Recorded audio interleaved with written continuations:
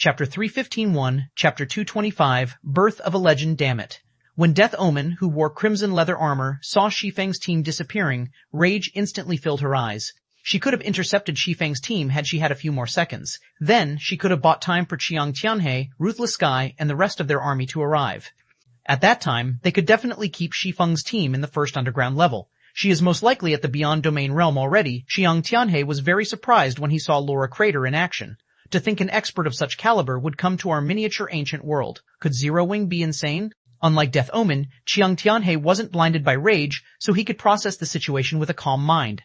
Meanwhile, his evaluation of the situation confused him greatly. Beyond Domain realm experts were extraordinarily rare even among the 5 great superguilds. They were the ceiling of the 5 great superguilds' combat power.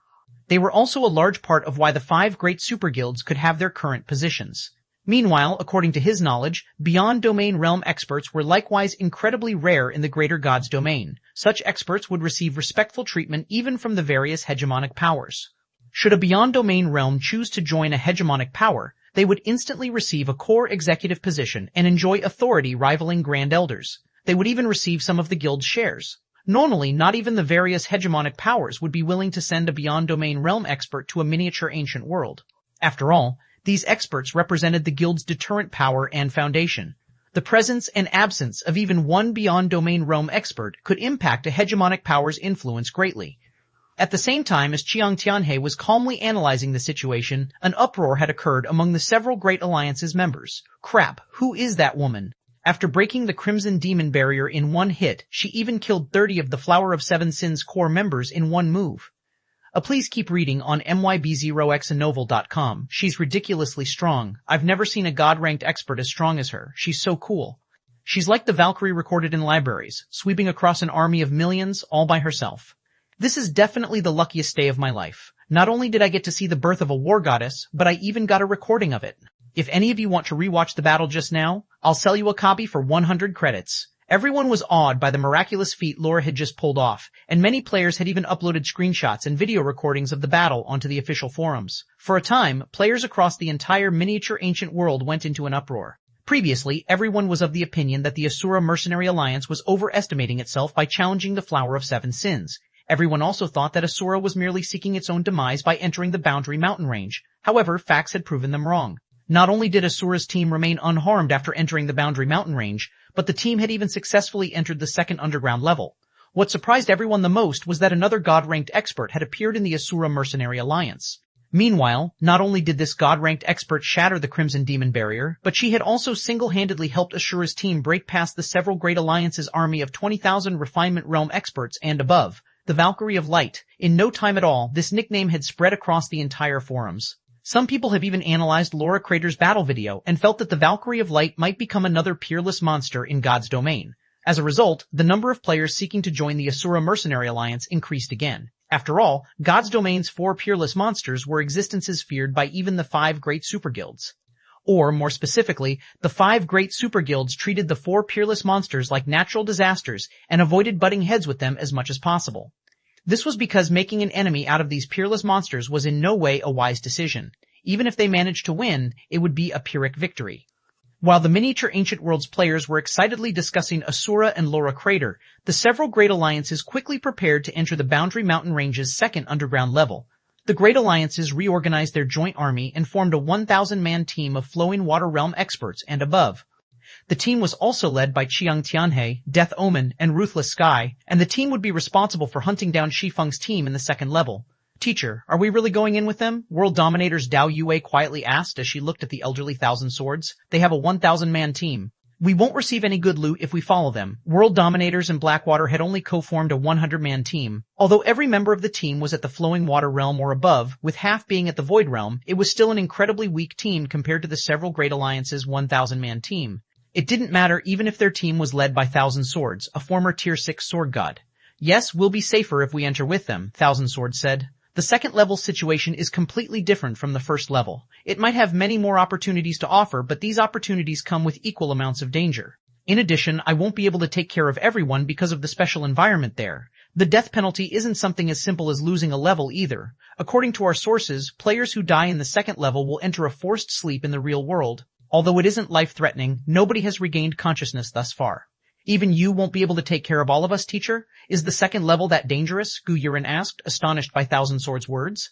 Even after reverting to Tier 3, a God-ranked expert geared in only epic items could easily exhibit combat power at the Tier 4 standard and hold their ground against mythic monsters of the same level. It should be known that Thousand Swords owned a fragmented legendary weapon. Even when subjected to the special environment of the Boundary Mountain Range's first underground level, he could still effortlessly annihilate the 100-man team co-formed by world dominators in Blackwater. He could even single-handedly defeat several hundred great lords of the same level. Meanwhile, the void creatures in the Boundary Mountain Range would, at most, appear in groups of several hundred. Logically, even if the second underground level's environment was harsher, Thousand Swords still shouldn't have any trouble going up against these monsters. You'll find out once you enter. Moreover, even if you don't acquire any loot, just entering the second underground level will benefit you all greatly, Thousand Swords said, not bothering to offer any additional explanations. The predators have arrived already, Commander Omen. We can set off any time, a level 109 assassin from the Flower of Seven Sins said to Death Omen respectfully. Good, set off immediately. Death Omen nodded, her expression as cold as ice. Asura might think that they have humiliated us by entering the second level, but it has no idea that it is only sending its members to their graves. Chapter 3522, Chapter 226, border upon entering the second underground level's entrance. The several Great Alliance's 1,000-man team and World Dominators and Blackwater's 100-man team found themselves arriving at a rainforest. The environment here was completely different from the first underground level. There were large floating islands above the expansive rainforest and a gigantic divine statue at the heart of the rainforest. The statue was several dozen kilometers in height, like a giant that overlooked the entire Boundary Mountain Range. Before everyone could get a closer look at the gigantic statue, an indescribably oppressive feeling enveloped them, causing them to suffocate for a moment. What a powerful mental oppression. Gu Yiren held his head in agony as he experienced a restrictive feeling enveloping his entire body. He also felt as if he had gone from being in a superhuman state to becoming no different than an ordinary person. You'll start to feel better once you get used to this feeling, Thousand Swords said when he saw the pale complexions on Gu Yiren's and Dao Yue's faces. Then, he quietly explained, the Boundary Mountain Range's second underground level is completely different from the first underground level. If your concentration standard isn't high enough, you might even lose consciousness directly. In addition, you'll also find your character bodies becoming no different than your real-world bodies. You might retain your basic attributes, but your physique has already fallen to the standard of a Henglian master in the real world. Your stamina should also be the same as a real-world Henglian master. Because of the stamina restriction, even God-ranked experts with Tier 4 basic attributes would be incapable of defeating mythic monsters. They might even die to a Grand Lord of the same level if they aren't careful. So, you must be extremely cautious when fighting the monsters here. You must eliminate the mindset that you are fighting in God's domain. Instead, think you are fighting those monsters in the real world. Understood. Gu Yiren instantly understood the meaning his teacher was trying to convey. He also finally understood the horrors of the second underground level. The reason players could be in combat for more than 10 hours consecutively was because God's domain was a virtual world, and players were manipulating virtual bodies governed by artificial parameters such as stamina and concentration. Please keep reading on mybzoxnovel.com. However, if players were given the same limitations that their bodies had in the real world, even if they could kill every monster with just one full-powered attack, they could still die easily when surrounded by hundreds of monsters. After all, people in the real world could not stay at peak performance for long periods. In other words, they needed to abide by a few rules if they were to fight in the second underground level. Firstly, they couldn't use combat techniques, which required the continuous use of their full strength. If they did that, it'd be no different than sprinting at full speed in the real world. Their bodies would start to tire in only a matter of seconds. Secondly, they would need to ensure they could finish the monsters they challenged within a certain time. If they couldn't do so, they would collapse from exhaustion, becoming powerless to the point where even a common monster could kill them. Simply put, fighting the monsters in the second underground level was no different than fighting God's domain's monsters in the real world. In such a situation, even peak experts would face extreme difficulty fighting great lords of the same level, let alone grand lords and mythics. This was because every great lord past level 100 would have HP in the tens of millions, while the normal attacks of a peak expert could only do around 100,000 damage per hit. If they couldn't fight using combat techniques, skills, and spells consecutively like they used to, they'd need at least several minutes to defeat a great lord. If that were the case, they'd probably become thoroughly exhausted after only 2 or 3 consecutive battles. At this moment, Gu Yiren finally understood why his teacher had said that just entering the second underground level was an opportunity in and of itself. If players were to explore the second underground level without learning to conserve their stamina, they would unlikely progress very far. Meanwhile, the conservation of stamina covered many aspects. It wasn't just a matter of reducing the activity of one's body. There was also the usage timing of combat techniques, skills, and spells, as well as the usage of the surrounding environment, etc. Learning how to conserve stamina was a strict test. If he could learn how to control his stamina in the Boundary Mountain Range's second underground level, he would definitely see a qualitative change in his combat capabilities. Everyone here must move in a defensive formation. You are also absolutely forbidden from fighting alone. You must fight in groups of 3 or more. It doesn't matter even if you are going up against a level 100 lord. Tianhe commanded as he looked at the players gathered before him. If I find any of you fighting alone, I will kill you myself. Nobody present had any opinions regarding Tianhe's commands. Everyone here was a combat veteran, so they understood how foolish it would be to fight alone in their current circumstances. They'd probably have difficulty even walking after 2 or 3 fights if they chose to fight without help. Although their stamina would slowly regenerate over time, it wasn't safe to stay in the same location for too long when out in the fields. It would be even more dangerous to do so here. Hence, rather than let those who had run out of stamina become a burden to the team, it'd be much better to simply dispose of them. I really don't know why Black Flame has decided to bring a team here, Blackwater's Jingyang thought to himself, a smile appearing on his face as he immersed his senses in the second underground level's environment. Regardless, they're dead for sure this time. Shi Feng not fearing Blackwater's withdrawal from the Asura Mercenary Alliance was something Jingyang did not expect. His superiors had even admonished him because of his arbitrary decision to withdraw Blackwater from Asura. Now that Asura's team had successfully broken through to the second underground level, Asura's fame would definitely skyrocket. If his superiors were to learn of this, he would definitely receive more than just a scolding this time. However, after experiencing the second underground level's environment, Jingyang no longer worried about his future. The Boundary Mountain Range's second underground level might be crucial for players' Tier 4 promotion, but there was no way Asura could make any noteworthy progress here with only a 100-man team. Even if Asura's team had 2 God-ranked experts, death would still be the only outcome awaiting the team in the second underground level. In fact, a God-ranked expert might even have to flee if they came across a force of just 10 peak experts. In the second underground level, the advantage of numbers could easily compensate for the gap in quality. Shortly afterward, World Dominators and Blackwater began safely making their way to the Divine Statue under the several Great Alliances' lead. Although the journey to the statue was arduous, with every battle requiring them to face several hundred level 1-5 Great Lord-ranked Void Eudemons, the coordination of 1,000-plus Flowing Water Realm experts and above allowed them to progress without any casualties. After an entire day of fighting, they finally reached the Divine Statue. What the heck? Why haven't we caught up to Ashura's team yet? How far have they progressed? While Jingyang was breathing heavily and looking at the collapsed Void Eudemons before him, confusion filled his heart. Their group had spent the past day either fighting or resting. Moreover, they fought every battle with great difficulty. They would have long since been annihilated if they didn't assign at least 3 or 4 players to deal with every Great Lord-ranked Void Eudemon they faced. Logically, if a 100-man team were to face these Void Eudemons, the team should collapse and suffer annihilation after advancing a few kilometers. Yet, even after they had advanced for 1 whole day, they had failed to see even the shadow of Ashura's members. If not for their rangers and assassins using their tracking skills and verifying that the players they were trailing after were indeed Ashura's members, he would have thought they had chased after the wrong team. In reality, Jingyang wasn't the only person shocked by this situation. Tianhe and the others were also secretly amazed. The Divine Statue was the heart of the second underground level. It was also where the several Great Alliances' Vanguard team had taken great pains to reach. Yet, the Asura Mercenary Alliance had managed to reach this place with only a 100-man team. This was simply incredible. We found Asura's members, Commander Omen, an assassin on scout duty, suddenly reported through the team chat. Good, get ready to surround them. We absolutely cannot let them escape this time, Death Omen commanded.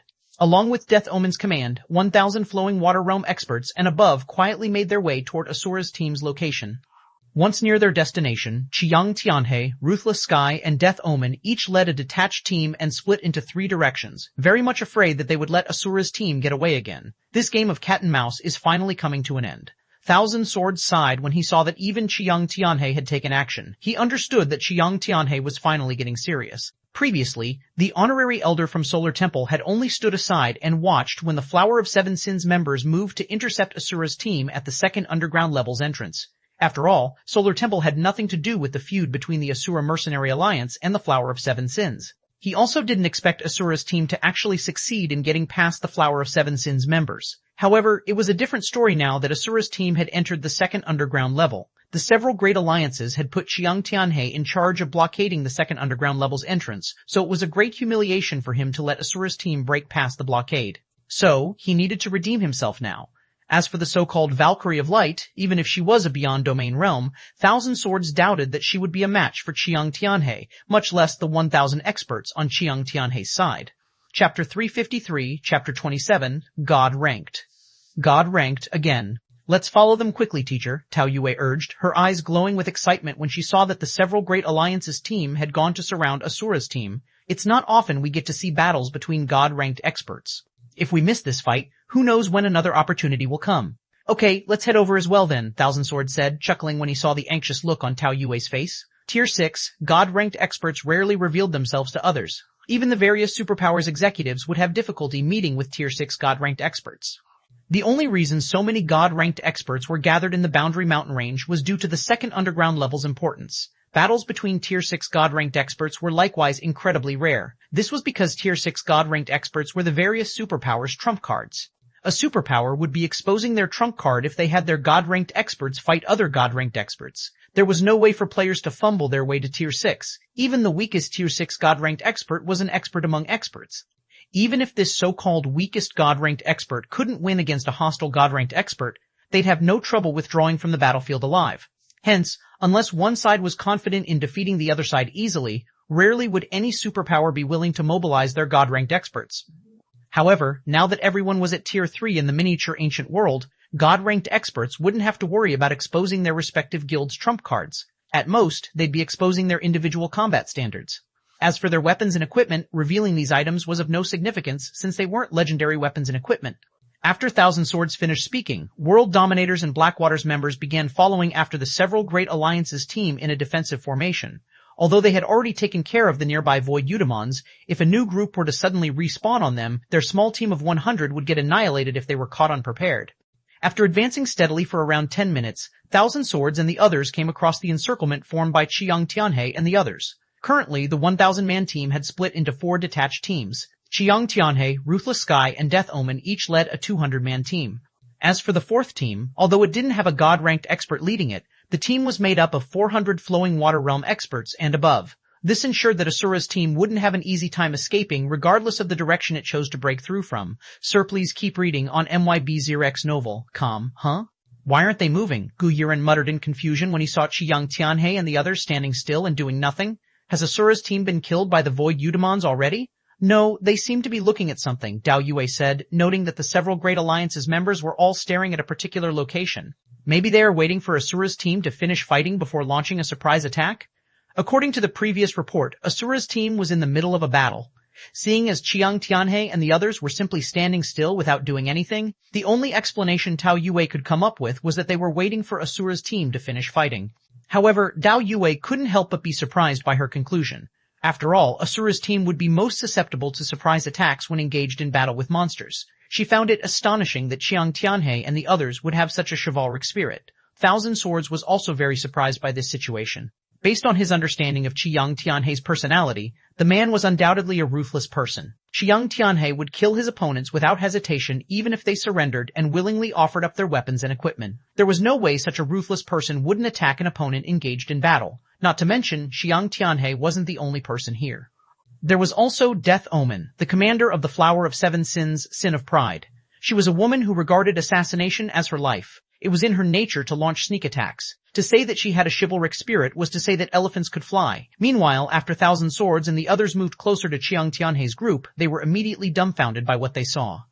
Just like the report stated, Asura's team was indeed engaged in battle. However, Asura's team wasn't fighting a group of Great Lord-ranked Void Eudemons, but a level 1/6 Mythic-ranked Realm Lord instead. Void Serpent, Realm Lord Baron, Void Creature, Mythic, level 116, HP 8000, Villian 60, 8000 Nelzend. The Void Serpent's 8 billion HP would be astonishing even in the outside world. In the Boundary Mountain Range's second underground level, it was an amount that could induce despair. Tier 4 Mythic monsters had much greater defense than Tier 3 Great Lords. Even a Tier 3 expert, armed to the teeth with epic items, could only cause around 1 million damage to a Mythic monster with the help of a Tier 3 skill. Moreover, that was under the assumption that the Mythic monster did not block the attack. Meanwhile, Realm Lords were monsters that came with a mana domain. They could weaken the effects of hostile skills and spells drastically. Even if players had a mana domain of their own to counter it with, their skills and spells would still be weakened by a significant margin. Even assuming that the entire raid went smoothly, a 100-man team would still need at least an hour to defeat the Void Serpent after considering the Realm Lord's frightening battle recovery. Meanwhile, it simply wasn't possible for players to do battle for 1 hour straight in the Boundary Mountain Range's second underground level. However, the Void Serpent wasn't the reason Thousand Swords and the others were shocked. No wonder that old fellow isn't moving. He'd be crazy if he dared to make a move. The corners of Thousand Swords' eyes twitched as he watched Asura's team fighting. 8 suspected God-ranked experts. This was a number enough to make him doubt life. It was as if the almighty Tier 6 God-ranked experts in God's domain suddenly became cabbages that could be seen everywhere. Aside from Shi Feng and the woman who had previously shattered the Crimson Demon Barrier, there were 6 other God-ranked experts in Ashura's team. Among them, the 3-meter-tall man wielding 2 sabers was single-handedly holding back the Void Serpent. Even while subjected to the second underground level suppression, the 3-meter-tall man still shook even space itself with every attack. His attacks putting the Void Serpent at an absolute disadvantage.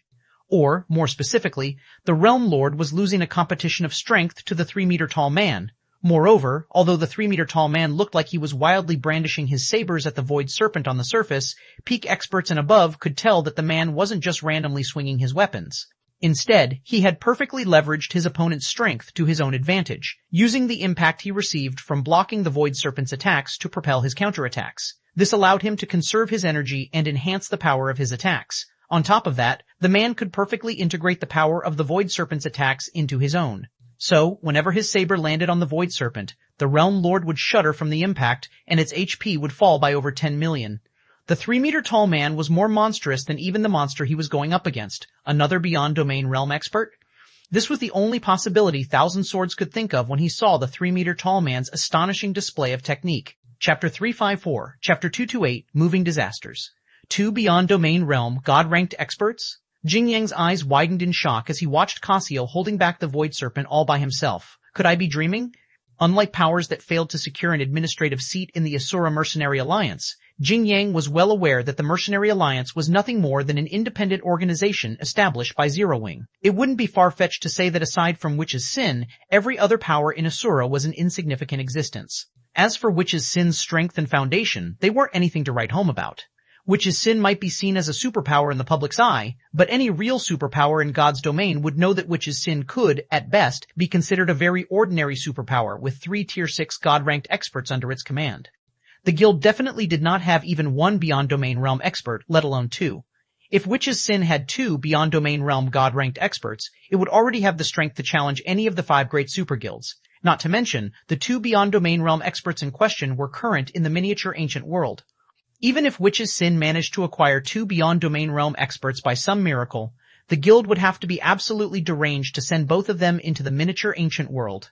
It should be known that a Beyond Domain Realm expert who was a Tier 6 God-ranked expert and a Beyond Domain Realm expert who wasn't at Tier 6 were 2 entirely different concepts. Any Beyond Domain Realm expert that managed to reach Tier 6 would become a moving disaster. 2 moving disasters working together would be more than enough to cause any of the 5 great super guilds to grow wary and fearful. Unless absolutely necessary, the 5 great super guilds absolutely would not dare to provoke a power with 2 Beyond Domain Realm God-ranked experts. Indeed. This was the might of Beyond Domain Realm experts. Hence, Jing Yang found it very hard to imagine what kind of power Zero Wing was that it would discard 2 moving disasters and send them into a measly miniature ancient world. At this moment, Jing Yang wasn't the only one dumbfounded by this situation. Gu Yiren, who stood next to him, was similarly stupefied. Please keep reading on mybzoxnovel.com. How can this be? Gu Yiren felt his worldview crumbling. Never in a million years did he think that the insignificant guild he had looked down on previously would turn out to be a behemoth that even world dominators couldn't afford to offend. 2 moving disasters. Just how strong would a power need to be to willingly discard 2 moving disasters? When Gu Yiren recalled how he had directly offended Zero Wing for a measly second-rate guild like Shadow, he couldn't help but find his decision to be the biggest joke he had made in his life. Gu Yiren felt that if he were to come across Lan Heilong right now, he would probably lose control and murder the other party. At the same time, Gu Yiren couldn't help but feel regret. Had he chosen to sell Shi Feng a favor back then, he might have been able to establish a good relationship with Zero Wing. Meanwhile, with Zero Wing's assistance, he could absolutely become the brightest star in World Dominators. He might even become the leader of World Dominators in the future. Not planning on taking action, Brother Chiang? They're raiding a boss right now. You're not going to get a better opportunity than this, Thousand Swords jokingly said as he walked up to Chiang Tianhe. Sure, you go first, then I'll go, Chiang Tianhe said, rolling his eyes at Thousand Swords. Me? Upon hearing Chiang Tianhe's words, Thousand Swords shook his head without hesitation and said, "I dare not." "If you don't dare to, why should I?" Chiang Tianhe replied nonchalantly, not the slightest bit ashamed at his cowardice. 2 beyond domain realm experts and 6 god-ranked experts. Unless we gather all of the 5 great super guilds god-ranked experts in the miniature ancient world, who dare challenge such a team? If his opponent was only 1 beyond domain realm expert, Chiang Tianhe was confident he could kill the other party. After all, he had many peak experts supporting him. However, a force of 2 beyond domain realm experts and 6 god-ranked experts was not something Chiang Tianhe dared to challenge. When god-ranked experts worked together, the combat power they could unleash wouldn't be a measly 1 + 1 2. Not to mention, a force of 2 beyond domain realm experts and 6 god-ranked experts was already enough to form a full party and more. If these 8 experts worked together, it'd be no trouble for them to annihilate the several great alliances' 1,000-man team. It would be akin to 8 fully armed warriors going up against 1,000 unarmed civilians. The fight would be a one-sided massacre. To begin with, this matter has nothing to do with the Solar Temple. Asura's target is only the Flower of Seven Sins. Since this is the Flower of Seven Sins problem, it will naturally be up to the Flower of Seven Sins to resolve this problem, Chiang Tianhe said. I have already done my best by mobilizing so many experts for this farce. The Flower of Seven Sins probably didn't expect to get into such trouble, Thousand Swords said as he looked at Death Omen, who stood nearby. By the looks of things, Asura should be planning to target the Flower of Seven Sins' main force. With the current strength of the Flower of Seven Sins' main force, it is unlikely to escape this approaching disaster. At this time, Thousand Swords couldn't help but look at Shi Feng, a hint of realization and regret appearing in his heart. Seeing as Zero Wing could afford to send so many god-ranked experts to the miniature ancient world, it was no wonder the guild dared to challenge the Flower of Seven Sins. With how many god-ranked experts Zero Wing had, it wouldn't be difficult for it to establish itself in the miniature ancient world. Zero Wing might even become a power rivaling the 5 great super guilds. If world dominators could establish a stronger partnership with such a power, it'd be of significant help to the guild's development in the miniature ancient world. Yet, he had personally cast away this wonderful opportunity. Zero Wing is still too weak to threaten the Flower of Seven Sins, Death Omen said, sending a contemptuous glance at Thousand Swords. Don't forget why our alliances decided to work together. Our goal isn't simply to monopolize resources in our god's domain, but also form a united front against the other side's god's domain. The other side's god's domain is vastly stronger than ours. The other side's 2 hegemonic powers are even participating in the operation this time. Even if Zero Wing has 2 beyond domain realm experts and 6 god-ranked experts, it can do nothing but keep its head down in front of those 2 hegemonic powers. While Death Omen and the others were talking, the Void Serpent's 8 billion HP finally fell to 0. Then, its 60-meter-long body collapsed to the ground with a boom before disintegrating into particles of light and disappearing from the rainforest. At the same time, a golden glow enveloped the bodies of Shi Feng and the others. Among them, the golden glow that enveloped Laura and Glimmer's 3 vice-commanders carried a hint of purple, proving that they had already gone beyond level 20, Chapter 355, Chapter 229, Void Serpent's Loot, Chapter 229, Void Serpent's Loot? How are they so high-leveled? Thousand Swords and the others were confused when they saw the levels of Laura Crater and the 3 vice-commanders of Glimmer. Although the purple-gold glow had only appeared on Laura and the others briefly, it was like a bright light in darkness in the eyes of Tier 3 expert players. Hence, everyone present saw the purple-gold glow without fail. Everyone here also recognized and was incredibly familiar with this purple-gold glow, since it was the level-up glow they had seen the most while leveling up on the main continent. The first appearance of this purple-gold glow was also a turning point in every player's career that determined whether they would become a powerhouse or remain an ordinary expert on the main continent. With such high levels, it's no wonder they managed to advance so easily. The strength the Asura Mercenary Alliance has kept hidden in the dark has probably already surpassed the main forces of our several great alliances, Chiang Tianhe thought to himself, a frown forming on his face. No matter how he racked his mind, he simply couldn't fathom how Laura Crater and the others had managed to reach such a high level. At level 20, Laura's group of 4 had already exceeded the average level of the various powers' main force members by 10 levels. The free attribute points players could gain from 10 levels might not be significant, but there would be a significant difference in the stats provided by weapons and equipment. Assuming they were all using equipment of the same rank, Laura's group was ahead of the various powers' main force members by 2 minor grades. 2 minor grades. In terms of basic attributes alone, Laura Crater's group of 4 would exceed the various powers' main force members by 30% or more. Such a huge difference in basic attributes was enough to let an ordinary expert defeat a refinement realm expert easily. The resulting combat power difference would be even greater when this basic attribute advantage was put in the hands of a god-ranked expert. At this moment, Chiang Tianhe felt fortunate that he didn't personally make a move at the second underground level's entrance previously. Otherwise, even as a God-ranked expert himself, he'd likely meet with an unfortunate end. Not to mention, Laura Crater was even a beyond domain realm expert. Please keep reading on mybz0xnovel.com. How is this possible? Death Omen was similarly in disbelief when she saw the purple-gold glow that briefly enveloped Laura's group of 4. She could ignore the fact that the Asura Mercenary Alliance had the numbers advantage in God-ranked experts. After all, it wasn't exactly an impossible feat to accomplish. If the Flower of Seven Sins was willing to pay the price, it could send even more God-ranked experts into the miniature ancient world. So, the fact that Asura had more God-ranked experts was only enough to show that Zero Wing was more willing to invest in the miniature ancient world than the Flower of Seven Sins. But what was up with their levels? It should be known that the various superpowers' main force members were nowhere near level 120. At their current levels, they'd need to work hard and grind for at least another 20 days before they could reach this level. In other words, without the various superpowers knowing, the Asura Mercenary Alliance had already created a 20-day gap between them. At this moment, Death Omen couldn't help but feel as if all the methods the Flower of Seven Sins had employed to stifle Asura's development were nothing but a joke. However, compared to Chiang Tianhe and Death Omen, the surprise and shock that Lu Wushang and Galaxy Past, who were on the same team as Laura Crater's group, experienced was much greater. Even without our participation, Zero Wing can probably annihilate the Flower of Seven Sins' main force with ease, Lu Wushang commented ruefully as he watched the Void Serpent's corpse gradually disappearing. The strength that 9 God-ranked experts could exhibit when working together far exceeded the strength of a 100-man team of peak experts. Even a mythic-ranked Realm Lord was nothing more than a slightly bigger monster in front of these 9 God-ranked experts. It wasn't hard for Lu Wusheng to imagine what would happen if these 9 God-ranked experts fought against players who didn't even have 1 million HP. I know, right? If those powers that withdrew learn about this, they'll absolutely rue their decision, Galaxy Pass said as he looked at Shi Feng, who stood a short distance away. At the same time, the awe he felt for the guild known as Zero Wing had skyrocketed. Initially, Galaxy Pass had only chosen to join Zero Wing as an outer member because he thought the guild could help him further develop his strength. He never really thought that Zero Wing could accomplish anything monumental in the miniature ancient world. Although Zero Wing's subsequent accomplishments had caused him to change his mind, it wasn't to a significant extent. However, things were completely different now. 8 God-ranked experts. There was also Hidden Soul, an expert who had never reached Tier 6 but had the technical capabilities of Tier 6 God-ranked experts. In other words, the Asura Mercenary Alliance currently had a total of 9 God-ranked experts under its command. This was a force that none of the 5 great super guilds could take out in the miniature ancient world.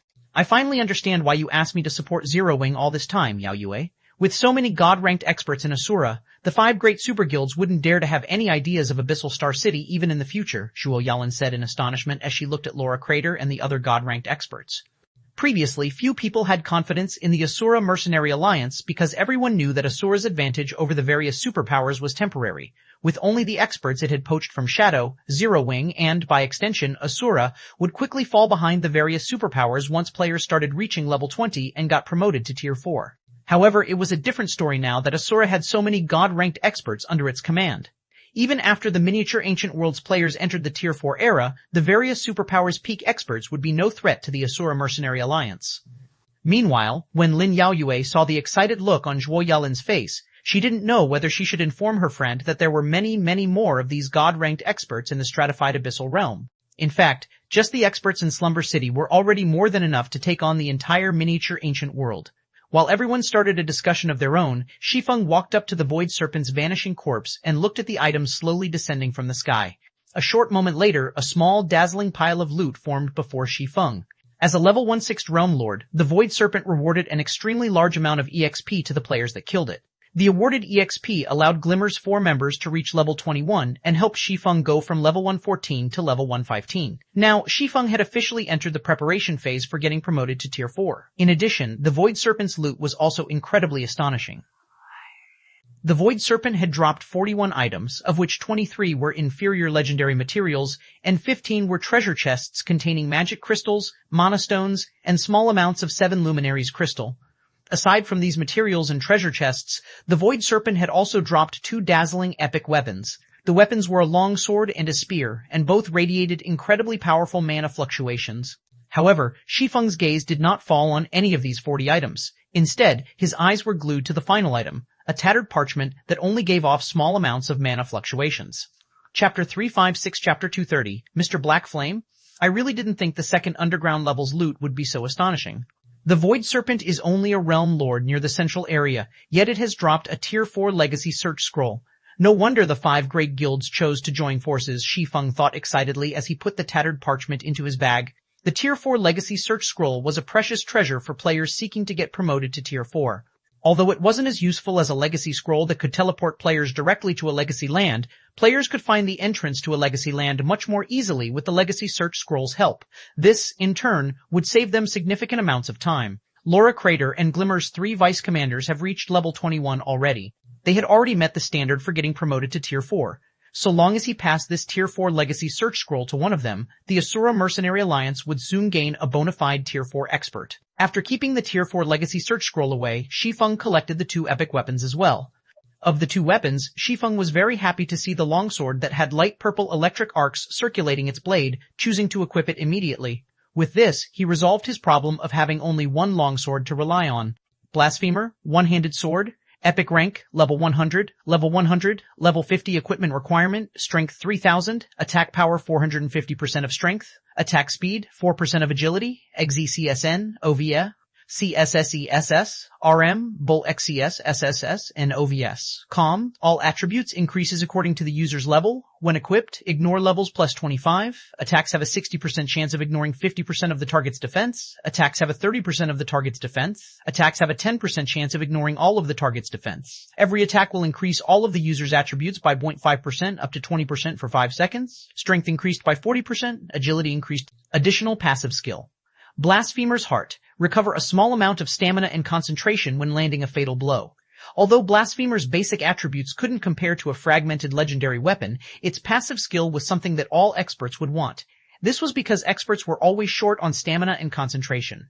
One could easily imagine how valuable a passive skill that could help players recover stamina and concentration would be. After Shi Feng finished collecting all of the loot, he promptly resumed his journey to the divine statue at the center of the map with his team. Sure enough, they're going after the Flower of Seven Sins main force, Shiyang Tianhe commented when he saw where Shi Feng's team was headed. Then he turned to Death Omen and asked, "Aren't you going to contact Gluttony's team and have him quickly retreat? If their 2 teams meet, I highly doubt your organization's main force can retreat safely. That is unnecessary. The powers of our 2 worlds are gathered at that place right now. The other side's 2 hegemonic powers are also there. There is nothing Asura can accomplish there," Death Omen said with a confident smile on her face. The Flower of Seven Sins might not be able to do anything about Asura right now, but the same is true for Asura. How lucky of your organization to be able to get in touch with the other side so soon, Chiang Tianhe said. Surprisingly, he did not voice any objections to Death Omen's words. On the contrary, a trace of envy had even appeared in his eyes. With the strength of Asura's team, there were indeed no teams in the miniature ancient world capable of threatening it. However, compared to the other gods' domain, a force of 8 god-ranked experts still wasn't enough. It was especially true when the other gods' domain's 2 hegemonic powers were involved in the joint operation this time. The Boundary Mountain Range's 2nd underground level was different from the 1st underground level. Entry into the 2nd underground level wasn't limited to just their god's domain. The other god's domain connected to the miniature ancient world could similarly access the 2nd underground level. So, the 2nd underground level could more or less be considered the border of the 2 gods' domains. Meanwhile, the 2 gods' domains' various powers were currently gathered at the 2nd underground level's divine statue. The Flower of Seven Sins had even managed to partner with one of the other gods' domains' hegemonic powers. Because of this, no power at the divine statue dared to make a move against the Flower of Seven Sins. Ractor, numerous powers were gathered at the plaza where the divine statue was situated. At a glance, one could see over 100 experts with combat standards at the level of god-ranked experts. Even the 5 great super guilds' teams looked ordinary in this place. In fact, the 5 great super guilds' members were inferior to the other gods' domains teams when it came to player levels. "You look like you're in a bad mood, Gluttony. Did something happen on your side?" A middle-aged level 120 demi-dragon shield warrior curiously asked as he looked at the young berserker before him. "It's nothing," the young berserker going by the name of Gluttony said, a contemptuous smile forming on his face when he recalled the message he just received. However, when he looked at the middle-aged man before him, he put on a respectful look as he said, "Some people are just trying to find trouble with the Flower of Seven Sins. But if those people dare to come here, I wouldn't mind getting rid of them." Although Gluttony had already heard about the Asura Mercenary Alliance's situation from Death Omen, he didn't pay much heed to it. After all, even at Tier 3, there were vast differences among god-ranked experts. It was especially true in terms of life rating. Thanks to the Flower of Seven Sins partnership with Bright Dragon, one of the 2 hegemonic powers of the Desolate Star God's domain, he was no longer human. Instead, he had become a Tigerkin, a life form with a superior life rating to humans. Moreover, he wasn't the only one who had converted to a different race. Over 20 of the predators he led had also converted to a different race. Because of this, the overall strength of his team was completely different from when they entered the second underground level. It was just that he hadn't informed Death Omen about this matter yet. Shortly after Gluttony finished speaking, a commotion suddenly occurred in front of the plaza's entry staircase. Subsequently, a 100-man team led by a man riding on a three-tailed wolf entered the plaza. Of the team's 100 members, 9 gave off the presence of a god-ranked expert. This time was significantly stronger than most of the other teams present, which only had 2 or 3 god-ranked experts. Who are those people? I've never seen them before. They shouldn't be people from our desolate star god's domain. The various god-ranked experts in the plaza couldn't help but grow curious when they saw this 100-man team. Meanwhile, when the middle-aged demi-dragon from Bright Dragon saw this time, a surprised look appeared on his face. Is there anything special about them, Brother Mengao? Gluttony asked when he noticed the change in the middle-aged demi-dragon's expression. This team is quite something, Mengao, the middle-aged demi-dragon said in a low voice. There are actually 7 higher life forms among them. That's already close to what Bright Dragon's team has. 7 higher life forms? Gluttony's expression turned solemn when he heard Mengao's words. Unlike the various superpowers executives, he knew that higher life forms were rare even in the greater god's domain. Even a hegemonic power like Bright Dragon could only afford to let a very small number of its members convert to a higher life form. Moreover, these members needed to have made great contributions to the guild before they could exchange this opportunity. Meanwhile, anyone who succeeded in converting to a higher life form would have vastly superior combat power compared to other players of the same tier. Yet now, it was revealed that the Asura Mercenary Alliance actually had 7 players who were higher life forms. What's wrong? Are they the ones finding trouble with you, Brother Gluttony? Mengao asked when he saw the expression on Gluttony's face. Then, he chuckled and continued, If that's the case, let me help you take care of them then. They might have quite a few higher life forms, but Bright Dragon has the last say on everything in this place. I'll have to trouble you then, Brother Mengao, Gluttony said gratefully. Bright Dragon was significantly stronger than even the 5 great super guilds. The hegemonic power was so strong that even the 5 great super guilds working together would be no match for it. A force of 8 god-ranked experts might be powerful in the miniature ancient world, but it was still nothing but an ant in front of Bright Dragon's 20-plus god-ranked experts. At most, the Asura Mercenary Alliance was a slightly stronger ant. In reality, if not for Bright Dragon having a use for the Flower of 7 Sins for the operation this time, the Flower 7 Sins could have never gotten the opportunity to partner with Bright Dragon. Meanwhile, just when Mengao was about to gather his subordinates, another team appeared at the plaza's entrance. Along with the arrival of this new team, the various teams present in the plaza, including Bright Dragon's team, suddenly grew serious. The various teams even took the initiative to step aside and open a path for this new team. Are those the people you were talking about before, Brother Mengao? Gluttony asked when he noticed that over 50 of the new team's 200-plus members were god-ranked experts. Moreover, out of these 50-plus god-ranked experts, 4 of them were even beyond domain realm experts. They're the leaders of the operation this time, Mengao said, nodding. When Gluttony heard this, a hint of yearning appeared in his eyes as he looked at this group of new arrivals. While the 10,000-plus players on the plaza were directing their attention to the new arrivals, a demi-dragon woman walking among the team suddenly looked toward Asura's team and said in a surprised tone, Mr. Black Flame, TL notes, 1 a tigerkin, a life form with a superior life rating to humans. Fi, tigerkins aren't considered higher life forms. They only have a higher life rating than humans. Chapter 357, Chapter 231, Galaxy Corporation. When everyone in the plaza heard the demi-dragon woman suddenly calling out to someone, they subconsciously followed the demi-dragon woman's gaze and turned to look at a 100-man team. This 100-man team also happened to be the foreign team that everyone had discussed previously. This 100-man team clearly had 9 god-ranked experts. Moreover, 7 of these god-ranked experts were even higher life forms. Aside from the 2 hegemonic powers teams, none of the other teams present were capable of matching this 100-man team. Yet none of them had managed to recognize this team. Because of this, everyone guessed that this team might come from a power outside the Desolate Star God's domain. The Desolate Star God's domain was an open God's domain, so players from the Greater God's domain could visit it in exchange for restrictions placed on their strength.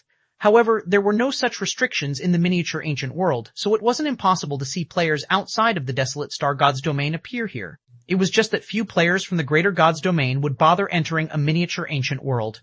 Do you know them? Guild leader Black Flame, Lu Wusheng asked as he turned to look at Shi Feng in confusion. Lu Wusheng was greatly shocked when he first stepped into this plaza. Although he had already known that the other god's domain would be stronger, he didn't think that there'd be such a huge gap between them. Tier 6 god-ranked experts were exceedingly rare in their god's domain. They were so rare that they didn't even number more than 100. Yet, just the god-ranked experts from the Desolate Star God's domain in this plaza already numbered more than 100.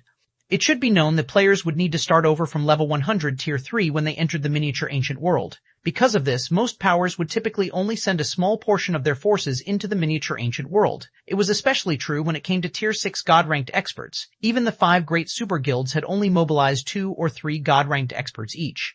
Yet every one of Desolate Star's teams here had at least 2 or 3 god-ranked experts leading them.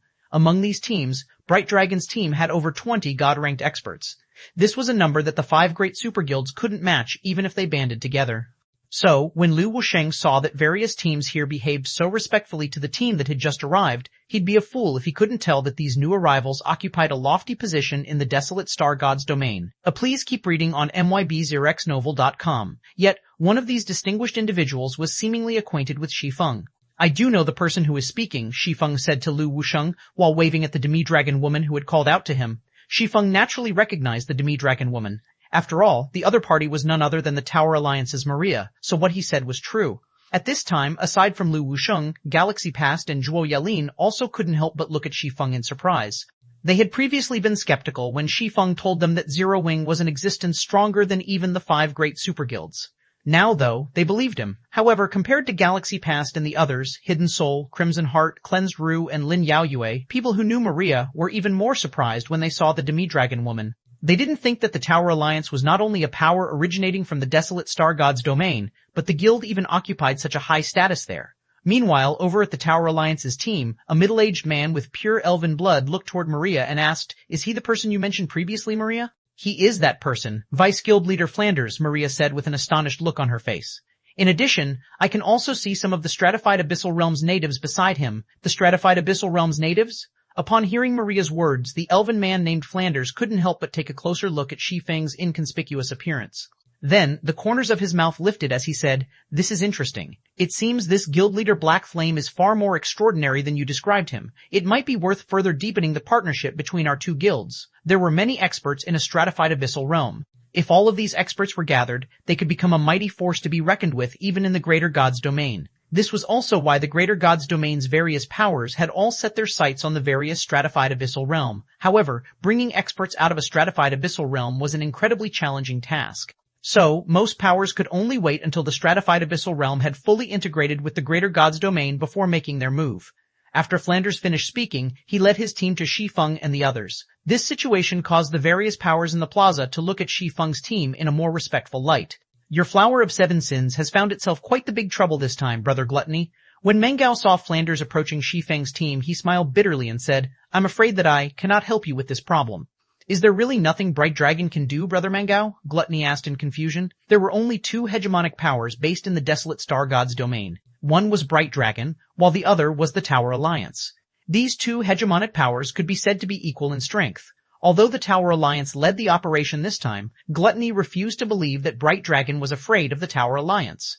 If it's only the Tower Alliance, Bright Dragon naturally has nothing to fear. When Mengao saw the confusion on Gluttony's face, he explained, "But the operation this time is led by the Tower Alliance, and the reason why that is the case is because the Tower Alliance shares a close relationship with that great personage. Offending the Tower Alliance might not be a problem, but if we accidentally offend that great personage... Gluttony was even more shocked when he heard Mengao's explanation. A hegemonic power held nigh absolute authority in the god's domain they were based in. A hegemonic power was also in existence that stood at the peak in the real world. After all, God's domain wasn't a simple virtual reality game. Instead, it was a game that could decide the survival and prosperity of an entire world. It was just that not many people knew about this secret. So, Gluttony found it hard to imagine there could be anyone who could make a hegemonic power like Bright Dragon treat so respectfully and show such great fear. Hearing Gluttony's query, Mengao looked toward a level 120 female mage standing among the Tower Alliance's team and whispered, "You've probably learned about that great personage already. She is the Galaxy Corporation's 4th princess. It is only a matter of time before your organization comes into contact with the Galaxy Corporation. The Green God Corporation you mentioned might have even gotten in touch with the Galaxy Corporation already. After all, your world passage is about to open. There is no way nobody from your world hasn't gotten in touch with the Galaxy Corporation yet." The Galaxy Corporation's 4th princess? Gluttony nearly gaped in shock when he heard Mengao's answer. The Galaxy Corporation might be foreign to most people in his world. However, the Galaxy Corporation's name was currently the name that was being mentioned the most by superpowers that knew about God's domain's secrets. It was especially true for those who were well acquainted with the Green God Corporation's executives. The World Passage's opening might be seen as nothing more than a merger of two gods' domain by the various first-rate powers and below. However, what these powers didn't know was that this merger wasn't limited to just God's domain. Instead, it would also take place in the real world indeed. Earth, the planet they inhabited, would gradually be integrated into a greater world. Meanwhile, once Earth was integrated into this greater world, the Galaxy Corporation would become an unavoidable existence for the various superpowers. As for how powerful the Galaxy Corporation was, if the Green God Corporation was described to have the strength to cause all corporations to shake with fear, then the Galaxy Corporation had the strength to casually crush the Green God Corporation like an ant. After all, the Galaxy Corporation was a frightening existence that had already grasped a small portion of a higher dimension civilization's technology. TL notes, the author decided to change Green God Company, Chapter 131, to Green God Corporation, so I will be using Green God Corporation from now on. It'll make things easier when the instances of various corporations pop up. Chapter 358, Chapter 23.2, Divine Artifact Nethersoul. Might you be interested in undertaking the commission this time with the Tower Alliance, Guild Leader Black Flame? Elven Knight Flanders offered this suggestion to Shi Feng after Maria had introduced them to each other. So long as we complete Miss Frey's commission, you will gain membership in the Galaxy Corporation and be awarded 1 million star coins on top of that. If you do not need the star coins, I can give you 200 bottles of S-rank nutrient fluids or 20 bottles of life potion in exchange. I can also ensure that these items are delivered to your hands. Flanders' suggestion greatly tempted and shocked Lu Wusheng, Galaxy Past, and Crimson Heart. Although they didn't know what the so-called star coins were, nor did they understand the significance of the Galaxy Corporation's membership, they did know the value of 200 bottles of S-rank nutrient fluid and 20 bottles of life potion. Life potions, in particular, were a precious resource that the Green God Corporation sold in limited quantities. Meanwhile, aside from healing injuries, the life potion could preserve a person's youth and increase their lifespan. An ordinary person could live for an additional 10 years and see a significant improvement in their physical fitness just by consuming one life potion. Even if master or grandmaster martial artists, individuals with longer life expectancies than the average individual, consumed a life potion, they could expect a minimum increase of 5 years to their life expectancy. Meanwhile, a sum of 20 life potions was something even the corporations backing the 5 great super guilds could not take out on short notice. Some superpowers couldn't even get their hands on 20 life potions in an entire year. After hearing Flanders' offer, Su Qianlu and Blackie hurriedly turned to Shi Feng, signaling him to quickly accept the offer with their eyes. They could gain such a bountiful reward just by completing one commission. This was an opportunity they would never get under normal circumstances. Even the Green God Corporation would never offer such an astronomical compensation just for completing a single commission. In the meantime, Maria couldn't help but look at Flanders in astonishment. She never thought that her vice guild leader would take the initiative to invite Shi Feng to participate in the commission this time. Not only that, but he had even offered to split some of the commission's reward with Shi Feng. Since the Tower Alliance is being so sincere, there is no reason for me to refuse, Shi Feng said while glancing at the Flower of Seven Sins members standing next to the Bright Dragon Guild's team. He understood that it'd be impossible to touch the Flower of Seven Sins members in this place with Bright Dragon protecting them. In fact, his team was at great risk just by being here. Meanwhile, the safest way out of this situation would be to move with the Tower Alliance. However, I'll pass on the life potions. I'm quite content with the 1 million star coins. Please keep reading on MYBZX Novel, CZRM. As soon as Shi Feng finished speaking, Su Qianlu's and Blackie's expressions instantly turned ashen. Meanwhile, Flanders was briefly stunned before laughing and saying, "You are indeed a straightforward person, Guild Leader Black Flame. No wonder Maria holds you in high esteem. In that case, let's establish a contract right away." Subsequently, Flanders took out a God's Domain contract and wrote the necessary terms. Then, both parties signed it after reviewing the listed terms. With that, so long as both parties remained in God's Domain, nobody would be allowed to go against the listed terms. Guild Leader? Aren't the 20 life potions better? Su Qianlu asked in a whisper when she saw Shi Feng signing the contract. 20 bottles of life potion could solve many of Zero Wing's problems. Not only could older generation experts like Shi Feng recover their youth, but they could also sell some of the life potions for money. The money they could get from just one life potion could cover the salaries of Zero Wing's internal members for several months. Star coins?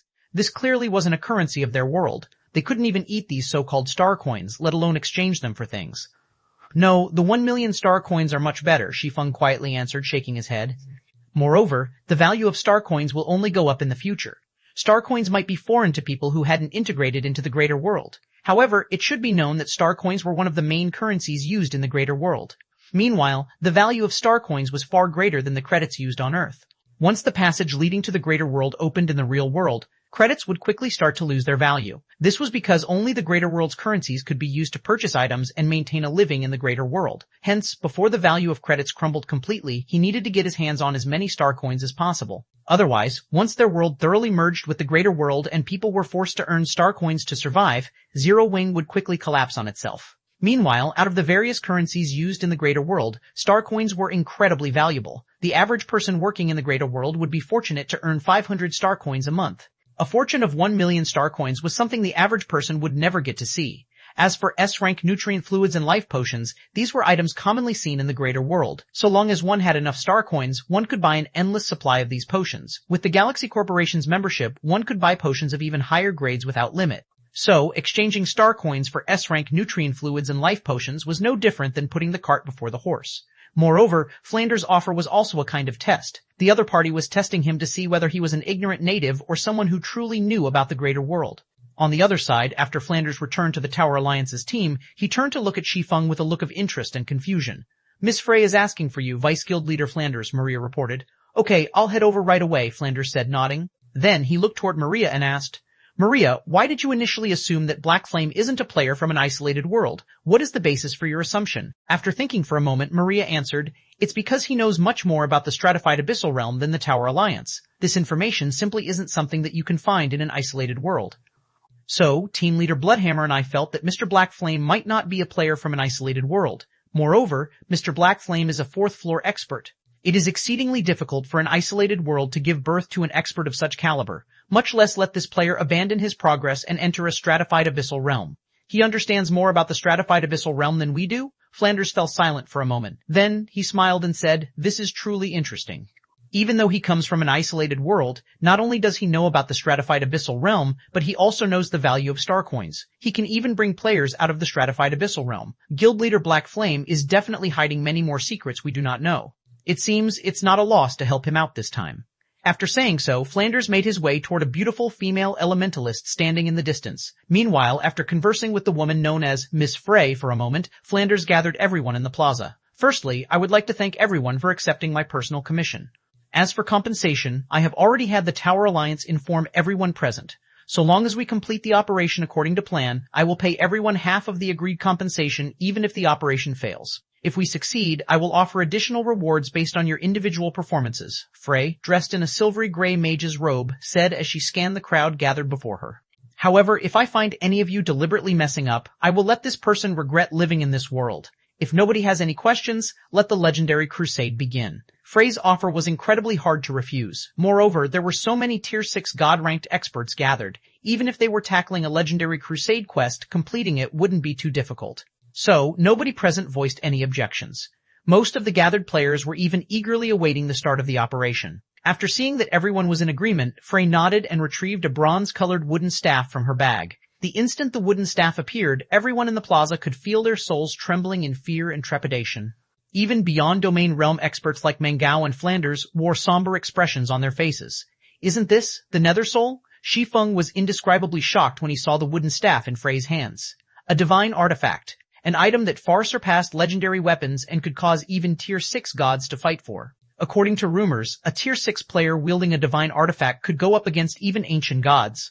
Meanwhile, Nether Soul was even one of God's Domain's 9 great divine artifacts, an item capable of shattering an entire God's Domain's soul in one hit.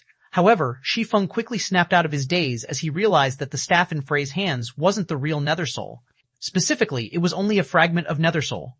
Otherwise, there was no way Tier 3 players could withstand its presence.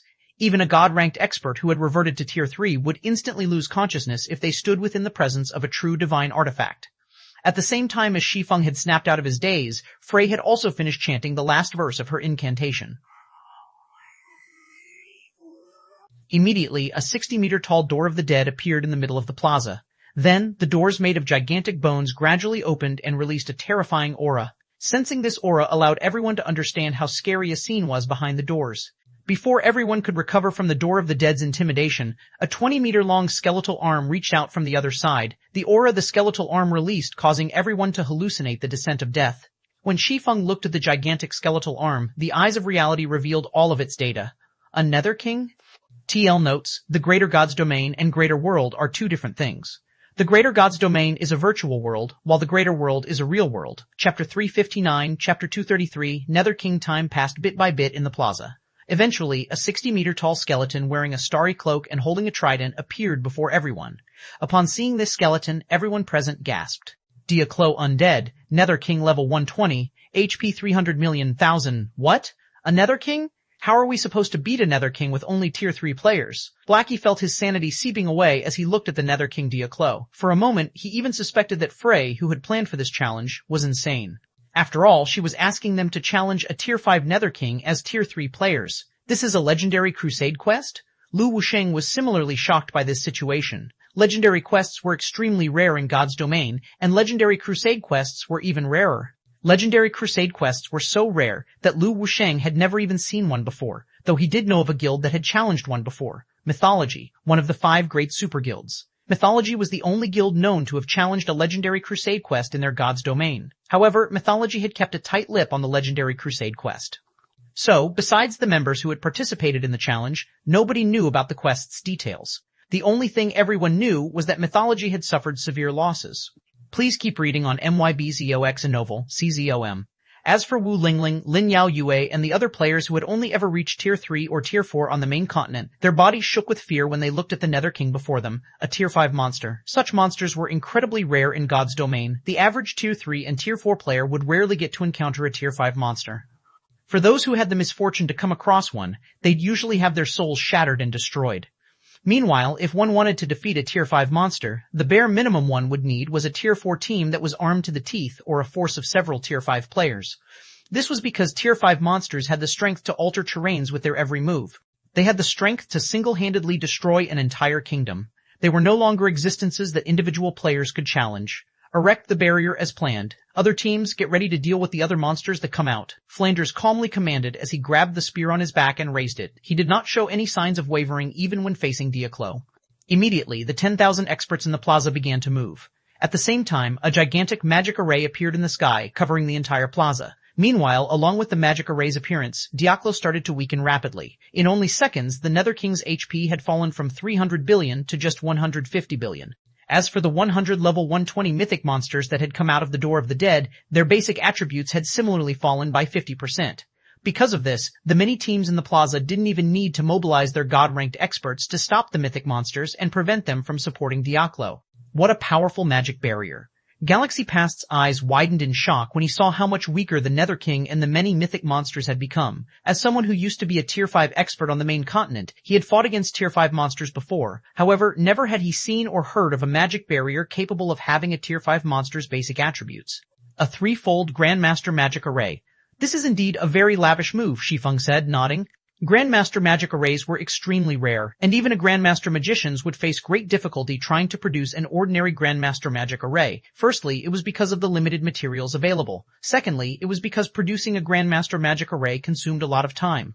As for a 3-fold, large-scale Grandmaster magic array, its value was no less than 2 fragmented legendary weapons. Moreover, it was only a one-time use item. Indeed, one use was equivalent to expending 2 fragmented legendary weapons. You have very sharp eyes, Guild Leader Black Flame, Flanders said, smiling as he walked over to Shi Feng. This is the 3-fold world-sealing magic array that only the Tower Alliance can produce. It can reduce even a tier 5 dragon's basic attributes by a minimum of 30%. A tier 6 player would need at least 100 attacks to break it. It can even trap tier 6 players for some time. Hidden Soul was slightly astonished when she heard Flanders' explanation. Tier 6 God-ranked experts were the pinnacle of strength for players in God's Domain. Aside from a Holy City-level Guild City's defensive magic array, hardly anything could stop a Tier 6 God-ranked expert's attack. If Tier 6 God-ranked experts fought each other, the shockwaves of their attacks could destroy even a city that was located over 10,000 yards away and turn a radius of several tens of thousands of yards into a desolate wasteland. So, one could easily imagine how powerful the attacks of Tier 6 God-ranked experts were. Yet, the 3-fold world-sealing magic array could defend against a Tier 6 God-ranked expert's attack for some time. This was simply unbelievable. But I doubt that's enough to defeat a Tier 5 Nether King, right? Shi Feng said with a puzzled expression. If Tier 3 players could defeat a Tier 5 monster by relying only on one magic array, Tier 5 monsters wouldn't be regarded as disasters. Indeed, it'll be impossible to do so, Flanders said, nodding. Then he looked toward Frey, who suddenly lifted the wooden staff in her hand and said reverentially, "But with the trump card Miss Frey has prepared, taking down a Tier 5 Nether King won't be impossible." As soon as Flanders finished speaking, magic arrays started appearing around Frey, their numbers quickly going past 30. Every one of these magic arrays was composed of a different element. Once these magic arrays took shape, they linked with each other to form a threefold magic array covering a 100-yard radius. Subsequently, 7 soul spears emerged from the void and stabbed Diaklo, causing the Nether King's aura to weaken even further. Eventually, Diaklo had become so weak that the fear in everyone's hearts vanished. 7 soul annihilation spears. With such a high concentration standard, she must have already reached the 3-star Grandmaster realm, Shi Feng exclaimed when he saw the heavily injured Diaklo. The divine artifact Nether Soul had 3 main abilities, and one of them was the Soul Annihilation Spear. Although the Nether Soul Frey wielded was only a fragment, which, in turn, reduced the power and complexity of the Soul Annihilation Spears it summoned, it would still be incredibly challenging to form a Soul Annihilation Spear. This was because the construction of every Soul Annihilation Spear expended a significant amount of concentration. According to rumors, the average mental strength master couldn't even construct one Soul Annihilation Spear, while a 3-star mental strength master could only construct the frame of a Soul Annihilation Spear. At the very least, one would need to Grandmaster Realm in mental strength development to construct a complete Soul Annihilation Spear. Meanwhile, a complete Soul Annihilation Spear could annihilate the soul of a Tier 4 creature and injure the soul of a Tier 5 creature. As for Frey's ability to summon 7 Soul Annihilation Spears, Shi Feng doubted anyone beneath a 3-star mental strength Grandmaster could accomplish such a feat. That's right. Flanders nodded, feeling very surprised as he looked at Shi Feng. He didn't think Shi Feng could discern Frey's attack and strength so accurately. Miss Frey's concentration is incredibly powerful. She is a peerless genius among her generation, even in the greater world. This is also why Miss Frey dared to challenge a legendary crusade quest. In front of the Soul Annihilation Spears, even a Tier 5 Nether King will suffer serious soul damage and have its combat power reduced to just being close to the Tier 5 standard. At this standard, we can definitely whittle the Nether King to death with so many players. Shi Feng was inwardly awed by this situation. Only a corporation like the Galaxy Corporation could possibly afford to hire over 10,000 peak experts and 200 god-ranked experts. After Frey had heavily injured Diaklo with her 7 Soul Annihilation Spears, several level 120 god-ranked experts equipped with fragmented legendary equipment stepped forward with their shields raised, intending to stop the Nether King's advance toward Frey. Boom. However, as soon as Diaklo swung the trident it wielded, 3 level 120 god-ranked MTs were instantly reduced to ashes. Chapter 3160, Chapter 23.4, repulsing the Nether King. They died? Didn't the Soul Annihilation Spears damage its soul? No, it was acting. Its soul isn't heavily damaged. When the players in the plaza saw the 3 level 120 MTs getting eliminated and the grin that had suddenly formed on Diaklo's face, they instantly understood what was going on. The various experts from the Desolate Star God's domain were no strangers to the 3 MTs who were just killed. This was because all 3 MTs were god-ranked experts equipped with at least one fragmented legendary item. Combined with their higher races, they could defend against the attacks of even superior mythic monsters of the same level if they worked together. Although the Nether King's attacks would still be stronger than the average superior mythic of the same level even if its soul was heavily damaged, it still shouldn't have the ability to eliminate those 3 MTs in one attack. The only explanation was that Diaklo's soul wasn't actually heavily injured. Foolish humans. Did you think that I would cross the Netherworld gate unprepared? Diaklo said mockingly as it gazed at Frey with its glowing red eyes. I will turn all of you into my puppets and have you assist me in taking over this world. 1. As soon as Diaklo finished speaking, a ripple of power spread from the trident it wielded. Immediately afterward, 10 level 20 superior mythics emerged from the Netherworld gate. Revenant Manipulator, Undead, Superior Mythic. Please keep reading on MYBZOX novel, CZOM level 20 HP 60 million Burson. Damn it, why did it have to be Revenant Manipulators? It's over. A Revenant Manipulator is no different than an army of 10,000. With 10 Revenant Manipulators, everyone's complexion paled when they saw the 10 Revenant Manipulators emerging from the Netherworld gate. Even Mengao and Flanders revealed grave expressions. Revenant Manipulators might have below-average individual strength among superior mythic monsters, but they had unparalleled summoning capabilities. One Revenant Manipulator could effortlessly summon an undead army to destroy an entire city. 10 Revenant Manipulators could summon an army of 100,000 undead and destroy an entire kingdom. Although all of the players present were peak experts or above and their numbers exceeded 10,000, even the weakest undead summoned by a Revenant Manipulator was a Great Lord. This meant they had to go up against an army of 100,000 level 120 Great Lords. To make matters worse, the Boundary Mountain Range's environment was also restricting them. Even an army of 10,000 peak experts would die from exhaustion if they had to fight against 100,000 great lords under such restrictions. Not to mention, the revenant manipulators could continue summoning more undead even after their initial summons were killed. The Tower Alliance's and Bright Dragon's teams will distract the Nether King.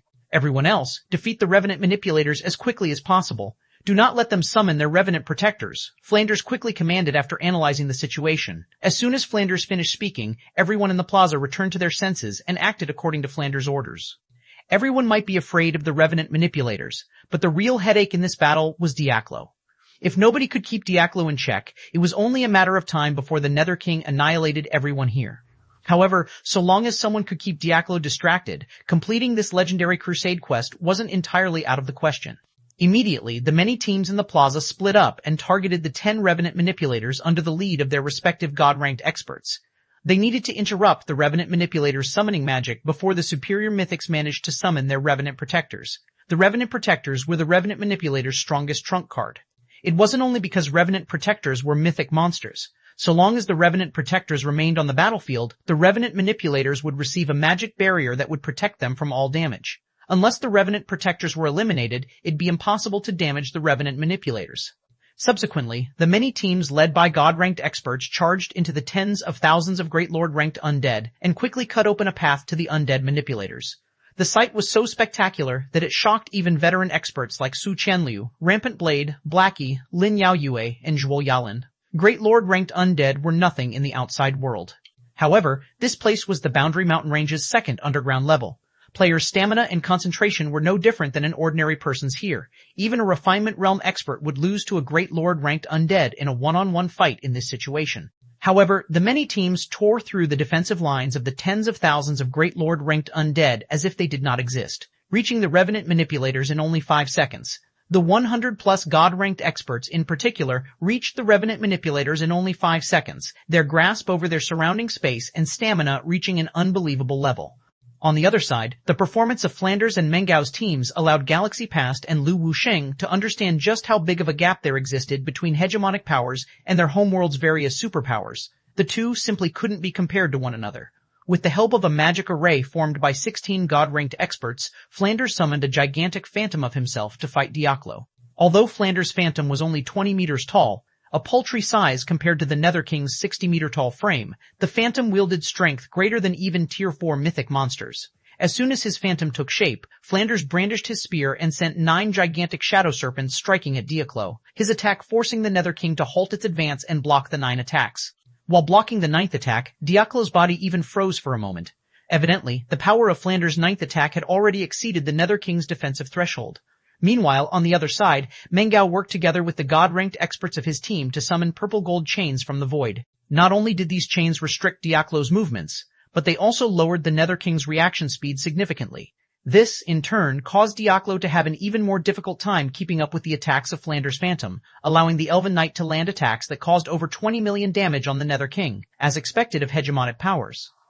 The extent of their foundations far exceeded the various superpowers. Gluttony inwardly exclaimed when he saw Diaklo getting pinned down. Even if the 5 great super guilds joined forces, they'd still have no way of fighting a Tier 5 monster with only Tier 3 players. Yet, the Tower Alliance and Bright Dragon had accomplished this feat. They had even put the Nether King into a disadvantageous position. Meanwhile, the sight of Diaklo being overwhelmed boosted the confidence of the many teams on the plaza. Only, before everyone could start to celebrate, 10 seconds after the Tower Alliance and Bright Dragon engaged Diaklo, the Nether King suddenly raised its trident in annoyance and dyed the sky crimson. Immediately afterward, all mana within a 1,000-yard radius of Diaklo froze. This, in turn, caused all players within the affected area to lose control over their surrounding mana. Because of this situation, Flanders' Phantom, which was created using a magic array, rapidly shrunk in size and strength. As for the mana chains summoned by Bright Dragon's teams, they became so fragile that the Nether King tore them apart easily. Subsequently, Diaklo's hands suddenly ignited with black flames. The instant these black flames appeared, every player in the plaza could sense their soul growing restless. Before anyone could react, Diaklo launched these black flames at a random group of several hundred players, the flames enveloping these players and killing them instantly.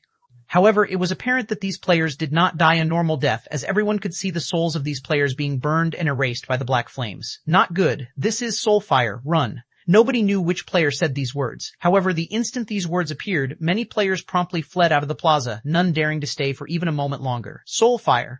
This was one of the few powers capable of destroying a player's soul. So long as a player got killed by soul fire, their soul would be eradicated, and they'd have to start over their progress in God's domain from scratch.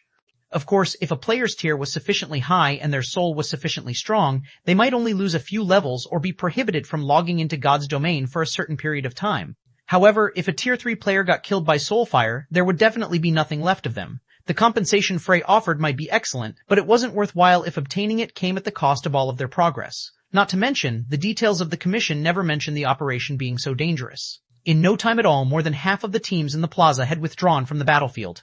This is completely different from what we agreed, Lady Frey. We cannot gamble our entire team for only some star coins, so forgive us for taking our leave, Mengao said to Frey. When he saw the ugly complexion on Frey's face, he knew that even Frey did not expect the Nether King to have a soul fire. So, after leaving behind an excuse, he promptly withdrew from the plaza with his team. Retreat. As for the Flower of Seven Sins and some of the remaining teams, they too started to retreat after seeing Bright Dragon's team retreating. Although they would still lose some of their members while retreating, it was much better than getting annihilated.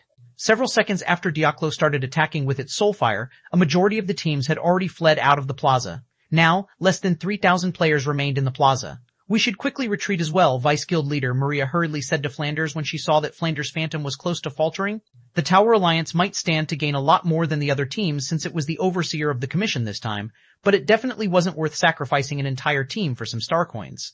Not to mention, there was no way they could defeat the Nether King in their current state. The Tower Alliance had already fulfilled its duty to Miss Frey and the various powers to the best of its abilities by staying until now. While Flanders was hesitating to make a decision, Diaklo suddenly lashed out at Frey with its trident, the Nether King's attack so abrupt that it had caught Flanders completely off guard.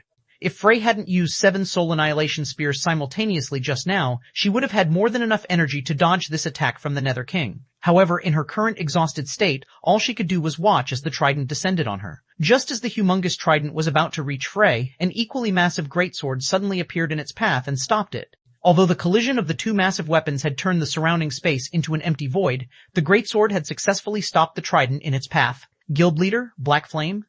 When Flanders followed the origin of the mana used to form and manipulate the massive greatsword, he found that the person controlling the greatsword was none other than Zero Wings guild leader. TL notes, 1 Netherworld Gate.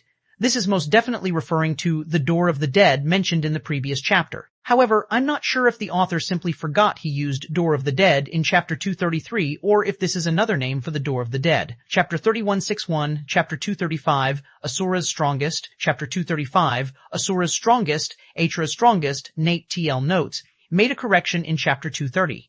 4th July 2022, original, numerous powers were gathered at the plaza where the divine statue was situated. Corrected version, numerous powers were gathered at the plaza located on top of the divine statue's head. Boundary Mountain Range, 2nd underground level, outside the Divine Statue Plaza, a 1,000-man team was currently making its way up the staircase lining the Divine Statue to reach the plaza on top of the Divine Statue's head. Then, around 2,000 yards away from the plaza, the team erected a magic barrier to stop for a quick break.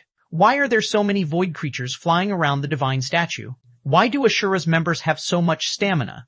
We have significantly more players than them, so we should be able to conserve more stamina than they can logically. Yet, they managed to shake us off easily. They've probably already reached the uppermost plaza by now, Dao Yue said as she looked up at the distant plaza with an envious gaze. SP, please keep reading on MYBZOX and Oval. COM. According to the information the Flower of Seven Sins just shared, various powers from the two gods' domain were currently gathered at the uppermost plaza to complete a VIP's commission. Among them included the various powers from the several great alliances. Meanwhile, so long as these powers could complete the VIP's commission, they'd have a much easier time establishing a foothold in the greater god's domain. However, the several great alliances had kept their lips shut on this matter to prevent others from getting a cut in the action. By the time World Dominators and Blackwater learned of this commission, everything was already too late. Although they've already done their best to hurry to the plaza on top of the divine statue, they still couldn't reach the plaza in time to participate in the commission. Do you honestly think Asura's team will have the qualifications to participate in the commission, little girl? The Flower of Seven Sins Death Omen said contemptuously and rolled her eyes when she overheard Dao Yue's words. You must have seen the other gods' domains players we passed by on our way here. The overall standard of the other side's players is much higher than ours.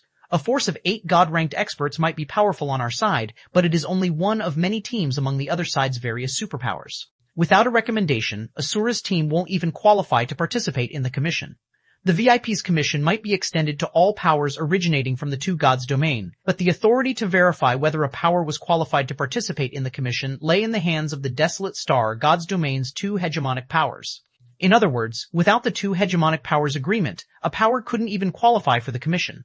The several great alliances managed to qualify for the commission because they had gotten in touch with the Bright Dragon Guild, one of Desolate Star's two hegemonic powers, very early on. Among them, the Flower of Seven Sins even had something that interested Bright Dragon.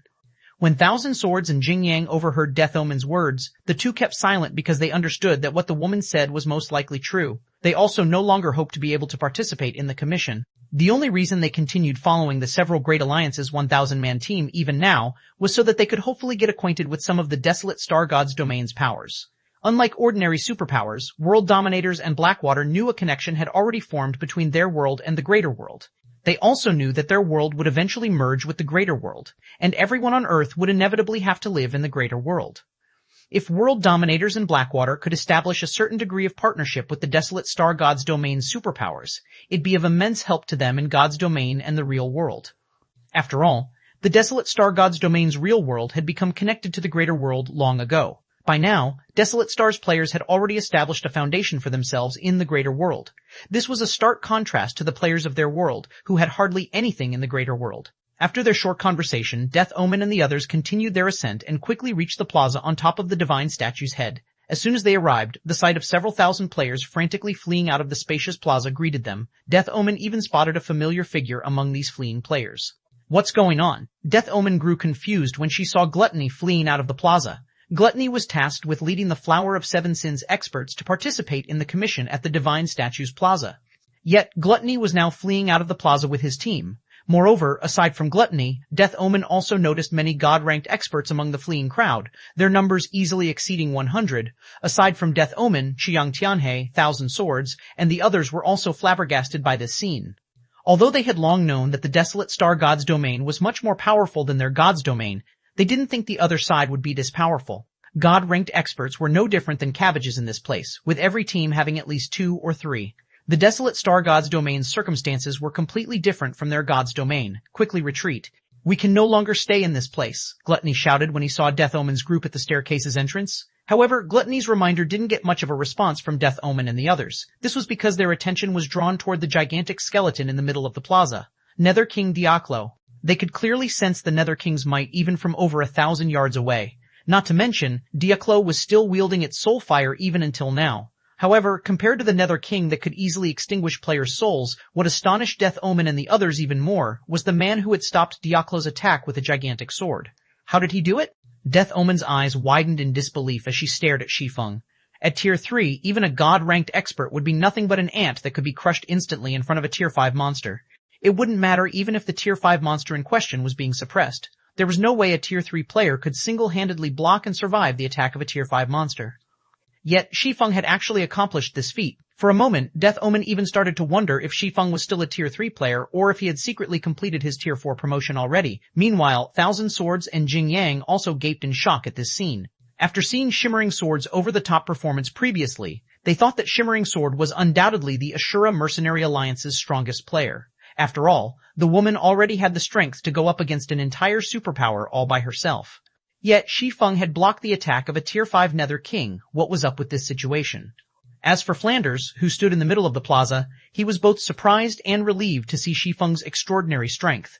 After all, if Frey's soul were to get erased, the Tower Alliance would be doomed. In fact, everyone participating in the operation would most likely meet a tragic fate.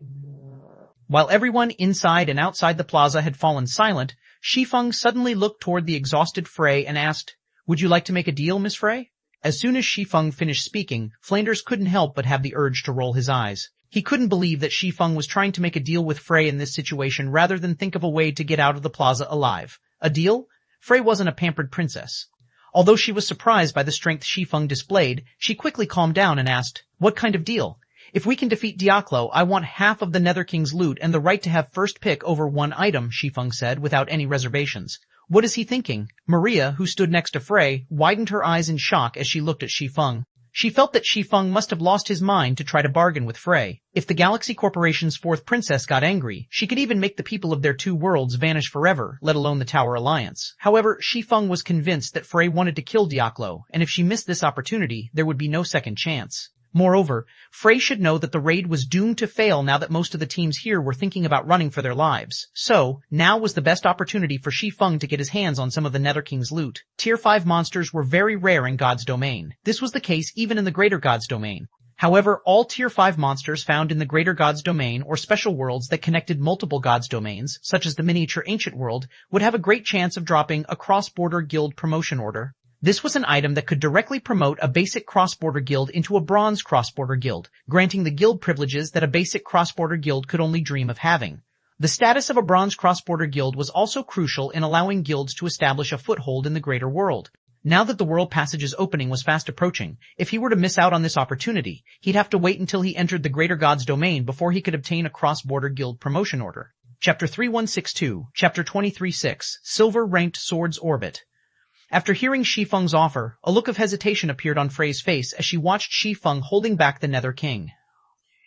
You can have half of the Nether King's loot, but I cannot give you first pick on the loot, Frey said resolutely after taking a deep breath. However, I can give you 5 million star coins as compensation. When the players from the desolate Star God's Domain heard Frey's counteroffer, a look of envy immediately appeared on their faces. Even Flanders couldn't help but look at Frey in astonishment, not expecting Frey to be willing to offer such a high price. It should be known that the Tower Alliance was only offered 3 million star coins to take on this commission.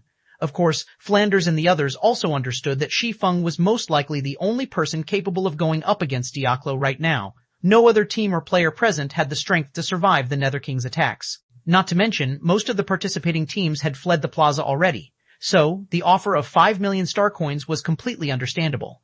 At this time, even Shi Feng was a little stunned. He didn't think Frey would make him such a lucrative offer. Although he yearned for a cross-border guild promotion order, the promotion order was nowhere near worth 5 million star coins. Deal, Shi Feng answered without hesitation. Shi Feng was confident he could defeat Diaklo because of the Tower Alliance's magic barrier and Frey's soul annihilation spears. Without either of these factors, it'd be impossible for him to defeat the Nether King. Hence, had Frey refused his offer, his only option would be to escape. Now that Frey had made him an even better offer, he'd be a fool to throw this opportunity away. You're too amazing, guild leader. With this, we just earned 100 life potions, Su Qianlu said excitedly through the team chat. A sum of 100 life potions was something that could make the various international corporations' jaws drop. Zero Wing could even become a major corporation by relying on these 100 life potions. Please keep reading on MYBZ Rex Novel, CZ Rem. As for Shi Feng's ability to block Diaklo's attack, anyone who had seen the fight between Shi Feng and Solitary Soul in the stratified abyssal realm wouldn't be surprised. After all, aside from not having any Tier 4 skills or spells, Shi Feng was no different than a Tier 4 player already.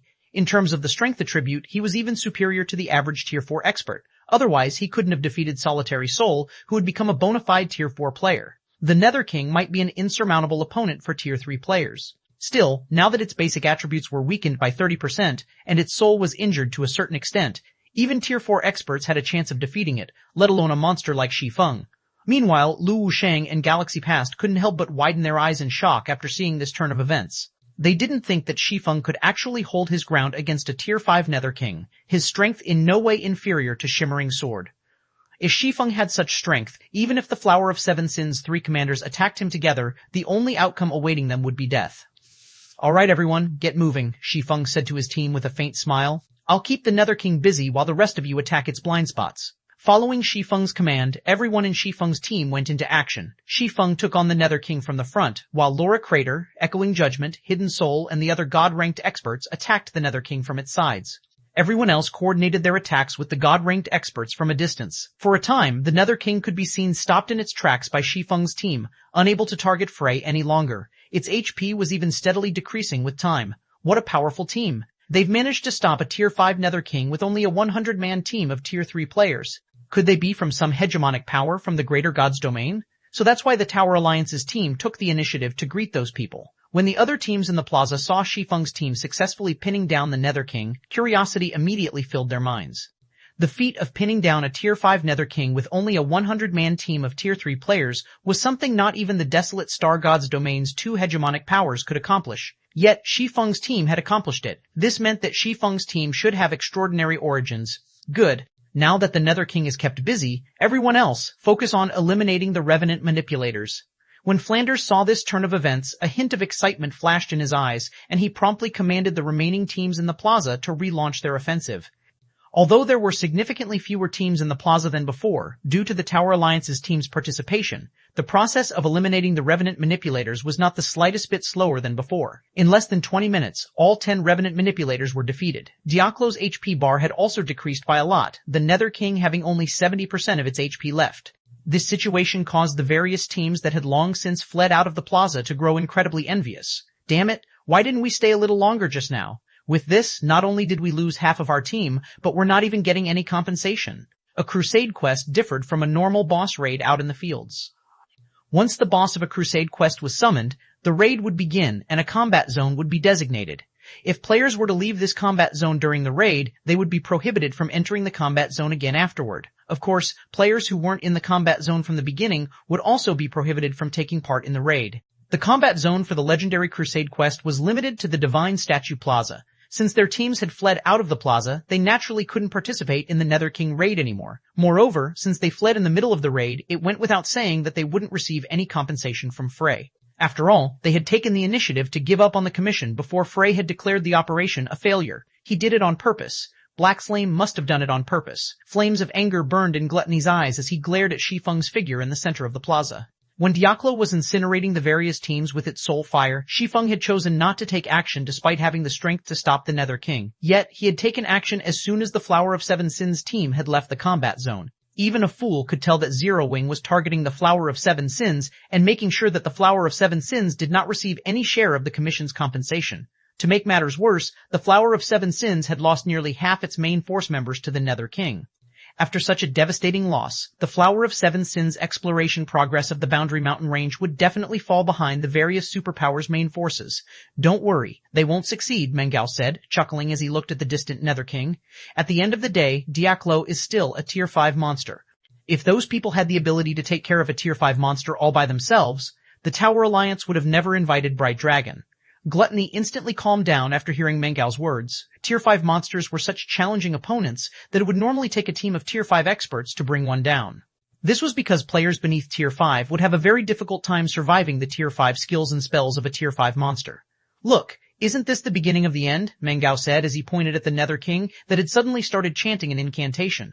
The Tower Alliance didn't invite Bright Dragon to challenge this commission together out of the kindness of its heart. Instead, the Tower Alliance had done so because of a certain Tier 4 defensive magic scroll Bright Dragon possessed.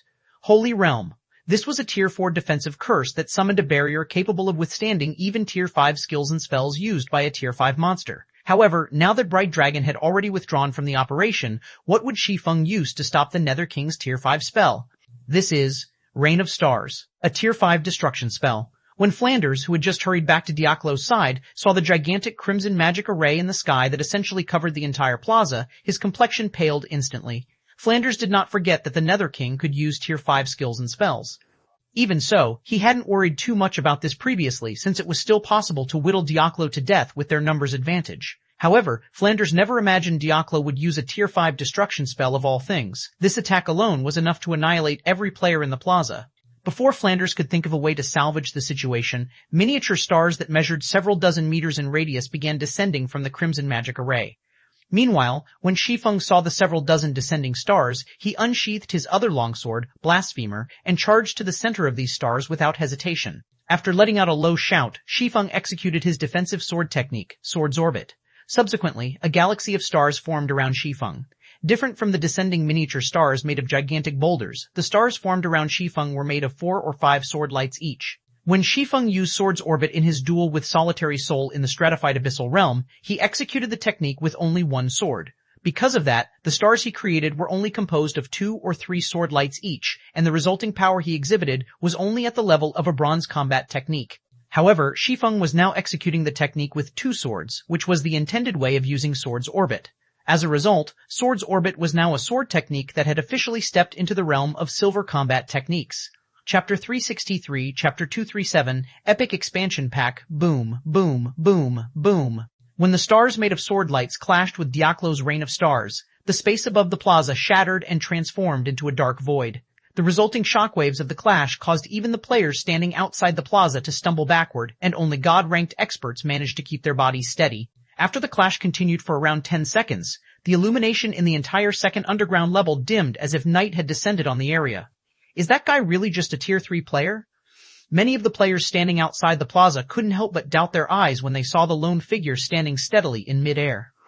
This was especially so when they also noticed that the other players in the plaza had lost a portion of their HPs to the shockwaves alone. This was a tier 5 destruction spell cast by a tier 5 monster they were talking about, yet Shi Feng had stopped it completely. This accomplishment was enough to put him on par with the Greater Gods Domain's legendary individuals.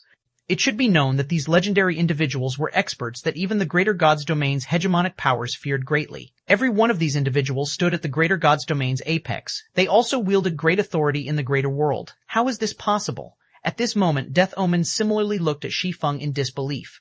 Death Omen might be a god-ranked expert, but as one of the Flower of Seven Sins 7 commanders, she was well aware that there were significant differences even between god-ranked experts. The gap could be as big as the difference between a human and a dog, or possibly even more. Please keep reading on myb0xnovel.c0m. This was why she had chosen to go under Supreme Sky, the Sin of Greed's commander.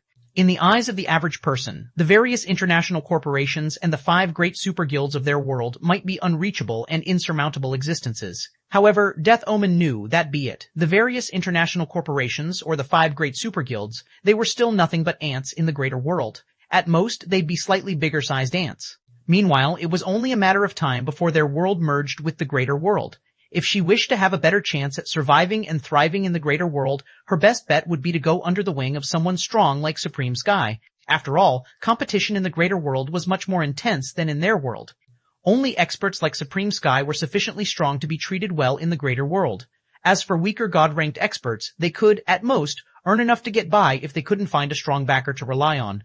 Hence, when Death Omen initially learned that Hidden Soul had chosen to join the Asura Mercenary Alliance and rely on some unknown outer world expert named Black Flame, she couldn't help but find the decision laughable and foolish. But now, the unknown outer world expert she had previously looked down on was not only single-handedly pinning down a Tier 5 Nether King, but he had also stopped a Tier 5 destruction spell completely. Meanwhile, he had accomplished all that while being only a Tier 3. With such strength, so long as Black Flame successfully reached Tier 6, even the greater world's top-tier corporations would treat him as a VIP. He stopped everything? Flanders was greatly surprised when he saw that the various teams had hardly suffered any casualties. At the same time, a hint of awe appeared in his eyes as he looked at Shi Feng. Previously, Flanders had been of the opinion that Shi Feng's only partnership value lay in his ability to bring players out of the stratified abyssal realm. However, after seeing Shi Feng's performance against Diaclo, Flanders realized that Shi Feng's value was much higher than he expected. Don't get too excited yet.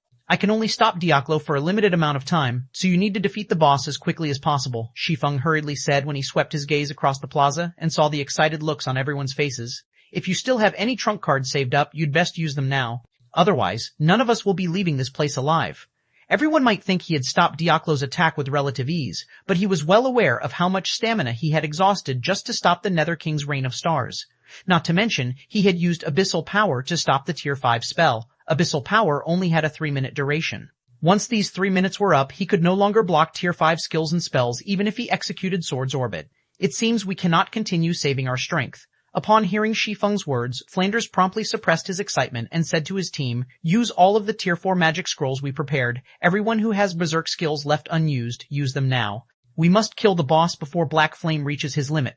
Following Flanders' command, the Tower Alliance's members activated their berserk skills one after another. They also took out the Tier 4 magic scrolls in their possession and began bombarding the Nether King with Tier 4 attacks. As for the several dozen teams in the plaza, they similarly used their berserk skills and precious tools. For a time, over 1,000 Tier 4 magic scrolls and several thousand precious tools were being used as if they cost nothing. Then, attacks at the Tier 4 caliber bombarded Diaclo one after another, each attack reaping over 10 million of the Nether King's HP. The Asura Mercenary Alliance's members were dumbfounded when they saw this scene. Tier 4 magic scrolls were typically treated as strategic items by the various superpowers, and the average superpower would, at most, have around 100 Tier 4 magic scrolls in their reserves. Yet now, Tier 4 magic scrolls were being used like they were Tier 3 magic scrolls. Seeing over 1,000 Tier 4 magic scrolls being used, even the several great alliances outside the plaza couldn't help but wince in pain. Not even the 5 great super guilds would dare to waste so many Tier 4 magic scrolls for a single raid. This was an act only superpowers from the desolate star god's domain, which was a god's domain superior to theirs, would dare to do. Diaklo's HP had fallen to 5% in less than 2 minutes. Although the Nether King had cast tier 5 spells one after another throughout this period, Shi Feng had blocked every one of its attacks with Sword's Orbit. However, Shi Feng's complexion would also turn slightly paler with every tier 5 spell he blocked. Quick, only 5% to go.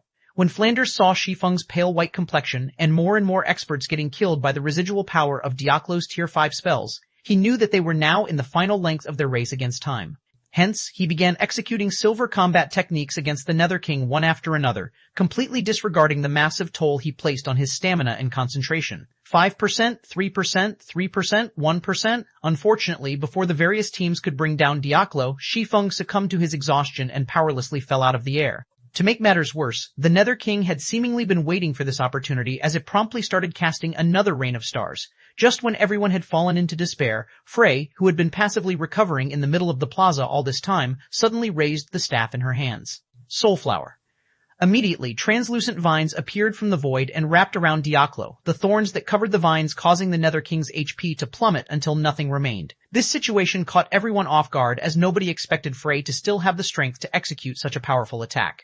Only, after using this move, Frey became so weak that she had to rely on her staff to stay standing. Meanwhile, along with Diaklo's death, a series of system notifications suddenly rang in everyone's ears. Regional system announcement: a player has killed Diaklo, the Netherworld's gatekeeper. Epic expansion pack, Myriad Worlds Descent activated.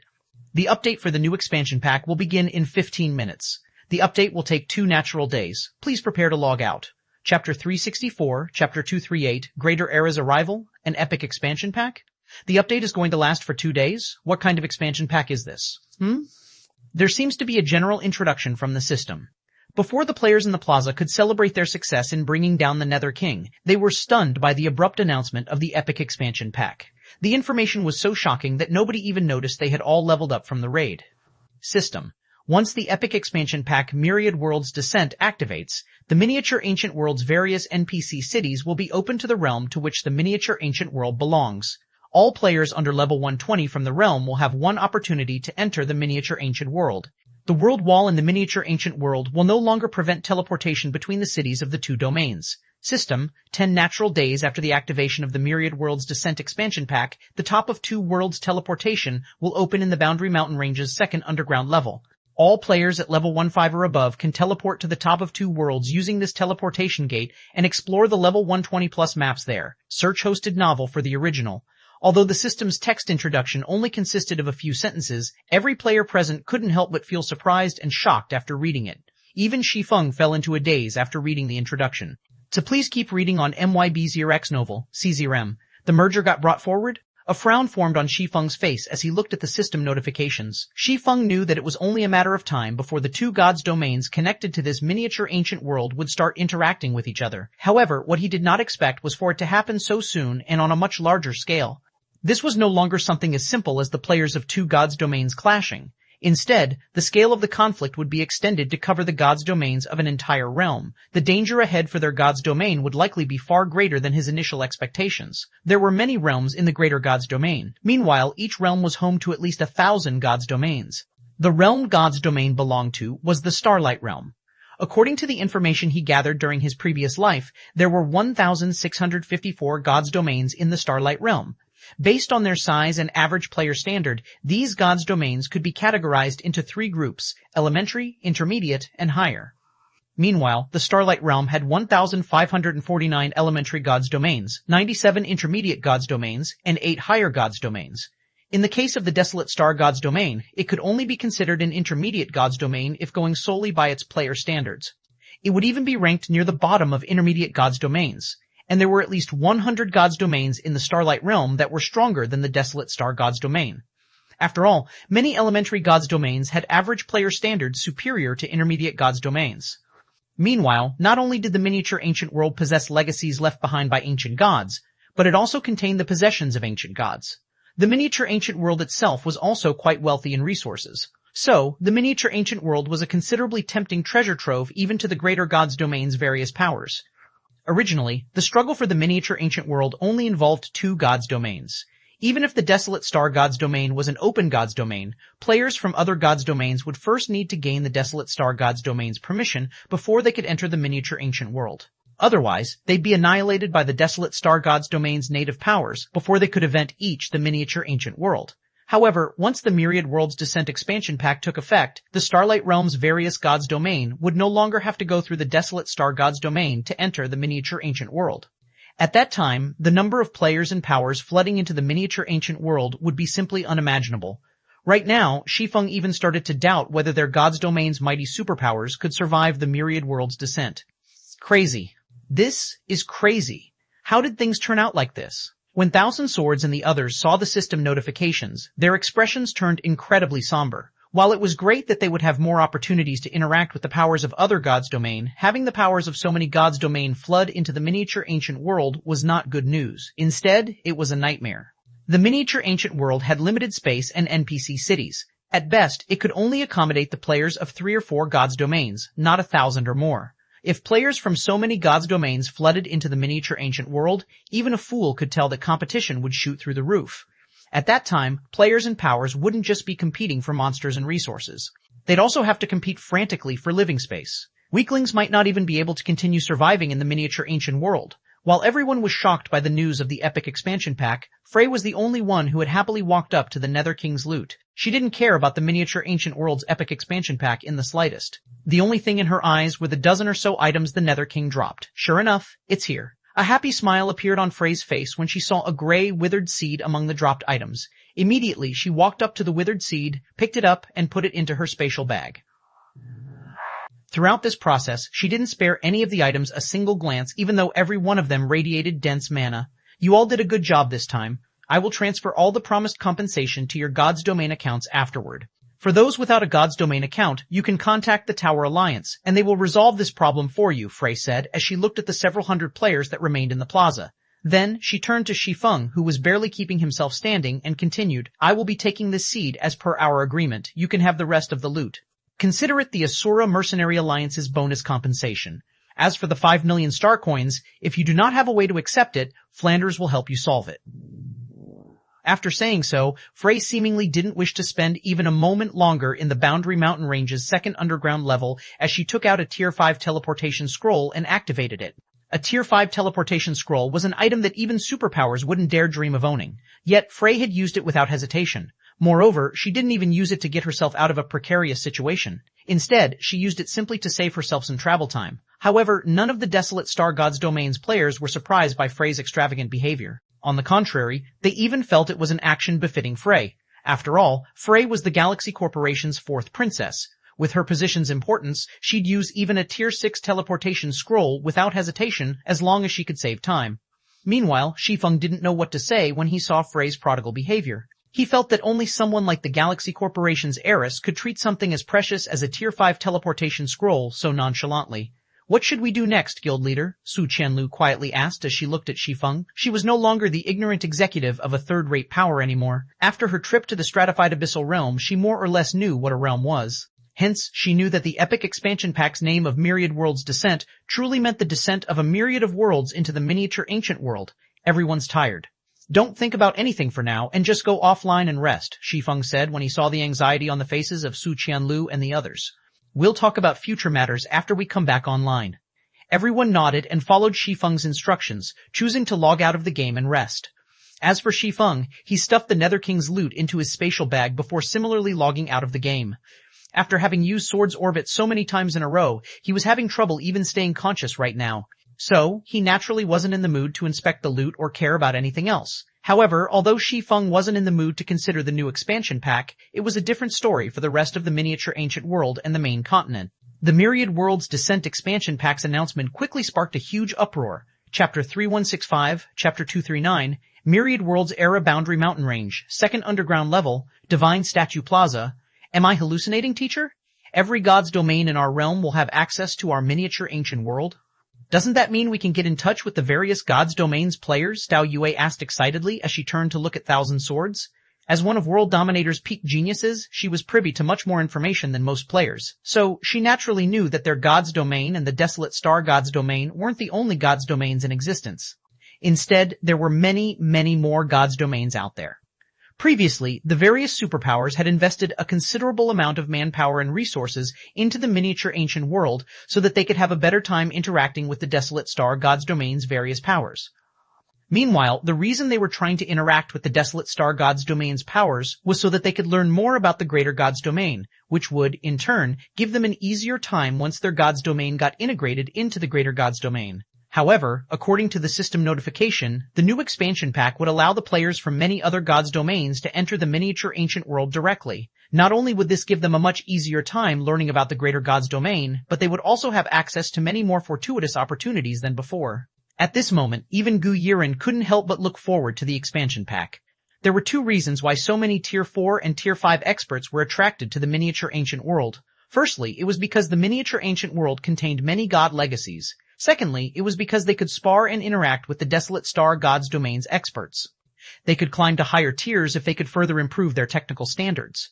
Now that many more experts from other gods' domains would be coming to the miniature ancient world, they might even have hope to reach Tier 6, let alone Tier 5. We can indeed interact with many more experts. Unlike Tao Yue and Gu Yiren, Thousand Swords did not reveal any feelings of joy or excitement. On the contrary, his face looked somewhat gloomy as he said, "But this is both good news and bad news for us." The new expansion pack had indeed granted them more opportunities to interact with powerful experts and broaden their horizons. Please keep reading on mybzoxnovel.com. However, the arrival of more experts would also mean that competition in the miniature ancient world would become more intense. It wasn't hard to imagine that once the expansion pack took effect, the status quo in the miniature ancient world would undergo a significant change. Even super guilds like world dominators would not be spared from this change. However, Gu Yiren and Tao Yue did not feel worried despite what Thousand Swords said. On the contrary, they even hoped the expansion pack would come sooner. That way, they could spar with the experts of other gods' domains and rapidly improve their strength. At that time, they'd be able to stand out more in the miniature ancient world and become legendary individuals among the younger generation. When the rest of the players in the miniature ancient world and the players on the main continent learned about the epic expansion pack, the official forums quickly exploded with activity. What's going on? Wasn't the miniature ancient world supposed to only be for players of our god's domain and another planet's god's domain? I thought there were only two god's domains in existence. But looking at the system's introduction, there seemed to be many more god's domains in existence. That is indeed the case. You guys might not know this, but there actually exist many, many gods' domains. Moreover, the players of these gods' domains aren't from other planets. Instead, they are people from parallel worlds. It's just that God's domain can connect all of these parallel worlds. This information has always been known to only the executives of the various superpowers and first-rate powers. These powers have also prohibited the spread of this information. What a bunch of nonsense. Parallel worlds? How can such things exist? Also, if this information is prohibited from being spread, how did you come to know it?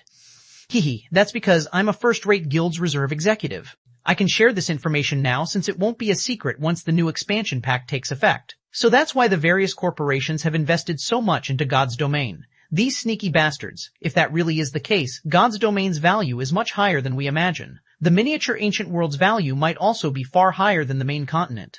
Trading currencies and resources in the real world with other parallel worlds might not be possible, but we can buy technologies that are unavailable in our world. If a corporation can get its hands on new and unavailable technology, it can definitely make a fortune. I just checked the exchange rate for coins. The value of coins increased tenfold not long after the new expansion pack was announced. The people who have stocked up on coins previously are probably making a killing right about now. This won't do. I'm going to transfer to the miniature ancient world as soon as the update finishes. I've decided as well. Although I went through great pains to reach Tier 4, the opportunities available in the miniature ancient world are far superior to the main continent. Going to the miniature ancient world now isn't a bad idea. Although players choosing to enter the miniature ancient world now cannot bring any coins or magic crystals, can only bring up to 50 slots worth of items, and cannot reconstruct their mana bodies, we will only regress to level 120, Tier 3. Overall, it is still a good trade-off. Shortly after the new expansion pack launched, many players came to know about the secrets of God's domain. Meanwhile, after learning these secrets, these players were filled with expectations towards the miniature ancient world. It was especially true for the main continent's Tier 4 and Tier 5 experts. Support us at Hosted Novel. Tier 4 and Tier 5 experts might be able to earn a sizable salary by working for the various powers, their earnings in a single year enough for them to buy a house in a first-rate city. However, this salary was nothing compared to the possibility of getting their hands on unknown technology and selling it for a fortune. While the whole world was discussing the Miniature Ancient World's new expansion pack, Jinhai City's God's Domain Association building welcomed a group of people. Along with the arrival of this group, the originally lively lobby instantly turned quiet. Their uniform, are they from the Green God Corporation? Quick, look, Elder Lee has come out to greet them. What's going on? Elder Lee is personally greeting them? Isn't Elder Lee a director in the Green God Corporation? Look at the woman at the front. She might be young, but she's wearing a three-leaf emblem, proof that she is an executive in the Green God Corporation. Elder Lee might be a director in the corporation, but he is only one of the corporation's many outer directors. He isn't part of the corporation's middle management. Just one word from that woman can probably get Elder Lee kicked out of the Green God Corporation. What? Why would an executive from the Green God Corporation come to this place? It isn't just the Green God Corporation's executive. See that man wearing sunglasses next to the woman? If I'm not mistaken, he should be Breezewine, the Midnight Tea Party's former commander. That's right, that is definitely Breezewine. I met him in the early years of God's Domain. He was one of God's Domain's 3 great guardian knights at the time, but he suddenly disappeared a few years ago. Rumor has it that he died, so I really didn't expect him to appear here. Even the Midnight Tea Party's former commander has appeared. Did some great personage appear in this place? I recall that under Breezewine's lead, the Midnight Tea Party dared to challenge even the 5 great super guilds. If not for Breezewine and the Midnight Tea Party's commander disappearing, the Midnight Tea Party might surpass the 5 great super guilds in terms of apex combat power. But why would big shots like them suddenly come to this place? Curiosity and confusion filled the people in the lobby when they saw the Green God Corporation's group of 10 or so people. For a moment, their attention had even shifted away from the Myriad Worlds Descent expansion pack. What brings you here, Ms. Jia? Elder Lee, an elder of the God's Domain Association conducting a routine inspection on Jinhai City's association branch, asked respectfully as he looked at the young woman before him. It's nothing worrying. I'm just here to find Zero Wing. Can you lead the way for me? The young woman asked with a faint smile.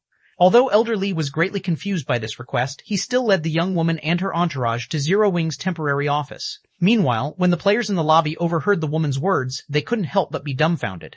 Zero Wing was nothing more than a small guild that didn't even have its own headquarters. Zero Wing had even offended the Flower of 7 Sins and was at risk of disbanding at any time. Yet, this small guild had actually managed to get an executive from the Green God Corporation to visit it in person. This was simply unbelievable. At the same time, a piece of shocking news appeared on the official forums of God's Domain. One of the parties involved in activating the Myriad Worlds Descent expansion pack was Zero Wing. Chapter 366, Chapter 240, Greater World. Inside a training room filled with all kinds of state-of-the-art training equipment, a group of young men and women around 20 years of age and dressed in dark, tight clothing were frantically fighting multiple 6-armed demons on a stage that measured 50 meters in length and width. If the various superpowers' peak geniuses were to see this, they would definitely be shocked. This was because the 6-armed demons on the stage were blade demons, tier 4 great demons. Moreover, even though the 6-meter-tall blade demons were only holographic simulations, they fought like real existences, their every attack causing the youths to stumble and retreat. Whenever these youths received a direct blow from the blade demons, they would even get knocked back by 3 meters. It didn't look like the blade demons were simulations at all. However, the fact that these youths were getting pushed around didn't mean they were weak. On the contrary, they were extraordinarily strong for youths of their age. On top of having the physical fitness of Henglian masters, every one of these youths possessed incredibly high combat standards, with some having already reached the Void Realm. In addition, every one of them had already reached the realms of Truth's Truth Realm and could apply the Truth Realm's principles to real-world combat. After the battle continued for around 20 minutes, the youths eventually defeated all of the blade demons and breathed a deep sigh of relief. Today's training is finally over, a young man sweating profusely said after collapsing onto the stage. I thought I was going to fail just now. I'll probably be kicked out if I fail again. Consider yourself lucky that we have a lot of talented newcomers this time. Otherwise, we would have definitely lost this battle, a short-haired girl of roughly similar age said to the young man. Then, she looked toward a silver-haired girl kneeling near her and said enviously, Aren't you improving a little too quickly, Wu Xiaoxiao? Even though we are all newcomers here, you have already caught up to the earlier batch of trainees that joined 3 months ago. At this rate, it probably wouldn't be long before you get shortlisted. No, I still have a long way to go compared to you all, senior sister. Moreover, there are countless geniuses here, but only 10 will get shortlisted. Even those at the domain realm wouldn't necessarily get chosen, Wu Xiaoxiao said, shaking her head. However, she couldn't help but feel a sense of yearning at the mention of getting shortlisted. By the way, Xiaoxiao, I heard that the guild your little sister is in has done something amazing this time, the short-haired girl suddenly said. I can't believe Zero Wing was one of the parties responsible for activating the new expansion pack. Everyone in God's Domain is talking about it right now. Zero Wing will definitely gain a significant advantage over the various superpowers. It doesn't matter even if Zero Wing gets an advantage over the various superpowers, the young man lying on the ground said disdainfully. Superpowers are as numerous as the stars among the myriad gods' domains, and most of these superpowers can barely survive in the greater gods' domain. Xiao Xiao, seeing as you are so talented, your little sister should be quite talented as well, right?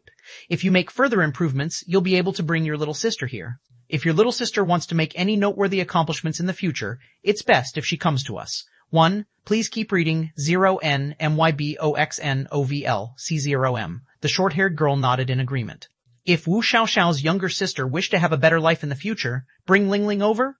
When Wu Xiaoxiao thought of Wu Lingling, who was more talented than she was, a hint of resolve appeared in her eyes. Zero Wing might have powerful instructors and God-ranked experts, but in this place, reaching Tier 6 was only a beginning point. Moreover, so long as Wu Lingling came to this place, she'd be able to understand the true extent of God's domain. She would realize that their God's domain or the miniature ancient world were nothing but insignificant existences. God's Domain Association Building, Zero Wing's temporary office. Something big happened, Guild Leader. Blackie said after hurriedly entering the room. People from the G Green God Corporation are here. They're asking to have a chat with you. The Green God Corporation? Shi Feng was a little surprised when he heard Blackie's words. The Green God Corporation was the largest corporation in their world, bar none. Be it their world's God's domain or miracle potions like the S-rank nutrient fluids and life potions, all these things came from the Green God Corporation. Because of this, once powers in God's domain grew to a certain extent, it was inevitable for them to make contact with the Green God Corporation. However, no matter how Shi Feng looked at it, the current Zero Wing was nowhere near strong enough to catch the Green God Corporation's attention. After all, the standard of technology and manpower the Green God Corporation possessed was far beyond the imagination of any superpower. The corporation was so powerful that not even the 5 great super guilds were worthy of its attention. Although Zero Wing currently possessed considerable fame in the miniature ancient world and even had 4th floor experts safeguarding it, these were still insignificant matters to the Green God Corporation. Hence, Shi Feng found it incredibly hard to imagine why the Green God Corporation would take the initiative to seek out Zero Wing. Do you want to meet them? Blackie asked quietly. I don't think we have a choice in this, Shi Feng said with a bitter smile. Go and greet them. I'll see you in the reception room later. Understood. Blackie hurriedly left to make the necessary preparations. The Green God Corporation was in existence far above even the Flower of 7 Sins. If they accidentally provoked the Green God Corporation's people, Zero Wing would probably cease to exist before the day ended. God's Domain Association Building, top floor reception room. When Shi Feng, Su Qianlu, and Blackie stepped into the reception room that was roughly the size of a basketball court, they found that around a dozen people were already seated in the room. Out of these dozen or so people, even the weakest among them was a Henglian Grandmaster with physical fitness far beyond the average person. Even Su Qianlu, who had already reached the Henglian Master standard, found herself feeling suffocated when standing in the presence of these people, her mind warning her to stay as far away from these people as possible. After seeing the arrival of Shi Feng's group, the young woman sitting at the head of the Green God Corporation's group took the initiative to stand up and introduce herself. Hello, I am Xia Qingyin, Vice President of the Green God Corporation. However, he did not show his surprise on his face as he calmly asked, May I know what business you have with Zero Wing, Vice President Xia Qingyin? The young woman might look like she was in her early 20s, but Shi Feng knew that the other party was even older than he currently was. Meanwhile, in addition to being one of the Green God Corporation's core executives, she also possessed extraordinary individual strength. Most importantly, she was a mental strength grandmaster. If Xia Qingyin wanted to, she could single-handedly wipe the floor with every person in this room. I see that you are a straightforward person, Guild Leader Shi Feng, Xia Qingyin said, a smile forming on her face as she scrutinized Shi Feng. In that case, I'll get straight to the point. I am here today to make a deal with Zero Wing. I heard that Zero Wing had received 5 million star coins from the Galaxy Corporation previously. The Green God Corporation is willing to sell Zero Wing a slot to the Greater World. I am sure Zero Wing should know how valuable the Greater World's entry slots are, right? As for the price, it'll be 5 million star coins. How about it? TL notes. 1. Bring your little sister here. In this place, I don't know where exactly here or this place is referring to. The author decided to be incredibly vague here for some reason. Following chapter 54, here, this place should be referring to Crimson Emperor, but the author might not be referring to Crimson Emperor, so I'll leave things vague. Chapter 3167, Chapter 241, Going Online. 5 million star coins are enough to cause the Green God Corporation to make such a huge move? Su Qianlu couldn't help but blink her eyes in surprise when she heard Xia Qingyin's words. The Green God Corporation was the #1 corporation in the world. It wouldn't be an exaggeration to say that the Green God Corporation's yearly revenue exceeded even the revenue of every other corporation in the world added together. The amount of wealth the Green God Corporation possessed was simply unimaginable. A large part of why the Green God Corporation could generate so much revenue was because it was responsible for constructing and operating the several dozen upper zones around the world. The various upper zones possessed technological and living standards far superior to the rest of the world. Because of these superior standards, people living in the upper zones tended to have an average life expectancy of around 180 years. Moreover, they could even retain their youth up to 60 years old or above. Due to these reasons, countless wealthy people were willing to pay hundreds of millions or more just to live in an upper zone. Although the Green God Corporation would only give out qualifications to live in the upper zones to several thousand people each year, that was already more than enough to let the corporation generate astronomical amounts of wealth. Logically, with so much wealth in its possession, there shouldn't be anything that could tempt the Green God Corporation to take action. Yet now, the Green God Corporation had sent one of its vice presidents to visit a small guild like Zero Wing just to purchase the 5 million star coins in Zero Wing's possession. This situation both surprised and confused Su Qianlu. According to Flanders, 5 million star coins were only enough to exchange 100 life potions. Meanwhile, a sum of 100 life potions was nothing to the Green God Corporation. After all, every bottle of S-rank nutrient fluid and life potion in their world came from the Green God Corporation. There was no way 100 life potions could tempt the Green God Corporation into action. Deal. Zero Wing will buy the Greater World's entry slot, Shi Feng answered Xia Qingying without hesitation. Guild leader? Blackie couldn't help but look at Shi Feng in confusion. According to what he learned from Flanders, he knew that people from many parallel worlds in existence could head to a single world known as the Greater World. More specifically, every parallel world would eventually be integrated into the Greater World. Hence, he knew that if Zero Wing could enter the Greater World ahead of other powers, Zero Wing could secure itself a head start in the Greater World. Please keep reading 0N MYB0XNOVLL. C0M. However, although he understood the importance of getting a head start, trading away 100 life potions for just one slot was simply too much for Zero Wing. Zero Wing was very tight on money right now. It was especially so after the new expansion pack's announcement. Just the announcement of the new expansion pack had already caused the various powers to increase the benefits they offered to their core members, afraid that other powers would poach their core members. Once the new expansion pack took effect, competition in the miniature ancient world would become even more intense. At that time, Zero Wing's credit expenditure would definitely skyrocket. This isn't a loss for Zero Wing, Shi Feng said to Blackie quietly. You can even say that we've profited. If other superpowers receive this opportunity, the corporations behind them will agree to the offer even if they have to sell their assets. We naturally cannot miss this opportunity. The Greater World was a gathering place of the many parallel worlds. Although people from the various parallel worlds would eventually have to live in the Greater World no matter what, the order of one's entry into the Greater World would significantly impact one's life in the Greater World. After all, the sooner one entered and learned about the Greater World, the sooner one could prepare for the eventual integration.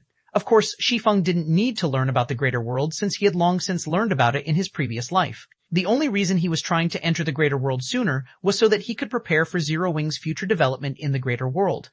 As for the price of 5 million star coins for one entry slot into the Greater World, it was definitely an offer that favored Zero Wing massively. Now that their god's domain had yet to become fully open, entry slots for the Greater World in the real world would be extremely limited. If not for the Green God Corporation urgently needing star coins, there was no way Zero Wing would get the chance to buy an entry slot into the Greater World for just 5 million star coins. You are a very straightforward person indeed, Guild Leader Black Flame, Xia Qingying said as she looked at Shi Feng with a faint smile. The passage to the Greater World will stabilize in 7 days. Someone from the Green God Corporation will come to pick you up at that time. If you don't have any other problems, we will be taking our leave. After saying so, Xia Qingying left the reception room with her entourage, her behavior making it seem as if she wasn't interested in Zero Wing in the slightest. Ms. Jaya, there are only 10 entry slots for the Greater World, and the various corporations have spent countless resources to exchange for them. If these corporations learn that Zero Wing only spent 5 million star coins to buy a slot, they'll most likely have opinions about it, Breezewine said worriedly. If they refuse to cooperate after entering the Greater World, it'll create a lot of problems for my side of the operation. Opinions? Xia Qingying's mouth curled slightly when she heard Breezewine's concerns. They should be thankful that the Green God Corporation is willing to even sell them a slot. Do they think we are lacking that little bit of resources? If not for the president hoping for other corporations to have some presence in the Greater World, they wouldn't receive a single slot. If any of them dare to refuse to cooperate with you after going over to the other side, I will show them the harshness of the Greater World. Breezewine was relieved when he heard Xia Qingying's assurance. If he only had himself to rely on, there'd be nothing he could do if the representatives of those several corporations refused to obey his commands. After all, he had just barely managed to establish a foothold for himself in the Greater World. He had no authority to speak of in the Greater World. However, it was a different story for the Green God Corporation. The Green God Corporation had already entered the greater world and achieved a certain degree of development there many years ago, let alone now. Even after the several corporations' representatives had entered the greater world, so long as the Green God Corporation wanted to, it could end these people's careers easily. Although Sha Qingying's sudden visit had caused a huge uproar in Jinhai City, everyone's attention gradually shifted away from the matter as the arrival of the Myriad Worlds Descent expansion pack neared. This was because the new expansion's impact on the world was growing bigger and bigger throughout the 2-day update. Even players on the main continent were constantly talking about the expansion pack. Among the topics discussed, the topic that came up most frequently involved the actions taken by the various corporations worldwide. To ensure they could secure themselves a place in the miniature ancient world, the various corporations were poaching talents left and right with lucrative offers. Some corporations even offered independent Tier 5 experts the chance to live in the upper zones. The upper zones were places that countless people sought to live in. Just the benefit of retaining one's youth up to 60 years old and living up to 180 years old on average was more than enough to attract anyone. It should be known that the living standards of modern people were already very high. It had also become a norm for people to conduct physical training on a daily basis. However, even after factoring in the advancements made in the fields of nutrition and medicine, the average person's life expectancy was only 100 years, and the life expectancy of wealthy people was 120 years. That was a far cry compared to the upper zones' average life expectancy of 180 years. Not to mention, people living in the upper zones could retain their youth up to 60 years old and only start to grow old after reaching 100 years old. Moreover, the upper zones' living standards were continuously improving with time, hence, the sooner one moved into an upper zone, the better their life would become in the future. Unfortunately, the upper zones only accepted several thousand new residents each year. One couldn't necessarily acquire a slot even if one was willing to pay 1 billion credits. Even corporations with many business dealings with the Green God Corporation could only get their hands on very few entry slots each year, so few that they didn't even have enough to use for their own families. Yet now, corporations were using these slots to recruit players. Through this point, one could imagine just how valuable the miniature ancient world was. For a time, many hidden experts and young talents operating on the main continent couldn't help but get the urge to enter the miniature ancient world.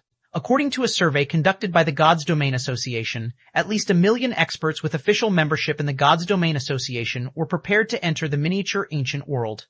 Among them, many were experts in the professional leagues A League and B League. Nighttime, Qingju Villa District. I can finally go online after 2 days of waiting. When Shi Feng heard the update completion notification sound coming from his virtual gaming cabin, he took a deep breath and got into the gaming cabin. Then, he chose to log into God's Domain.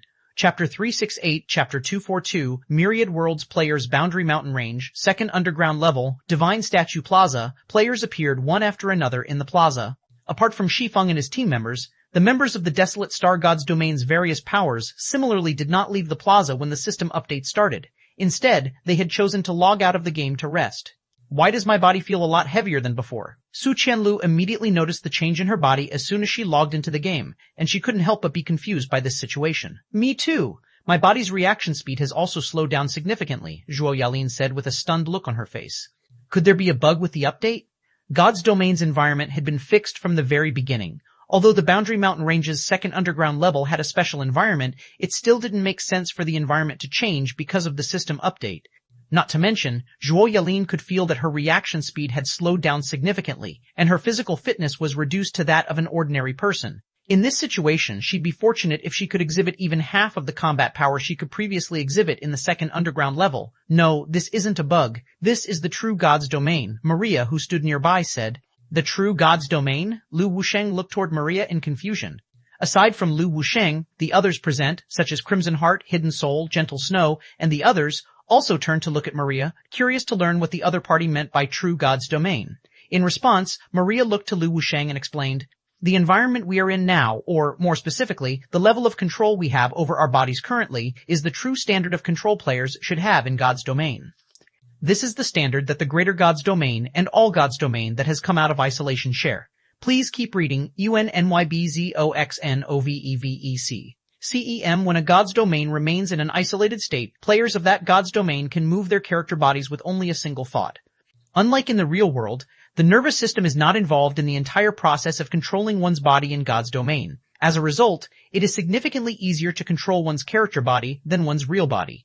However, once a God's Domain comes out of isolation, everyone belonging to that God's Domain will see this manipulation method changed to match that of the real world. So, you will feel as if your bodies cannot keep up with your brains. Lu Wusheng and the others instantly understood Maria's explanation and realized what had gone wrong with their bodies. At the same time, unprecedented pressure fell on them. The way they had to control their bodies had changed. After playing in their isolated god's domain for so many years, they had long since gotten used to having their character bodies execute movements with a single thought. In that state, one could say that their bodies could move as quickly as their brains could think.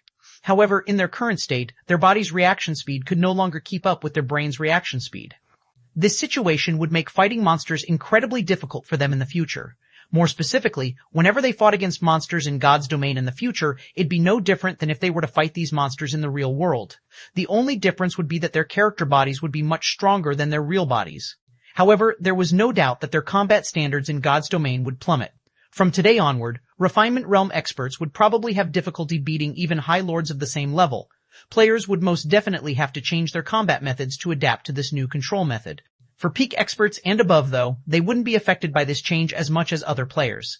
With their ability to perceive their surroundings clearly, they could compensate for their body's reduced reaction speed by predicting their opponent's moves in advance and taking the appropriate countermeasures. Though, when it came to using combat techniques, skills, and spells, peak experts would also be severely affected like ordinary players.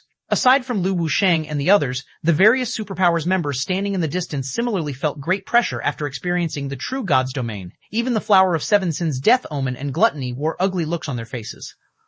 With this change, the gap in strength between our God's domain and other God's domains has just grown even bigger. The corners of Thousand Swords' eyes twitched when he finished listening to Mengao's explanation. Originally, Thousand Swords thought that even if the various foreign God's domain's powers came to the miniature ancient world, the native powers of their God's domain could rely on their numerical and geographical advantages to maintain a considerable advantage. However, after learning about the changes that had taken place, it wouldn't matter even if they had a numerical advantage. The gap in combat standards between both sides was simply too massive. After the update, it wouldn't be an exaggeration to say that Refinement Realm and Flowing Water Realm experts were not much different than ordinary experts. They were merely better at making use of their five senses. However, due to the limitation of their body's reaction speed, Refinement Realm and Flowing Water Realm experts wouldn't gain much advantage even if they could use their five senses better than ordinary experts. It would no longer be possible for Flowing Water Realm experts to single-handedly wipe the floor with a 100-man team of ordinary experts. This would be the case even if stamina restrictions were removed. In the current state of God's domain, if ordinary players were said to be able to exhibit 60% of their body's potential, then Flowing Water Realms could only exhibit 80% of their body's potential. The difference between the two was considerably small. As for Domain Realm experts, they were probably only at the 90% to 95% standard. Their overall strength advantage over ordinary experts was also considerably limited. A Domain Realm expert might even have difficulty going up against a few Refinement Realm experts with the same basic attributes. While everyone was feeling stressed by the unexpected changes, Shi Feng was calmly inspecting the loot he got from the Nether King. He wasn't at all surprised that the various superpowers were having a hard time processing this situation. This was the process that all players of isolated God's domains had to experience sooner or later. This was also why, in the Greater God's domain, players were divided based on their accomplishments in the World Tower rather than their accomplishments in the realms of refinement. From now onwards, one's accomplishments in the realms of truth would be just as important as one's accomplishments in the realms of refinement. Even if players reached the domain realm and could exert their five senses to their very limits, they wouldn't be considered third-floor experts if they had no accomplishments in the realms of truth. In fact, even if a domain realm expert managed to reach the truth realm, which was the realms of truth's entry level, and achieve combat power at the third-floor standard, they wouldn't be recognized as third-floor experts by the Greater God's domain's hegemonic powers. They would still be deemed as second-floor experts. Only after a player had reached the realms of truth's ascension realm on top of reaching the realms of refinement's domain realm would they be considered a true third-floor expert, which was also the so-called God-ranked expert. After reaching the level of a God-ranked expert, players would have the ability to defeat multiple second-floor experts in the Greater God's domain, assuming that there were no stamina restrictions in place. "We got quite the good harvest this time, so it's about time we leave," Shi Feng said after sorting out the Nether King's loot. Shi Feng had gained quite the harvest from the Nether King this time. Aside from gaining enough EXP to reach level 117, he had also obtained 2 fragmented legendary weapons, a staff and a greatsword. In addition, the Nether King had also dropped a Tier 5 magic scroll, a teleportation magic array design, and a bunch of legendary materials. Most importantly, the Nether King had dropped a cross-border guild promotion order, an item that could instantly promote a basic cross-border guild into a bronze cross-border guild. Lu Wusheng and the others nodded when they heard Shi Feng's words. Now that numerous foreign gods' domains were about to enter the miniature ancient world, The last thing they should do would be to waste time grinding in the second underground level. According to the system's introduction, the miniature ancient world city system would also undergo a significant change once the myriad worlds descended. If they didn't adapt to this change as soon as possible, the various foreign powers would quickly eliminate them from the miniature ancient world. After Shi Feng bid goodbye to Flanders' team, he promptly led his team out of the Boundary Mountain Range. Then, after traveling on Mount for around 10 hours and exiting the Boundary Mountain Range's underground area, Shi Feng and the others took out a return scroll and teleported back to Hundred Flow City. Hundred Flow City, Teleportation Hall, followed by the appearance of numerous flashes in the Teleportation Hall's teleportation array, Shi Feng and the others finally returned to Hundred Flow City. So many people actually came? Galaxy Past gasped when he saw the crowded teleportation hall. Currently, players standing shoulder to shoulder could be seen crowding the lobby the size of a football field. Moreover, these players were incredibly high-leveled, nearly all of them being at level 120. These level 120 players were also equipped with epic equipment sets, their equipment standards not the slightest bit inferior to the various superpowers main force members. However, compared to these players' equipment standards, their combat standards were even more shocking. At a glance, Galaxy Past could see Refinement Realm experts everywhere, with many Void Realm experts and above among them. He even felt a sense of danger from quite a few of these experts. Chapter 3169, Chapter 243, Guild promoted Hundred Flow City, Main Street. When Shi Feng and the others walked out of the teleportation hall, they found that the main street outside was similarly crowded with players. Players couldn't even run in the spacious main street right now. At best, they could only walk at a quick pace.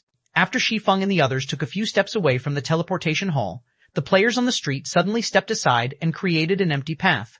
Then, a 100-man team of players dressed in uniform equipment and clothing walked down this path. Meanwhile, the mere presence of these 100 players caused Lu Wusheng, Crimson Heart, Hidden Soul, and the others to step back subconsciously. Is this the strength of other gods' domains? A grave expression appeared on Lu Wusheng's face when he saw the 100-man team. Although this team only had 100 members, Lu Wusheng could feel an oppressive feeling coming from every one of them. He felt he wouldn't even be a match for these 100 players in a one-on-one fight. Moreover, he could also sense a suffocating presence from several of these experts. The auras of these people had clearly reached the Tier 4 standard already. Echoing Judgment, Wordless Ember, and Flowing Quicksand also wore serious expressions on their faces. Unlike Lu Wusheng, they knew exactly how terrifying this 100-man team was. Every member of this 100-man team could rank within the top 30 of Slumber City's Temple Knights. Among them, the several players walking at the front of the team were even more terrifying than Solitary Soul. Those several players were experts at the Vice City Lord level. Who are these people? Who would send such a powerful team here? Even hegemonic powers of intermediate gods' domains can't afford to part with such a team. A level 120 Tigerkin with tanned skin exclaimed after seeing the 100-man team disappearing into the distance. Upon hearing the Tigerkin Berserker's words, a level 120 elven man standing next to the Tigerkin rolled his eyes and said, "Are you a native of this miniature ancient world?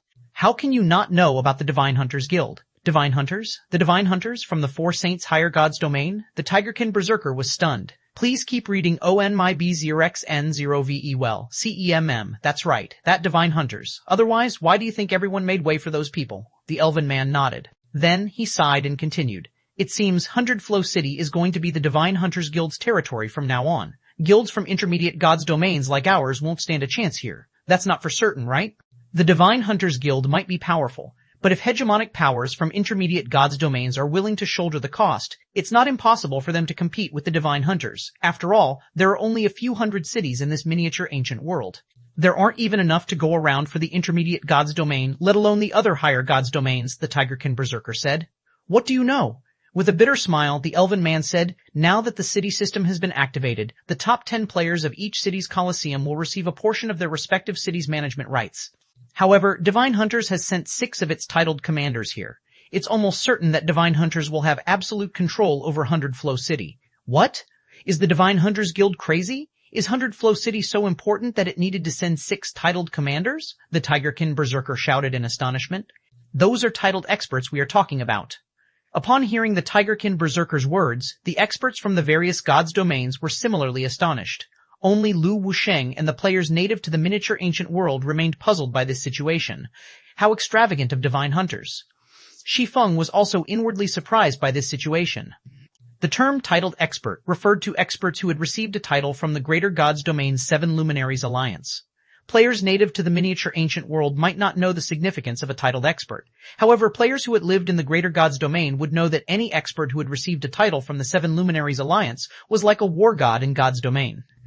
This was because every titled expert was in existence capable of going up against 100 opponents of a similar level and tier simultaneously. They were top-tier existences even among 4th floor experts. If we have to go up against so many experts, even maintaining our foothold in 100 Flow City will be a challenge. Su Qianlu experienced a headache when she saw the various God's Domains experts that crowded the street. Originally, Su Qianlu had been rather confident in Zero Wing's future. However, after seeing so many experts appearing in 100 Flow City, she doubted that Zero Wing could even retain its position in 100 Flow City. This would be terrible for Zero Wing. Only the various NPC cities had teleportation arrays in the miniature ancient world. This meant that most trades between players would be conducted in NPC cities. If Zero Wing couldn't maintain its foothold in 100 Flow City, it couldn't even trade with other powers. Even if powers were willing to go through the hassle of trading with Zero Wing, they'd exploit Zero Wing to an unimaginable level. At this time, Su Qianlu wasn't the only one feeling pressured. Lu Wusheng, Galaxy Past, and Crimson Heart were in a similar situation. The miniature ancient world might be rich in resources, but these resources were mainly concentrated in the trade network formed by the various NPC cities. If they couldn't join this trade network, they'd be isolated by the powers that were a part of it. You don't need to worry about this. God's Domain isn't a place where you can achieve greatness with only a few experts, Shi Feng said, chuckling. Sometimes, status is much more important than strength in God's Domain. Status? Su Qianlu suddenly thought of the stratified Abyssal Realms nobility system. Some of the stratified Abyssal Realms upper-class nobles might not be as strong as Temple Knights, but they still enjoyed much better treatment in the various NPC cities than Temple Knights. However, another question quickly popped into Su Qianlu's head. How were they supposed to acquire status in the miniature ancient world's NPC cities? Something like the Abyssal Tower did not exist in the miniature ancient world. Although the various cities had a peerage system, obtaining a noble title required a vastly greater sum of contribution points than obtaining an ordinary noble status, and it wasn't something that could be accomplished within a short time. However, Shi Feng did not offer any additional explanations. He simply had Su Qianlu and the others return to the Asura Mercenary Alliance to gather a large number of magicians and collect the materials necessary to construct a teleportation array. Then, he made his way to 100 Flow City's Adventurers Association. When Shi Feng arrived at the Adventurers Association, the building was crowded with players from other gods' domains going through the procedures for guild creation in the miniature ancient world. How may I help you, sir? A half-elf female administrator working the front desk on the 2nd floor asked when she saw Shi Feng approaching. In response, Shi Feng took out the Bronze Cross-Border Guild promotion order and said, "Hello, I want to promote Zero Wing into a Bronze Guild. Chapter 3170, Chapter 244, First Bronze Guild's Reward." A look of surprise appeared on the half-elf administrator's face when she saw the ancient scroll in Shi Feng's hands. However, she quickly reverted to wearing her cordial smile, an additional hint of respect appearing in her eyes. "Please wait a moment, sir. As you are using a Bronze Cross-Border Guild promotion order instead of the standard promotion procedure, I will need to have the association's elders verify your promotion order before I can process the promotion for you," the administrator explained as she took the ancient scroll from Shi Feng. "No problem." Shi Feng nodded, unsurprised by this situation. The promotion of a cross-border guild was different from the promotion of standard guilds. It represented the recognition of all adventurers' associations in God's domain. At the same time, it was also a recognition of status in the greater God's domain. Normally, a basic cross-border guild seeking promotion would need to fulfill 2 conditions. Firstly, the guild would need to accumulate 1 million God's domain popularity points. Secondly, the guild would need at least 100 members to become certified advanced adventurers, which also meant they needed to reach the World Tower's 2nd floor standard. In addition, ordinary cities did not possess the qualifications to test players. Only Adventurers Association branches in the Greater God's Domain or Holy Cities situated in the junctions between God's Domains were qualified to conduct the certification test. Meanwhile, the so-called Adventurer Certification Test was essentially a test of a player's combat standards. Players were required to challenge the World Tower during the certification test, and there were 4 levels of certification players could aim for: Basic Adventurer, Advanced Adventurer, Superior Adventurer, and Top Adventurer. These 4 certification levels corresponded to the World Tower's 4 floors. Only players who had successfully cleared the Basic Adventurer certification would be recognized as first-floor experts. After reaching this standard, one would also become officially recognized as an expert in the Greater God's Domain. As for players who managed to pass the Advanced Adventurer certification, they'd be recognized as second-floor experts in the Greater God's Domain. They'd also be treated as mid-level mainstays in the Greater God's Domain's various guilds, and they'd be qualified to challenge the large-scale crisis quests issued by Adventurers Association. Meanwhile, crisis quests could be considered one of the main sources for cross-border guilds to raise their god's domain fame. Among them, large-scale crisis quests required a minimum of 100 players to challenge. This was also why one of the conditions to become a bronze cross-border guild required 100 second-floor experts. Please keep reading ONMYB0XN well. COM Shi Feng took a big shortcut by using the Bronze Cross-Border Guild promotion order, so it was understandable that the half-elf administrator would try to verify his promotion order's authenticity. After all, NPCs had already started to behave no differently from real people after the main god system had undergone several upgrades. It was just that NPCs normally wouldn't interfere in the matters of players. Afterward, the half-elf administrator quickly left with the promotion order, leaving Shi Feng by himself at the front desk. Unlike the quiet front desk, the nearby quest area for guilds was filled with chatting players. Did you guys hear? The various superpowers had to abandon their territories and join forces just to occupy a few small cities. Even the 5 great super guilds have only managed to occupy a medium city after banding together, none of them daring to set foot in large cities, a level 1009 assassin said, sighing. I don't even know what first and second-rate guilds like us are supposed to do. No surprises there. Have you guys seen the players from those foreign gods' domains? They're absurdly strong. Even though I'm a refinement realm expert, I feel no different from an ordinary player in front of those people, a level 100N middle-aged berserker said. I also heard that most of these players are only the younger members of their respective powers. You can say that our miniature ancient world has become a training ground for the various gods' domains' younger generation. I heard about that too. Our miniature ancient world is one of the few places where they can compete from the same starting line after all. I also heard that the youths who perform well might have a chance at getting recruited by the Greater Worlds conglomerate to become reserve executive members. This has stirred the competitiveness of the various gods' domains youths, and they are now duking it out at the Colosseum, a level 110 elementalist said, nodding. It's a pity that our local powers are too weak. In our gods' domain, youths that are peak experts are incredibly rare even in the 5 great super guilds. But even the weakest among the foreign gods' domains youths are at the level of peak experts. If only our youths were a little stronger. Then, we wouldn't be looked down on by the other gods' domains so much, and we wouldn't have to be called natives. Don't get your hopes up, the level 1009 assassin said. Have you seen the battles taking place in the various NPC cities' colosseums? Do you know about Nature Hall's one-eyed ghost? He's one of our gods' domain's 8 sword meisters, yet he lost to a 17-year-old swordsman in less than a minute in Rock Devil City's Colosseum. To make matters worse, he didn't even manage to reduce the boy's HP by 1/3 before he got taken out. I've heard about that swordsman. Aside from him, a little monster has also appeared in Red Obsidian City's Colosseum. She's a 17-year-old berserker, and she took out Warring Tiger, one of the 5 blades, in only 19 moves. Even when Warring Tiger used his trademark move 7 Tigers, the girl blocked the attack completely and lost less than 20% of her HP, the level 110 middle-aged berserker said, sighing deeply. Many more of such little monsters have appeared in other cities. Unless the god-ranked experts on our side make a move, I doubt anybody can go against these little monsters. When the various guild players in the hall talked about the battles taking place in the various NPC cities' colosseums, they couldn't help but be shocked by the foreign gods' domain's strength. At the same time, they also despaired when they thought about how the outcome of these battles would be deciding a portion of the various NPC cities' management rights. The management rights one could earn through the Colosseum would not only give one the right to manage the city's auction house, but one could also decide the city's entrance fee. However, the problem of the entrance fee was only secondary. What really worried everyone was whether they could even enter the various NPC cities. After all, now that so many more players had flooded into the miniature ancient world, the various NPC cities were no longer enough to accommodate all players. Every NPC city could only accommodate a limited number of players. Meanwhile, once an NPC city reached full capacity, subsequent players that sought to enter the city would have to wait in line.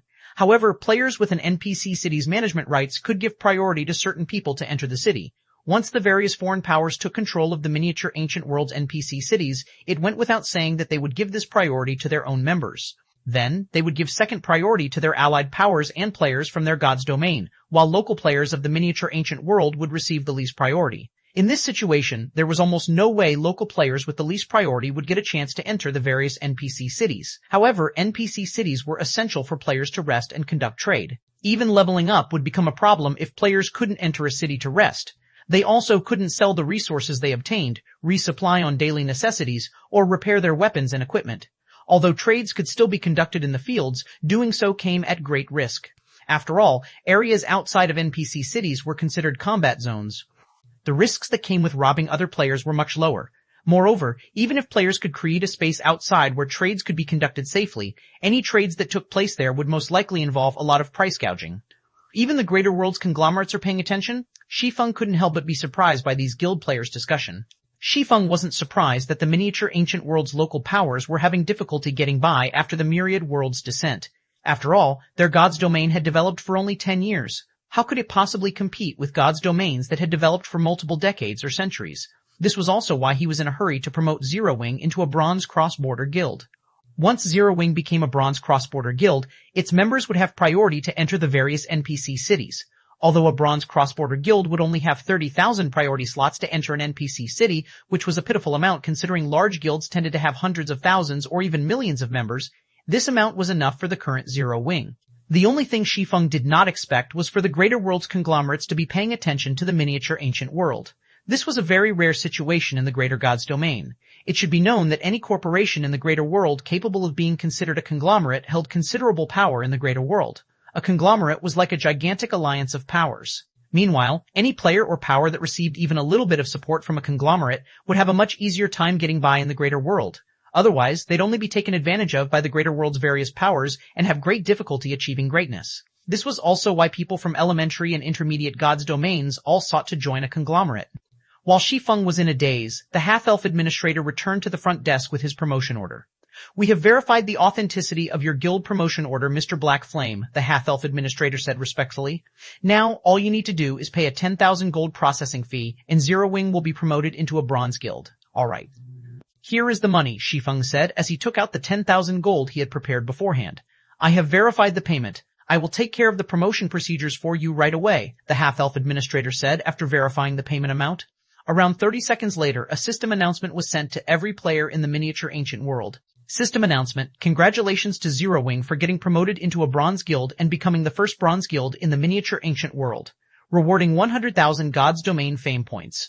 All guild members will have their death penalties halved and EXP acquisition is increased by 100% for the next 10 days. System: congratulations.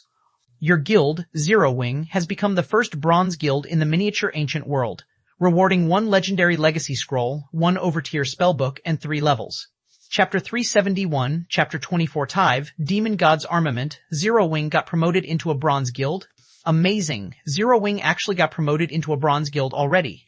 As expected of the guild responsible for starting the myriad world's descent. With this, our local guilds have finally surpassed the foreign gods' domains guilds in something. I just checked, and it seems that a bronze guild has 30,000 special authority slots that can be used to gain priority entry into any NPC city. Crap. Doesn't this mean that Zero Wing's members can freely enter even NPC cities that have already fallen into the hands of other gods' domains? This means that the foreign gods' domains powers will have difficulty taking Zero Wing's territories even if they want to. Zero Wing can make a fortune by using this advantage to trade with other local powers. Not even the 5 great super guilds can be a match for Zero Wing now since they have occupied only one NPC city. At most, the auction house in their city will be connected with the auction houses of several neighboring cities. In comparison, Zero Wing can freely access the auction houses of every NPC city. After the system announcement was repeated 3 times, the miniature ancient world's local players instantly went into an uproar, many going to the official forums to discuss Zero Wing. Particularly, the topic of how to join Zero Wing became the focus of many people's attention. For a time, Zero Wing became the most desired guild for players to join in the miniature ancient world. Damn it, how did things turn out like this? Inside the top-floor VIP room of a high-class restaurant, Jing Yang's rage shot through the roof when he learned about the details regarding bronze guilds. Please keep reading ONMYBOXNOVLL. CZMM. Previously, he had chosen to withdraw Blackwater from the Asura Mercenary Alliance because he wanted Zero Wing to know Blackwater's significance to the Mercenary Alliance. However, Zero Wing had quickly proved him wrong time and again. First, Zero Wing had revealed astonishing foundations by forcing its way into the Boundary Mountain range with only a team of 100 players. Moreover, out of these 100 players, there were 3 fourth-floor experts that even a hegemonic power like Bright Dragon had to be wary of. Now, Zero Wing had even gotten promoted into a bronze guild, instantly solidifying its position in the miniature ancient world. In contrast, Blackwater had only managed to secure the management rights to a small NPC city after joining forces with other superpowers. Moreover, they weren't even certain if they could retain their hold over this NPC city. It hadn't been more than a day since the Myriad Worlds Descent expansion pack took effect. There would be more and more players from foreign gods' domains entering the miniature ancient world from now on. So, competition in the miniature ancient world would only grow even more intense in the future. How was he supposed to explain himself to his superiors? It should be known that it was entirely his decision to withdraw Blackwater from the Asura Mercenary Alliance. Now that Zero Wing had become a bronze guild, it instantly became the most sought-after partner for all local powers. After all, players needed the various services the various NPC cities offered. At this moment, the representatives of the other powers, which had also withdrawn from the Asura Mercenary Alliance, in the room were similarly filled with mixed feelings. As for Thousand Swords, he sighed deeply after reading about the details of bronze guilds and said, "It seems I'll have to pay Zero Wing a visit." "Teacher, can our guild really not survive in the miniature ancient world without Zero Wing?" Gu Yiren asked with a confused expression. World Dominators was a veteran super guild. In Gu Yiren's opinion, World Dominators should have no problem securing its hold over a small NPC city, so he felt it unnecessary to seek partnership with Zero Wing. "It's going to be very difficult," Thousand Swords said, and shook his head after giving Gu Yiren's question some thought. "This is only the Myriad World's Descent's first day. The players we have seen thus far are only the vanguard of the various foreign powers. Once those foreign powers start to dispatch more god-ranked experts, even the 5 great super guilds will have difficulty safeguarding their city, let alone other superpowers like us. Also, even if I visit Zero Wing, it's uncertain whether Zero Wing will agree to partner with us." Thousand Swords couldn't help but reveal a bitter smile when he spoke up to this point. Although he had long since known that the powers of other gods' domains would be very powerful, he didn't think they would be so powerful that they'd have experts capable of rivaling him among their younger generation. Moreover, this was only the first day of the new expansion pack. The various foreign powers were only testing the waters with their younger members. Hardly any of their veteran experts had made a move yet. Red Obsidian City, Flower of Seven Sins residents, "We have finished reallocating our core members and resources, Commander Omen. We have already sold all of our lands and shops in the various NPC cities, and we can set out for Shadowfog City at any time," a level 110 masked ranger said respectfully to the bewitching woman resting in the office. "Have everyone move out then," Death Omen commanded. Then, while looking at the report on her desk, she said, "A bronze guild, is it? Count yourselves lucky. Once the level 120 maps open, we'll see how you can continue retaining your place in the miniature ancient world." After saying so, Death Omen left her office and withdrew from Red Obsidian City with the rest of the Flower of Seven Sins members. Then, they moved toward Shadowfog City, a large NPC city controlled by Bright Dragon. While the Flower of Seven Sins was secretly moving its base of operations, Shi Feng had teleported to Zero Wing's residence in Abyssal Star City, not daring to stay even a moment longer in Hundred Flow City's Adventurers Association. Aren't these rewards a little too much? Even after reading the system notification exclusive to him several times, Shi Feng still couldn't help but feel astonished. During his previous life, Zero Wing had conducted its promotion into a bronze guild in the Greater Gods domain, so it didn't receive any rewards for its promotion. Although he had fortunately acquired a bronze cross-border guild promotion order in this life, he didn't think becoming the first bronze guild would come with such abundant rewards. It was incredibly difficult for a guild to raise its God's domain fame in the Greater Gods domain. Yet, God's domain fame was crucial for guilds to get promoted beyond the bronze rank. For example, a large-scale crisis quest would only award a guild with 1,000 fame points. Yet, a bronze guild needed 500,000 God's domain fame points to get promoted to the silver rank. Aside from needing fame to get promoted, a bronze guild that had accumulated 200,000 fame points could apply with the Adventurers Association to construct a world tower of its own. Although bronze guilds could only construct the first 2 floors of the world tower, it was still a privilege that many bronze guilds dreamed of obtaining. This was because players would need to pay 100 units of 7 Luminaries Crystal each time they applied to challenge the Advanced Adventurer certification with the Adventurers Association. Indeed, the application fee was charged in 7 Luminaries Crystals, not coins or magic crystals. However, if a guild managed to acquire its own world tower, it could lower the fee by 50%. This would drastically reduce the 7 Luminaries Crystals it needed to spend to let its members take the Advanced Adventurer certification. Now that Zero Wing had received 100,000 God's Domain fame as soon as it had become a bronze guild, it would no doubt save Zero Wing a lot of time in the future. However, compared to the guild rewards, the personal rewards Shi Feng received were what truly surprised him. Not only did he receive 3 level ups, which instantly propelled him to level 120, but he also received a legendary legacy scroll and an Overta spellbook. Both of these 2 items were of extraordinary value, and they normally could not be bought with money. An Overtier spellbook was a spell capable of exhibiting strength above its tier. For example, a Tier 3 Overtier spell could exhibit power at the standard of Tier 4 spells, while a Tier 4 Overtier spell could exhibit power at the standard of Tier 5 spells. Typically, a Tier 3 Overtier spellbook would be worth 1 piece of fragmented legendary equipment. As for Tier 4 Overtier spellbooks, their value exceeded even fragmented legendary weapons. Moreover, the Tier 4 Overtier spell that Shi Feng received was even a Berserk-type spell. Demon God's Armament Tier 4 Overtier spell requires, Tier 4 upon use, Borrow the demon god's power to create a set of weapons and equipment with 100% adaptability, increasing the effects of all your weapons and equipment by 100%. Duration, 60 seconds cooldown, 1 hour. The greater a player's equipment standard, the more strength they could draw from this tier 4 overtier spell. In Shi Feng's opinion, the effects of Demon God's armament were not the least bit inferior to a tier 5 overtier spell.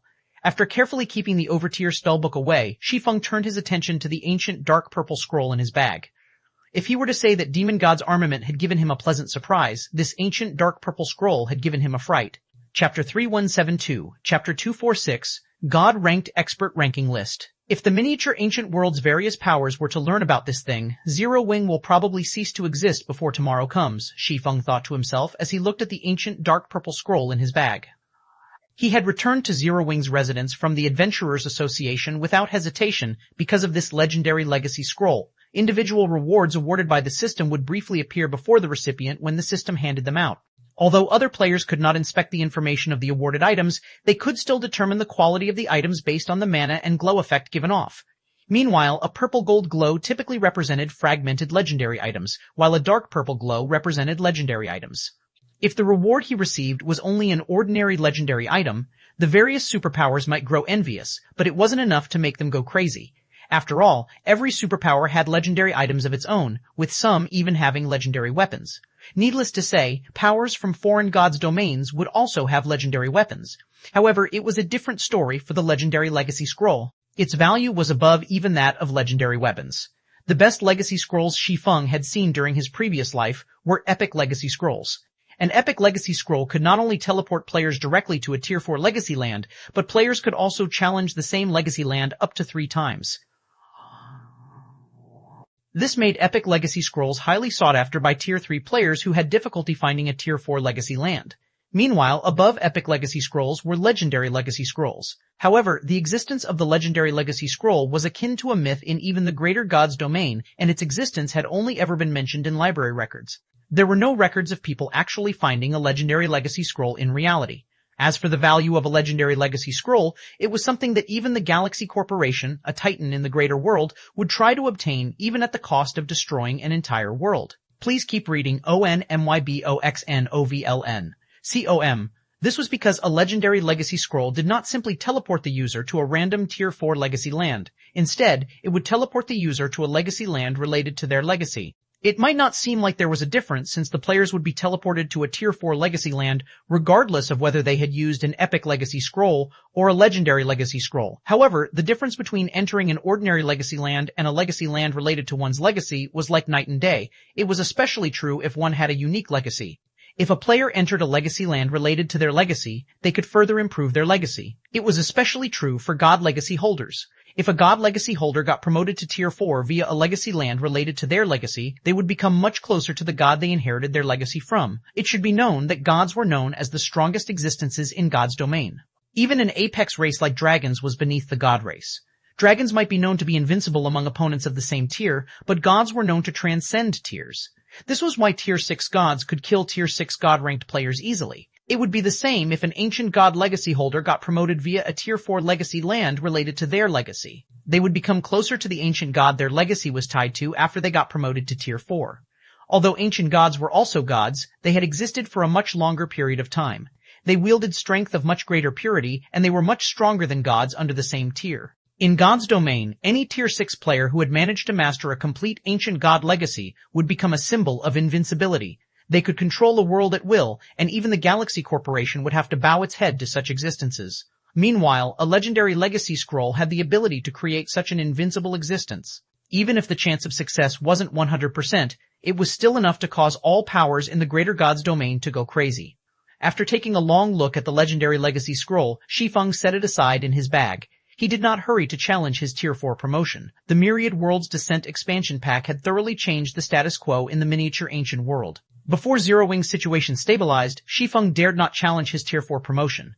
The tier 4 promotion took a long time to complete. The whole process could take anywhere from several days to half a month. Such a long time was enough for significant changes to take place in the ever-changing miniature ancient world. He wouldn't even be surprised if Zero Wing no longer existed by the time he completed his tier 4 promotion. Hence, only after making all the necessary preparations could he challenge his Tier 4 promotion with peace of mind. However, despite Shi Feng's thoughts, it was also true that Zero Wing urgently needed high-end combatants. So, he promptly contacted Laura Crater and handed her the Tier 4 Legacy Search Scroll he acquired from killing the Void Serpent. This situation surprised Laura. She didn't think that Shi Feng would give her the Legacy Search Scroll instead of using it himself. It was especially so now that Shi Feng had reached level 120 already. With Shi Feng's strength, he could easily complete his Tier 4 promotion and allow Zero Wing to progress further in its development. In response to Laura's confusion, Shi Feng simply said he had many matters he needed to tend to and wasn't in a hurry to get promoted to Tier 4. After hearing this, Laura no longer refused the Legacy Search Scroll. After all, the quicker she raised her tier, the sooner she could head to the Greater God's domain. Hence, after taking the Legacy Search Scroll, she promptly left for the Boundary Mountain Range in search of a Tier 4 Legacy land. Shortly after Laura left for the Boundary Mountain Range, Su Qianlu and Blackie excitedly ran into Shi Feng's office and reported Zero Wing's latest situation to Shi Feng. Many experts have applied to join Zero Wing after we became a Bronze Guild leader. In addition, the students of many academies have also sent us their resumes. We have already received over 200,000 applications in total for the time being. That's even more than what the Asura Mercenary Alliance has received at its peak. Some well-known A-League experts have also applied to join Zero Wing, Blackie said excitedly. Zero Wing had very high recruitment standards.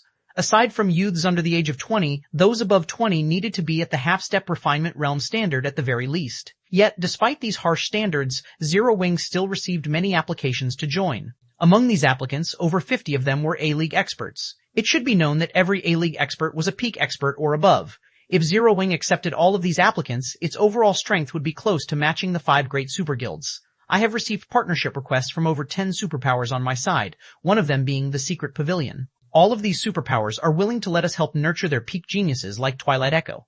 Moreover, they are offering to pay 6 bottles of S-rank nutrient fluid per person, Su Qianlu said with a smile. According to the estimates these superpowers have provided, we should be receiving over 500 peak geniuses in total if we choose to partner with all of them. That's a minimum of 3,000 bottles of S-rank nutrient fluid. We can even afford to nurture a 1,000-man main force with that many S-rank nutrient fluids. Moreover, those peak geniuses will also become Zero Wing's combat power. Just the thought of having so many peak geniuses fighting for Zero Wing sent shivers down Su Qianlu's spine. With such a powerful force, Zero Wing could even clash against the hegemonic powers of other gods' domains. 6 bottles per person is too little. We're already having trouble training our own geniuses, Shi Feng said, shaking his head. Tell those superpowers that they'll have to fork out 10 bottles per person. Moreover, we will only be accepting 300 people in total. Shi Feng was well aware of what those superpowers were trying to do. They were simply looking to form close ties with Zero Wing. However, his supply of hypersensitivity potions was limited. After deducting the portion he needed to nurture Zero Wing's experts, he didn't have many left to nurture the experts of other powers. However, it wasn't good to outright refuse those superpowers' partnership offers either. As the saying went, never slap a smiling person. Rather than openly refuse these superpowers and risk offending them, it would be better to ask for a higher price and scare them away. I understand. I'll inform them afterward, Su Qianlu said, agreeing with Shi Feng's sentiments. Have you prepared the materials and magicians I had you prepare? Shi Feng asked. The status of a bronze guild might have allowed Zero Wing to stabilize its foothold in the miniature ancient world, but it wasn't enough to allow Zero Wing to thrive. For that to happen, Zero Wing would still have to earn a large amount of wealth in God's domain. Meanwhile, now that the myriad worlds were descending to the miniature ancient world, it was the perfect opportunity to make a fortune. The materials are ready, but we are still missing a few master magicians, Su Qianlu said, feeling a little ashamed. Although many experts had come to join Zero Wing, master magicians were still incredibly rare. Most master magicians remained in the hands of the various superpowers, and there were very few independent master magicians. That's enough. Have all of them gather. I have something I need them to do right away, Shi Feng said. Shi Feng was well aware that the struggle for the various NPC cities had only just begun. If Zero Wing wished to thoroughly stabilize its foothold in the miniature ancient world, it would need its own city. Moreover, it'd have to be a guild city that could connect with the NPC cities. This was also the basis of survival for the various guilds in the Greater God's domain. Afterward, Su Qianlu had all of the master magicians she found gather in Zero Wing's residence. Then, Shi Feng took out the medium teleportation magic array design he acquired from the Nether King and had the various master magicians begin constructing the magic arrays stated in the design. The design could only be used to construct 3 medium teleportation arrays that could teleport up to 50 people at a time. Each medium teleportation array cost 100,000 magic crystals to construct. The construction of a medium teleportation array was much more tedious than a small teleportation array, the complexity comparable to the construction of an NPC city's teleportation hall. Moreover, the core magic array was even a Grand Master magic array that could only be constructed by a Grand Master magician. Fortunately, Shi Feng was a Grand Master magician, so constructing the core magic array wouldn't be a problem. While Shi Feng was leading the many master magicians to construct a medium teleportation array for Abyssal Star City, competition in the miniature ancient world was growing fiercer and fiercer. It wasn't until the 4th day after the expansion pack's launch that the various powers' management rights over the various NPC cities were decided. The struggle between the various powers these past few days was incredibly exciting, and many experts and powers had either risen to fame or fallen into obscurity. The struggle was so heated that everyone quickly forgot about Zero Wing's promotion into a bronze guild. At the same time, the Seven Luminaries Alliance, one of the Greater Gods Domain's strongest powers, had released a ranking list in the miniature ancient world. The God-ranked expert ranking list. The ranking list included the top 100 God-ranked experts that have appeared in all Colosseums across the miniature ancient world, and it became an important reference for the greater world's various conglomerates. Chapter 3173, Chapter 247, Primordial City upgraded Abyssal Star. Primordial City, as the sky gradually darkened, more and more players began gathering in the restaurants and street stalls that lined the eastern side of the city's main street. It's getting increasingly difficult to get into Abyssal Star City. I had to wait in line for 2 whole hours today. A level 112 shield warrior clad in pitch black armor complained as he sat down at a street stall. The entrance fee has also been increased to 20 silver today. That's 10% of my earnings today gone. Upon hearing the shield warrior's complaints, the level 110 elementalist sitting next to the shield warrior clicked her tongue and said, "You're a bronze member in Asura, so you have to wait for only 2 hours to get into the city. Do you know how long I had to wait in line as a normal member?" "I was just saying," the shield warrior said, scratching his head as he revealed a silly smile. Ever since the Myriad Worlds Descent expansion pack took place, Abyssal Star City had become one of the few cities local players could rest in. This drastically increased the number of players seeking to enter the Primordial City. However, as the city only had a maximum capacity of 6 million players, even after the Ashura Mercenary Alliance had raised its membership requirements, the Mercenary Alliance's member count had still exceeded 10 million. This was far above Abyssal Star City's maximum capacity. If he hadn't joined Asura earlier on and gotten himself a bronze membership, he would be stuck as a normal member and have had to wait in line for 7 to 8 hours just to enter Abyssal Star City. At this time, a level 112 ranger wearing chainmail walked over and sat down next to the shield warrior and elementalist, saying, "Our adventurer team is already one of the more fortunate ones."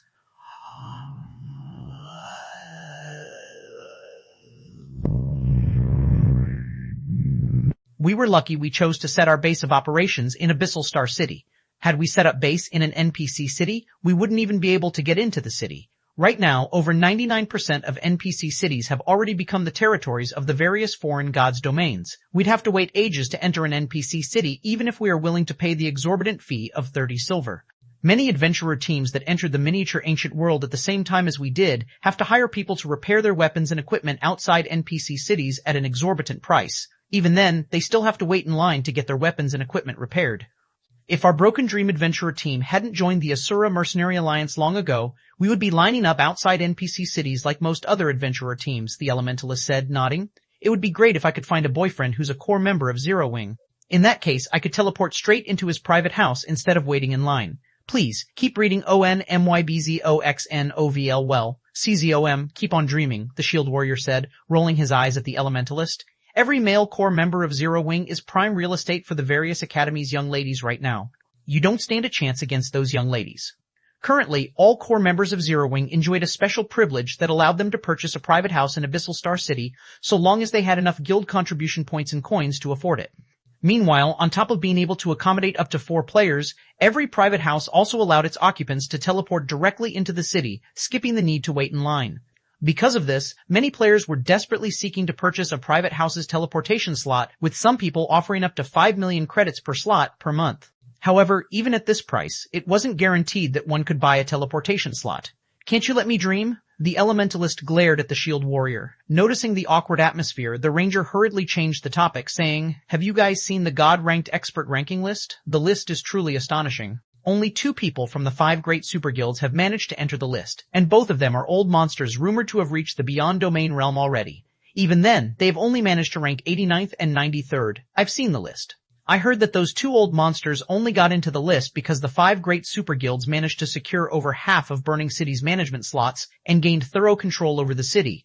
Otherwise, they probably wouldn't even get into the top 100, the Shield Warrior said. The various gods' domains' expert standards are vastly greater than ours. Even beyond domain realms experts can just barely squeeze into the top 100. There simply is no place for people like us. Subsequently, the level 112 ranger said, but an amazing expert has appeared in our Asura Mercenary Alliance this time. That expert actually got ranked 27th. This has greatly increased our reputation among the various gods' domains. That's right. I was very surprised when I learned about it. I originally thought Zero Wing's guild leader Black Flame would be the one to enter the ranking list.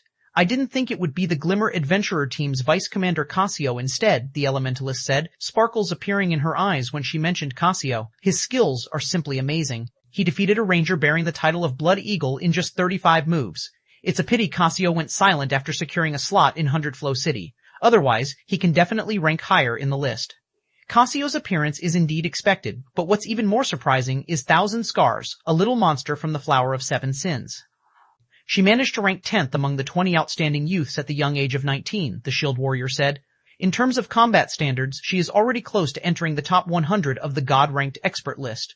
The second place among the 20 outstanding youths is ranked 98th in the God-ranked expert list. From what I can tell, there isn't much difference between that guy and Thousand Scars, so she should probably be close to entering the God-ranked expert list's top 100. Indeed, Thousand Scars is already recognized as the #1 genius in our god's domain. A conglomerate from the greater world has even extended an invitation to her.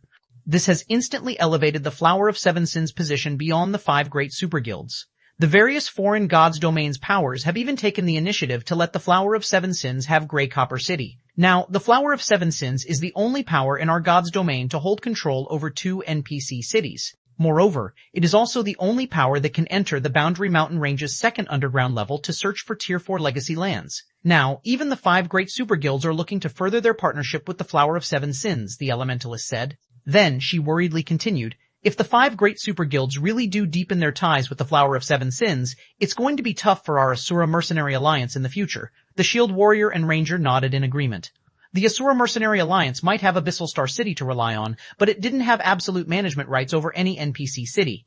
It only had 2 management slots in 100 Flow City, which allowed it to receive a portion of the city's income. Absolute control over the city lay in the hands of the Divine Hunters Guild, which held 6 management slots in 100 Flow City. Although Abyssal Star City sat in a strategic location, its importance would fall when players gained access to level 120+ maps and the NPC cities there. Even if players needed to find a place to rest, they would choose to rest in the NPC cities situated in maps below level 120 so that they could use the teleportation halls there to teleport to the level 120+ NPC cities.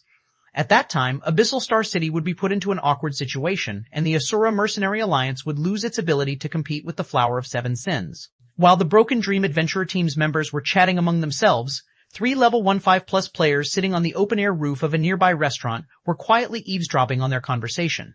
I didn't think our core members would be so popular. Shi Feng chuckled when he overheard the conversation of Broken Dream's members. It's not bad.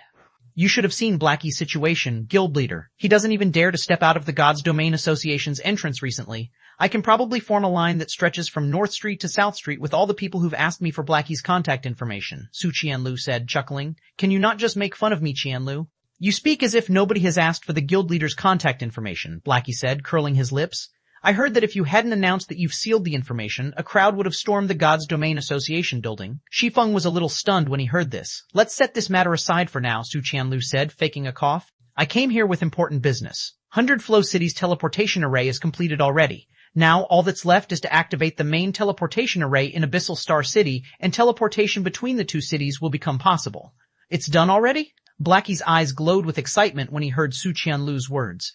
The various local powers have had plenty of interactions with the foreign gods' domain's powers thus far. Some superpowers had even traded with these foreign powers and acquired many combat techniques that allowed players to adapt to the greater gods' domain's environment much more easily. This, in turn, allowed the members of these superpowers to develop their combat standards rapidly. Unfortunately, Zero Wing didn't have anything special that attracted the attention of the foreign gods' domains. As a result, the development speed of Zero Wing's members had become vastly inferior to the various superpowers members. However, things would change once teleportation between Abyssal Star City and 100 Flow City became possible. Previously, players from foreign gods' domains couldn't be bothered to visit Abyssal Star City since they needed to travel all the way to the city on foot and weren't even guaranteed to be allowed into the city. After all, the Asura Mercenary Alliance's members had priority entry into Abyssal Star City. Now though, foreign players could treat Abyssal Star City as a teleportation hub. Although they would still be forcibly removed from the city if the city's occupancy was maxed, they could still save up on plenty of travel time. Good. Contact Sol and have her activate the teleportation array right away, Shi Feng said, smiling. He had been eagerly awaiting this moment for a long time already. After all, he didn't have any items suitable to be used for trading with the foreign gods' domain's powers. Shortly after Shi Feng issued his command, a pillar of light rose from a cordoned area in Abyssal Star City's eastern district. At the same time, a small, two-story teleportation hall also rose from the cordoned space. System, Abyssal Star Primordial City has fulfilled the upgrade conditions. Do you wish to upgrade the city now? Chapter 3174, Chapter 248, Primordial City's Qualitative Transformation. The upgrade conditions have been fulfilled just like that? Shi Feng was momentarily stunned. The conditions to upgrade a primordial city were vastly greater than that of ordinary guild cities. Not only did a primordial city have to meet a vastly greater population requirement, but it also needed to fulfill a much greater building requirement. Originally, Shi Feng thought that Abyssal Star City would need a few more advanced constructions built before it could get promoted from an advanced town to a basic city. He didn't think that the primordial city would meet its building requirement after having only a medium teleportation array constructed. 1. Did something happen, guild leader? Su Qianlu asked curiously when she saw Shi Feng suddenly falling into a daze. It's nothing. We simply struck gold, Shi Feng said, chuckling. It was a qualitative transformation for a primordial city to become a basic city. The changes that would take place would be even greater than an ordinary intermediate guild city becoming an advanced guild city. Struck gold? Su Qianlu tilted her head, her confusion growing even deeper. The teleportation array connecting Abyssal Star City with Hundred Flow City would indeed generate a significant amount of wealth for Zero Wing.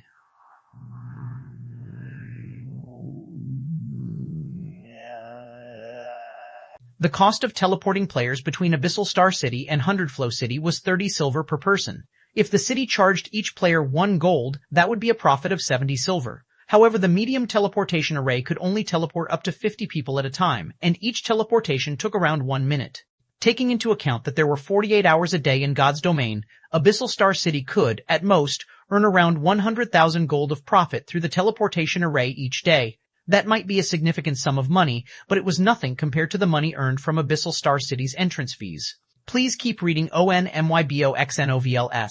COM currently, Abyssal Star City was making 1.2 million gold per day through entrance fees alone. Even after deducting the maintenance cost of the city's constructions and NPCs, the city would still be left with 600,000 gold, which was still multiple times more than what the city could make through the teleportation array.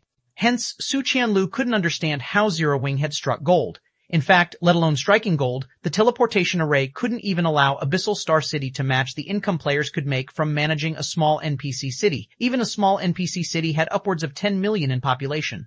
Moreover, aside from entrance fees, players that held management rights over an NPC city would also receive a portion of the profits generated by the city's auction house. Overall, Abyssal Star City's total net income couldn't even match 1/3 of what players could earn from managing a small NPC city, let alone medium and large NPC cities. Moreover, considering that Zero Wing's member count was now over 500,000, an additional income of 100,000 gold was nowhere near enough for Zero Wing to consider it striking gold. At the end of the day, the addition of the teleportation array only allowed Zero Wing to have stronger bargaining power against the foreign gods' domain's powers. How much are advanced lineage crystals selling for in auction houses now, Blackie? Shi Feng asked as he turned to Blackie. Advanced lineage crystals? After pondering for a moment, Blackie answered, they're going for 200,000 gold each on average.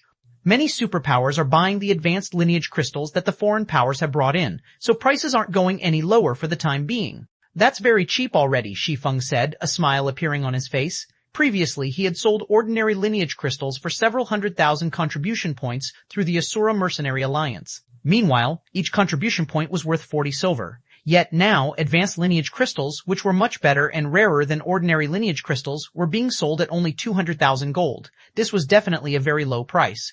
Do you plan on buying some, guild leader? Su Qianlu asked worriedly. Advanced lineage crystals might be excellent items, but Zero Wing's expansion had drastically increased its expenditure. The change in the miniature ancient world's environment had only worsened things.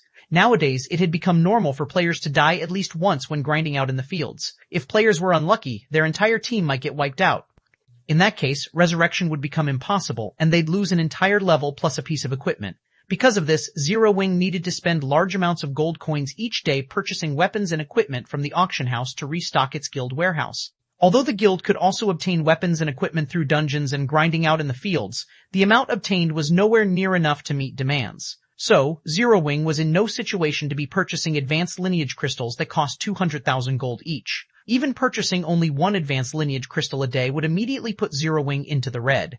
At that time, Zero Wing's many members would have to stop grinding for levels and focus entirely on raiding team dungeons just to prevent the guild from running out of weapons and equipment. Of course, moreover, we're going to buy in bulk, Shi Feng said, chuckling. Then, he shared the system notification he had just received with Su Qianlu. Due to the influx of advanced lineage crystals in the miniature ancient world, it had become normal to see 100-man teams led by higher lifeform players in the Boundary Mountain range. It wouldn't even be strange to see an entire team made up of players with Tier 4 mana. However, it was a different story for an entire team made up of higher lifeform players with Tier 4 mana. The cost of establishing such a team was too much for any individual power to afford. Even if a power had the money to do so, it wouldn't be wise to invest so much money into a single team. Having said that, in the event that such a team came into being, it'd be unstoppable in the current miniature ancient world. Originally, Su Qianlu was still very opposed to Shi Feng's decision to purchase advanced lineage crystals in bulk. However, she was immediately stunned after seeing the system notification Shi Feng had shared with her. Then she asked, "Guild leader, is this real? If Abyssal Star City could get promoted into a basic city, they'd indeed be striking gold." It should be known that a settlement's size would increase several times when upgrading from the advanced town status to the basic city status. Not to mention, Abyssal Star City was a special settlement that was vastly superior to the average settlement. Even at the advanced town status, Abyssal Star City was much larger than the average advanced town and was only slightly smaller than a basic city. Hence, it was safe to assume that Abyssal Star City would be significantly bigger than the average basic city once it got upgraded to the basic city status. If they factored in the teleportation array they just built, Abyssal Star City's income could probably rival medium NPC cities. "You'll find out in a moment," Shi Feng said, not bothering to explain himself. Instead, he promptly chose to upgrade Abyssal Star City. Immediately, all players within Abyssal Star City received a system announcement. Regional system announcement: Abyssal Star City will be upgraded into a basic city. The upgrade will take 6 hours. All players within Abyssal Star City will be teleported out of the city in 10 minutes. Please prepare to get teleported. The system announcement appeared 3 times. Before the players within the city could react to the teleportation hall that had suddenly appeared in Abyssal Star City, they were abruptly struck with the mind-blowing news of Abyssal Star City becoming a basic city. What's going on? First, a teleportation hall suddenly appeared in Abyssal Star City. Now, Abyssal Star City is getting upgraded into a basic city? Abyssal Star City has become a basic city on top of getting a teleportation hall. Is Abyssal Star City on its way to becoming the #1 city in the miniature ancient world? Everyone in the city promptly started a discussion about the abrupt changes that had taken place. The Asura Mercenary Alliance's members, in particular, grew ecstatic after learning about these 2 pieces of good news. Normally, be it Abyssal Star City gaining a teleport function or Abyssal Star City becoming a basic city, neither development could spark an uproar if they had appeared on their own. However, it was an entirely different story when both developments appeared together. After all, this essentially meant that Abyssal Star City had just become the closest NPC city to the Boundary Mountain range. Not only could players purchase the daily necessities sold in NPC cities from Abyssal Star City, but they could also access the auction house from Abyssal Star City. In fact, Abyssal Star City's auction house would be even better than the auction houses of NPC cities. This was because a guild city's auction house had the option of setting the handling fee it charged to be much lower than the handling fee charged in the various NPC cities' auction houses. Combined with the convenience of teleportation, it wasn't hard to imagine that Abyssal Star City would become the miniature ancient world's trade center in the future.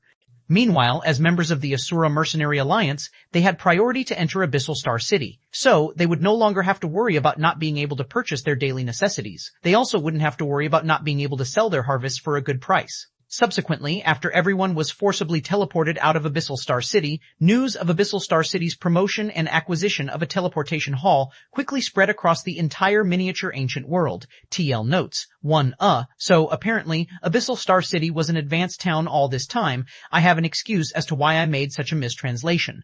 Primordial City, Jiji Chisheng, Shiji Cheng, Shichi Cheng, Sheng Shichu, Town, Shichuzhen. Up until this chapter, the author hasn't ever clearly stated whether his was referring to a primordial city or a primordial town. When people use the term Ji, they are usually talking about an ancient city, or a primordial city in this case. It is also the case for, when someone mentions X, it's assumed that they are talking about X city, not X town. In the case of towns, people will usually use Z or Z when referring to Z-Town. To prove my point, here are two examples of how the author names his towns and cities. 1. Silverwing Town. Chapter 1728 of Main Story, 200 Flow City. However, I will not be changing Abyssal Star City to Abyssal Star City to Abyssal Star Town.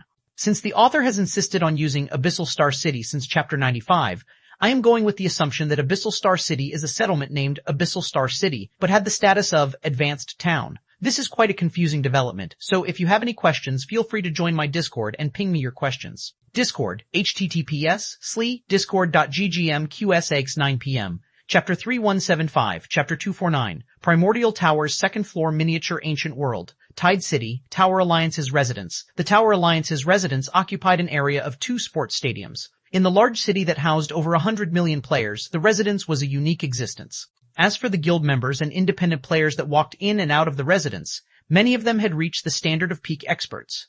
Even after the Myriad Worlds Descent expansion pack took effect, and powers from the many gods' domains entered the miniature ancient world, many independent experts were still seeking to join the Tower Alliance.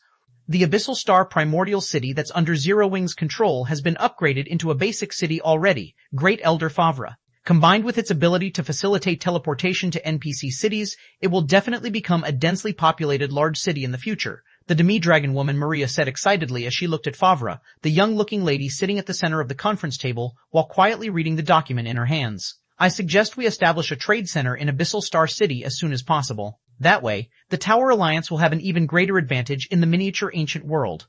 Although we still can't access level 120 plus maps, I agree that we should deepen our partnership with Zero Wing, Vice Guild Leader Flanders said in agreement. Abyssal Star City was a guild city that bordered the Boundary Mountain Range.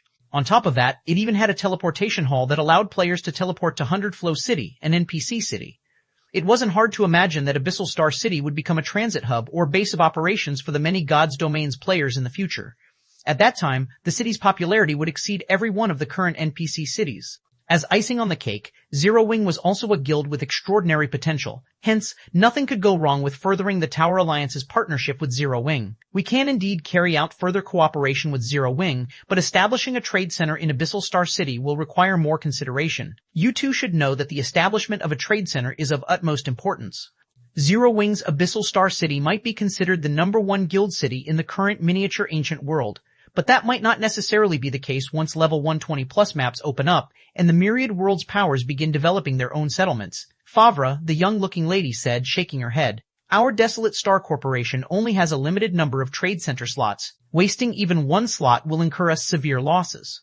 Trade centers. This might be a term foreign to players from isolated gods' domains, but it was one of the main methods for the various gods' domain powers to generate income in the greater world. A trade center was a special shop that allowed players to conduct transactions using real-world currency directly. Unlike offline transactions made to trade in-game resources for real-world currencies, transactions made through the trade center were absolutely confidential. Players wouldn't have to worry about exposing their identities when trading through a trade center. Hence, so long as the option was available, players in God's domain would always choose to trade through a trade center, even if they had to pay a slightly higher processing fee. Please keep reading ONNYBZOXNOVLLN, CZNN. Because of this, almost every prosperous guild city would have a trade center. Moreover, so long as a guild city could maintain a stable player population of 100 million, the annual income the city could generate through the trade center alone could rival 15% of a greater God's domain's hegemonic power's annual income. Of course, increasing a guild city's player population to 100 million was easier said than done. Even hegemonic powers in the greater God's domain would only have a few of such guild cities under their control. After all players sought to grow stronger, and to do so required them to transition to better maps at some point. Unless a guild city was established in a strategically important location, it'd be very difficult for it to thrive for very long. This was also one of the main reasons the many gods' domains' various powers had come to the miniature ancient world to develop. The miniature ancient world was one of the few unexplored lands in the greater gods' domain. After factoring in the miniature ancient world's massive player population, developing a guild city with over 100 million player population wouldn't be difficult. In fact, developing 1 or 2 mega guild cities with a player population of over 500 million wasn't even out of the question. Meanwhile, aside from Abyssal Star City, the Desolate Star Corporation had many other options to establish its trade center. After all, while the Desolate Star Corporation might only be a subpar conglomerate in the greater world, it was still the majority shareholder of over a dozen hegemonic powers. The Tower Alliance wasn't the only hegemonic power the conglomerate owned shares in. What if I exercise my right as the sixth successor? Maria asked, reluctant to give up even after hearing Favre objecting to her suggestion. Have you lost your mind, Maria? Favre yelled as she looked at her niece in astonishment. Every successor only has one trade center slot. It is also your only capital to develop in the greater world. You'll lose your qualifications as a successor if you mismanage this slot. Life in the greater world was incredibly harsh. Hence, competition between the successors of a conglomerate was extraordinarily intense. Depending on how a successor handled the competition, they could end up living even worse than the average civilian for the rest of their lives. Favre had high hopes for Maria. Not only did this niece of hers have great talent, but the girl had also managed to become a vice commander in one of the Tower Alliance's frontline teams at such a young age. At this rate, it probably wouldn't take more than a year for her to rise to the position of commander of a frontline team. Then, maybe in another 2 or 3 years, she might be able to join the Tower Alliance's main force and become a vice commander there. At that time, Maria would have considerable authority in the Tower Alliance, and she'd be able to cultivate a group of trusted aides to help her in competing for the position of family head in the desolate Star Corporation. Meanwhile, Maria's trade center slot would be her only source of income in the future. It would also become the capital for her to develop her cronies. After all, developing talents required a large amount of resources. Hence, investing this precious slot in a small and developing guild like Zero Wing was insane. I know, which is why I want to invest it in Abyssal Star City, Maria said resolutely. Unlike her aunt, Maria did not think her decision to invest her only trade center slot in Abyssal Star City was rash or crazy. This was because she knew about Zero Wing's foundations. With the support of the stratified Abyssal Realms players, there'd be no worry that Abyssal Star City couldn't prosper. Fine, I'll go and take a look at Abyssal Star City with you, Favre said, sighing. If I see that the city does have a good future ahead of it, I won't stop you. Thank you, Auntie, Maria said with a fawning smile. While the meeting at the Tower Alliance was taking place, the myriad gods' domain's various powers also began sending people to Hundredflow City in wait for Abyssal Star City's opening. This was so they could investigate Abyssal Star City and determine whether it was worth investing in. Subsequently, time passed by quickly. After 6 hours passed, the barrier enveloping Abyssal Star City vanished, revealing a magnificent city that occupied an area several times larger than before. The sight of this city filled the players waiting nearby with awe and shock. Inside Abyssal Star City. So, this is the new Abyssal Star City? Su Qianlu and the others couldn't help but be astonished by the sight they saw after entering the upgraded Abyssal Star City. Although they hadn't started exploring the city yet, they could already tell that the city was extraordinary. If speaking purely in terms of size, Abyssal Star City was already comparable to a small NPC city. Now, the revenue Abyssal Star City could generate through entrance fees alone would most likely surpass the total income a power could earn through occupying a small NPC city. Aside from size, the density of Abyssal Star City's mana had also increased by a significant margin, so much so that the city's mana environment could already rival the stratified Abyssal Realm's mana environment. This also meant that Abyssal Star City's mana environment far surpassed that of the miniature ancient world's various NPC cities. However, what surprised Su Qianlu and the others the most would still have to be the city's improved purification effect. Originally, Abyssal Star City's ability to purify the corrosive mysterious energies was already very amazing. However, after the upgrade, the city's purification effect had transcended to an entirely different level. Even if a player's body was fully saturated with mysterious energies, it would only take them 2 or 3 hours of rest in the current Abyssal Star City to clear out everything. The purification rate had more than doubled compared to before. This would give players more time to spend out in the fields. While Su Qianlu and the others were awed by Abyssal Star City's changes, Shi Feng had set his sights on the heart of the city, the Primordial Tower. The second floor is finally open. A flash of excitement appeared in Shi Feng's eyes when he saw the system notification before him. System, Abyssal Star City, has been upgraded into a basic city successfully. The Primordial Tower's second floor is now open. Chapter 3176, Chapter 250, Terrifying Abyssal Star City, as expected of a primordial settlement. To think it would undergo such a drastic change just by becoming a basic city. When Hidden Soul sensed the change in Abyssal Star City's mana environment, flames of excitement ignited in her eyes. With the current Abyssal Star City, it's only a matter of time before we can catch up to the foreign superpowers. At present, local players of the miniature ancient world were vastly inferior to the foreign gods' domain's players in terms of combat standards. It was especially true when they compared the core members of both sides' superpowers. In the case of foreign superpowers, even the weakest of their core members were Void Realm experts rivaling local Domain Realm experts in strength. In comparison, local superpowers would be fortunate if their core members could even reach the Void Realm standard, let alone the Domain Realm standard. Simply put, local superpowers had too few experts they could put to use. Even the 5 great super guilds were no exception. However, Abyssal Star City's mana environment, which rivaled the stratified Abyssal Realm's mana environment, combined with the various combat legacies brought in from the Greater God's domain, it would be easy for the Asura Mercenary Alliance and its associates to nurture a batch of capable core members within 2 or 3 months. Catch up to those superpowers? Shi Feng shook his head and chuckled when he heard Hidden Soul's words. Isn't your goal a little too small? The Abyssal Star Primordial City was one of the 9 primordial legacy cities of the second sequence. Moreover, going by the Primordial Tower's effects, Abyssal Star City was most definitely ranked near the front of the 9 primordial legacy cities. With Abyssal Star City, it'd be child's play for the Asura Mercenary Alliance and its associates to surpass the various superpowers from the Greater God's domain. Small, Lu Wusheng, Galaxy Past, and Crimson Heart, who stood nearby, couldn't help but be stunned by Shi Feng's response. They might not have understood how powerful the Greater God's domain superpowers were in the past. However, after these superpowers displayed a portion of their strength in the miniature ancient world, they realized just how massive of a gap existed between their local superpowers and the Greater God's domain's superpowers. Please keep reading. ONMYB0XNOVVLL C0M, setting aside core members, just the number of God-ranked experts they had was different by orders of magnitude. Even the weakest among the foreign superpowers had dispatched over a dozen God-ranked experts into the miniature ancient world, while the stronger ones had mobilized 2 or 3 dozen. In comparison, the Asura Mercenary Alliance in its entirety only had 9 God-ranked experts under its service. I doubt you'll believe anything I say now, so it's best if you check it out for yourselves, Shi Feng said as he glanced at Lu Wusheng and the others. Then, he led everyone to the Primordial Tower located at the center of the city. The 9 primordial legacy cities would undergo a qualitative transformation whenever they underwent an upgrade. It was especially true for the city's core structures. In Abyssal Star City's case, this core structure would be the Primordial Tower. Primordial Tower. As soon as everyone entered the Primordial Tower, they promptly noticed that the environment inside the tower had also undergone an earth-shattering change. How is this possible? Lu Wusheng and the others were dumbfounded when they saw the mana environment inside the tower. The mana inside the Primordial Tower had always been much denser than the mana outside. Even before Abyssal Star City was upgraded into a basic city, the Primordial Tower's mana had already reached a near mist-like state. At the time, the Primordial Tower's mana environment was already comparable to the Holy Lands for mana found on the main continent. Now though, the Primordial Tower's mana had thoroughly taken on a mist-like state already. This was an exceedingly rare mana environment, even on the main continent. Meanwhile, any location with such a mana environment would be one that even God-ranked experts would seek to live in. However, the shock Lu Wusheng and the others experienced reached a whole new level when they arrived on the tower's newly opened second floor. This was because the mana environment inside the 100 miniature worlds on the second floor had already taken on a liquid state.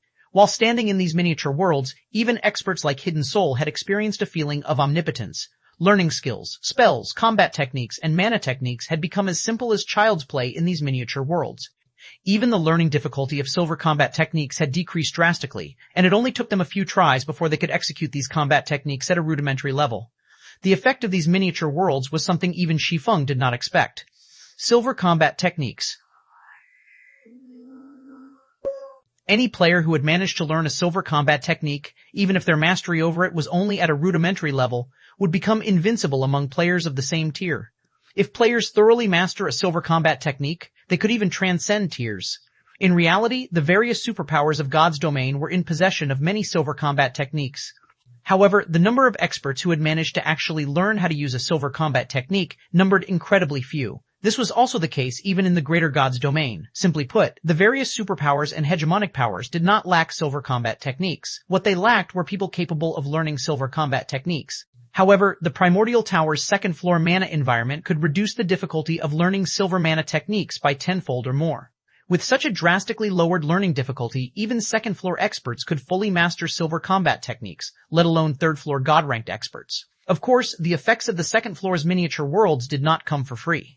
The first-floor miniature worlds only cost 100 magic crystals per hour to maintain, yet the cost of operating the second-floor miniature worlds was 100 mana stones per hour. Even if one could convert magic crystals to mana stones in the ideal 100,001 ratio, the cost of operating the second-floor miniature worlds would still be 100 times greater than that of the first-floor miniature worlds.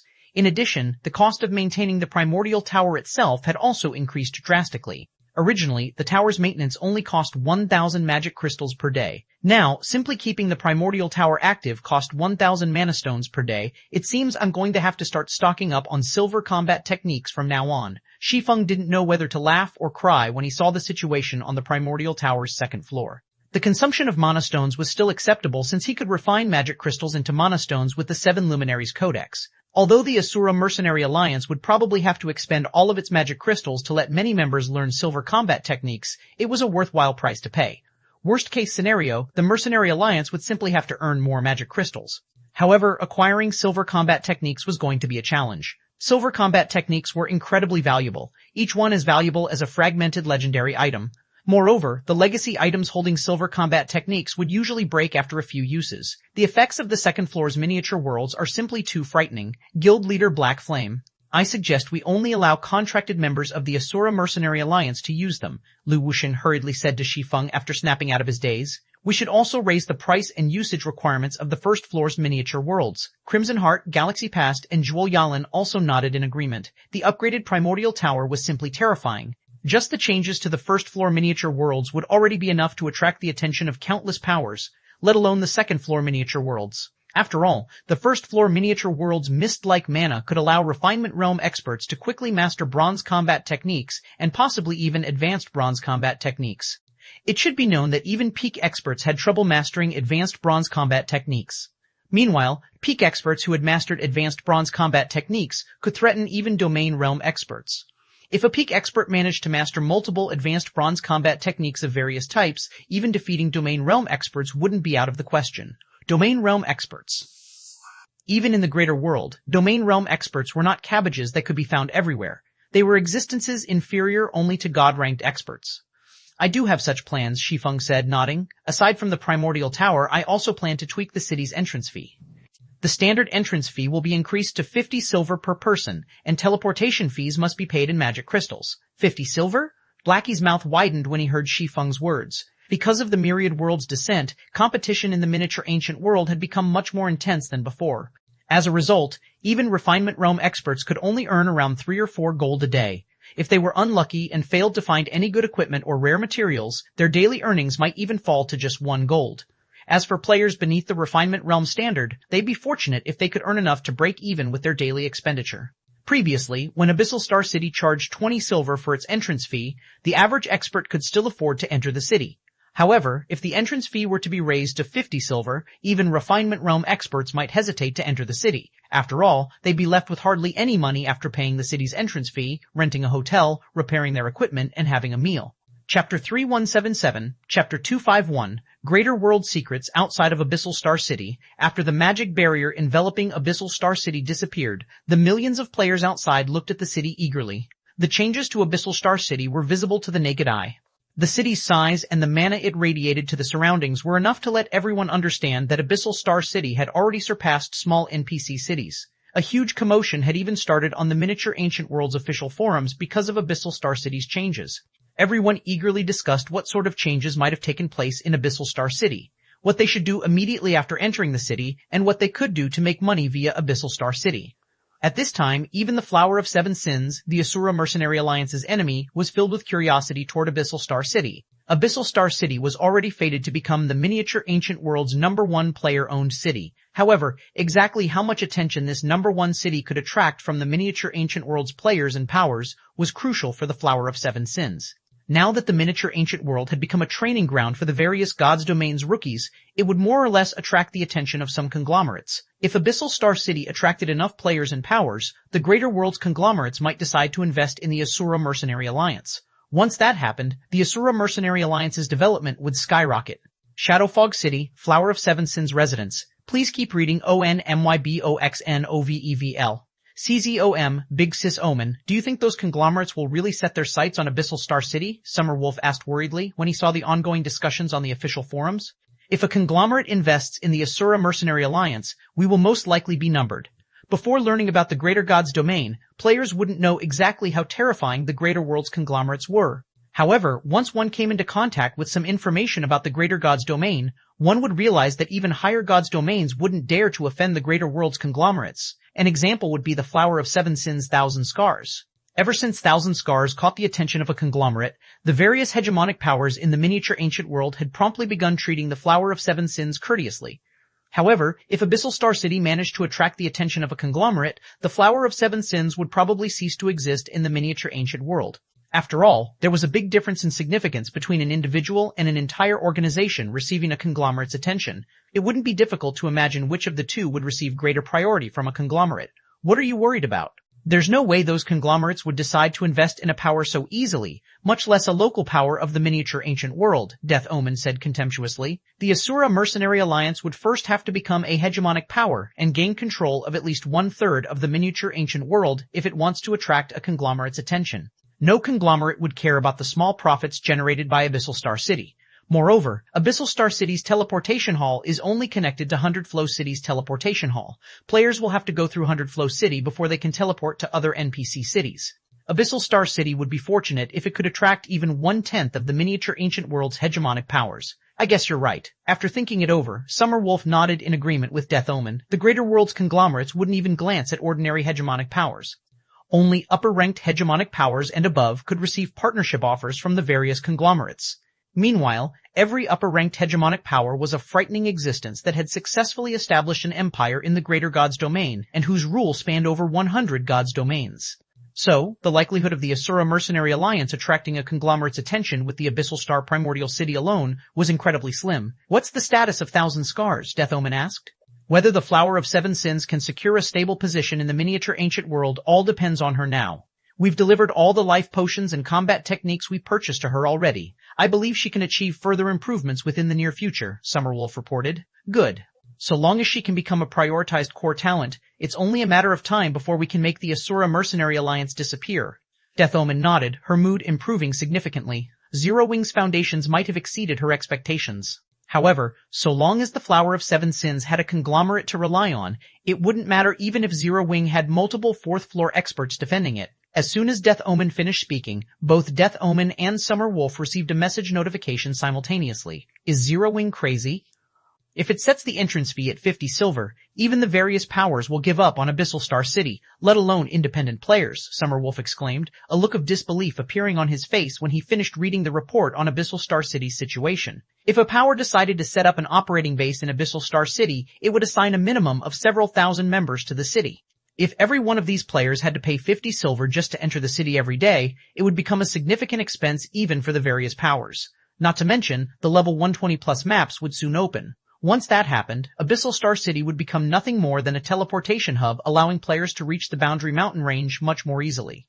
However, if Abyssal Star City charged an entrance fee of 50 silver per player, nobody would be willing to use the city even as a teleportation hub.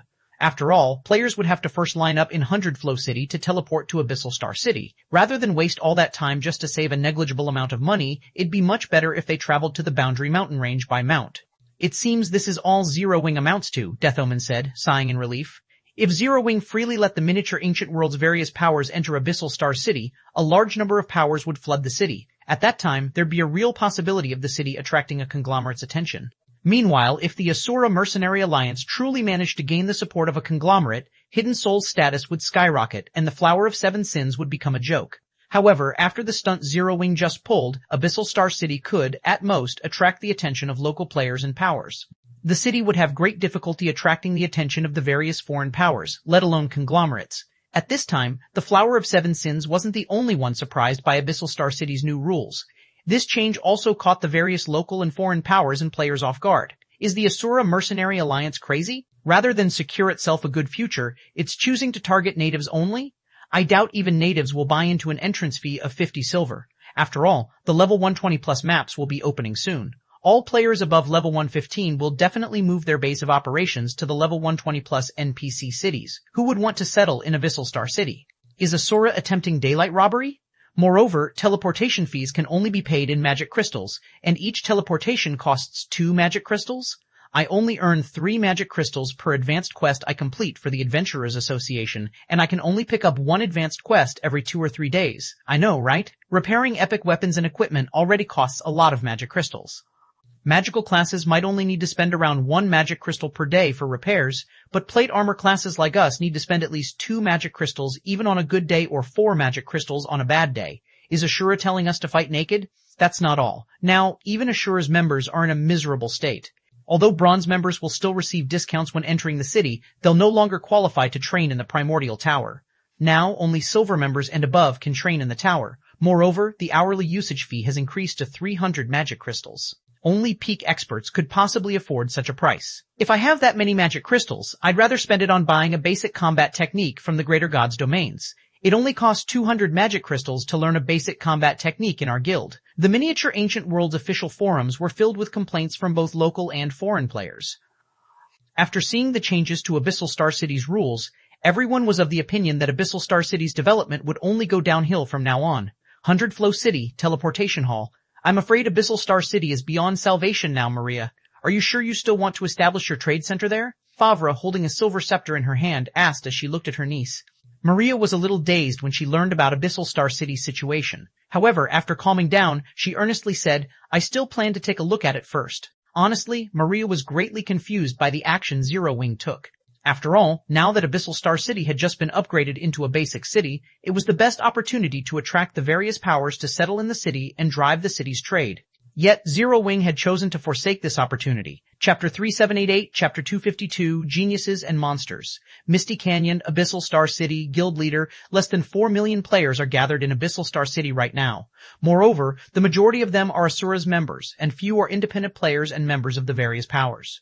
At this rate, the city's population will just barely exceed 10 million by the end of today. After deducting the city's daily maintenance cost, we would have made a profit of only 4 million gold and 170,000 magic crystals, Blackie reported to Shi Feng in a somewhat gloomy tone.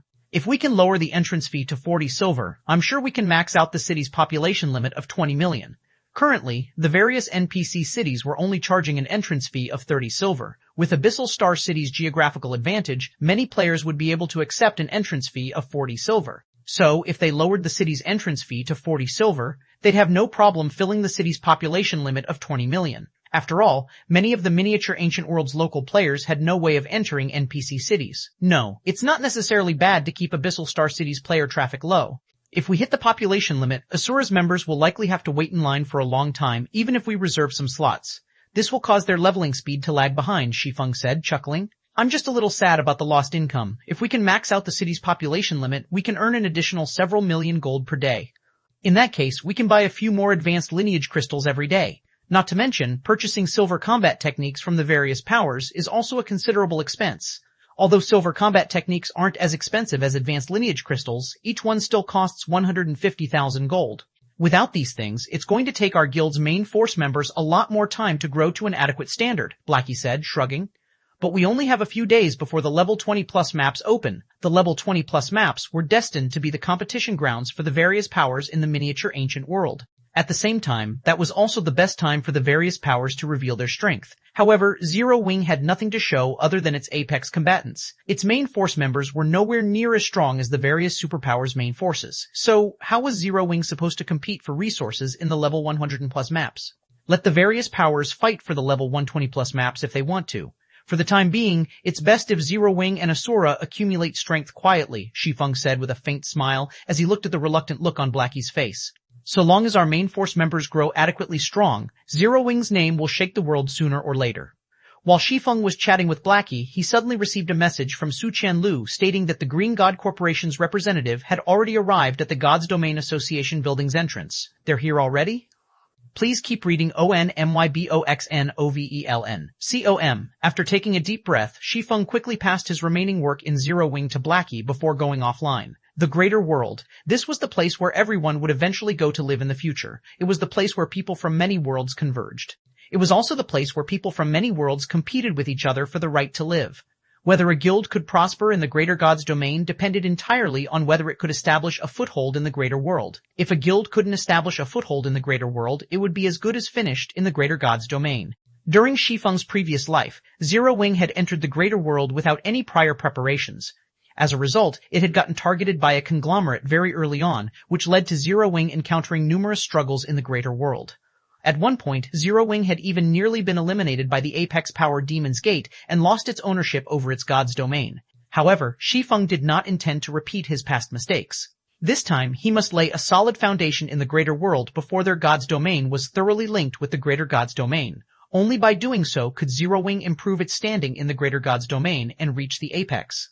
Shortly after Shi Feng went offline, two women wearing black cloaks to conceal their identities appeared on the Primordial Tower's first floor, their beautiful eyes filled with shock the moment they stepped inside the tower. The mana here has thoroughly condensed into a mist-like state. Abyssal Star City has hidden a truly terrifying strength, Favre muttered as she observed her surroundings with her eyes that had now turned completely silver. In addition, the properties of the mana here are similar to eternal energy in that it can increase players' brain activity by a significant margin. If we factor in the report we received on the tower's miniature worlds, even Refinement Realm players can master advanced bronze combat techniques if given enough time. Mana that resembles eternal energy? Maria fell into a daze when she heard her aunt's words, her mind having difficulty accepting this information. Of course, that wasn't to say that she doubted her aunt's words. On the contrary, she trusted in her aunt's judgment. This was because her aunt was in possession of the Soul Eyes skill, an identification skill that allowed the user to see the essence of all things for a short time. Mana that shared similar properties with eternal energy was something that could be of considerable help to even Tier 6 God-ranked experts in their training, let alone helping Refinement Realm players master advanced bronze combat techniques. Meanwhile, the Primordial Tower's ability to provide players with such a mana environment was something that could be incredibly useful to any power in the Greater God's domain. This was because third-floor experts, also known as superior adventurers, were incredibly rare. Most of the experts the various powers had under their command were only advanced adventurers who were at the second-floor standard. However, so long as an advanced adventurer mastered a sufficiently large number and variety of advanced bronze combat techniques, it was entirely possible for them to rival ordinary superior adventurers in terms of combat power. If news of the Primordial Tower were to get out, it would cause an unimaginable sensation even in the Greater God's domain.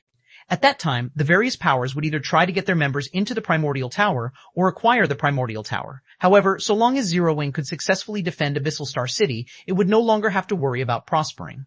No matter how many new maps appeared in the miniature ancient world in the future, Abyssal Star City would forever remain the best place for superior adventurers and below to settle in.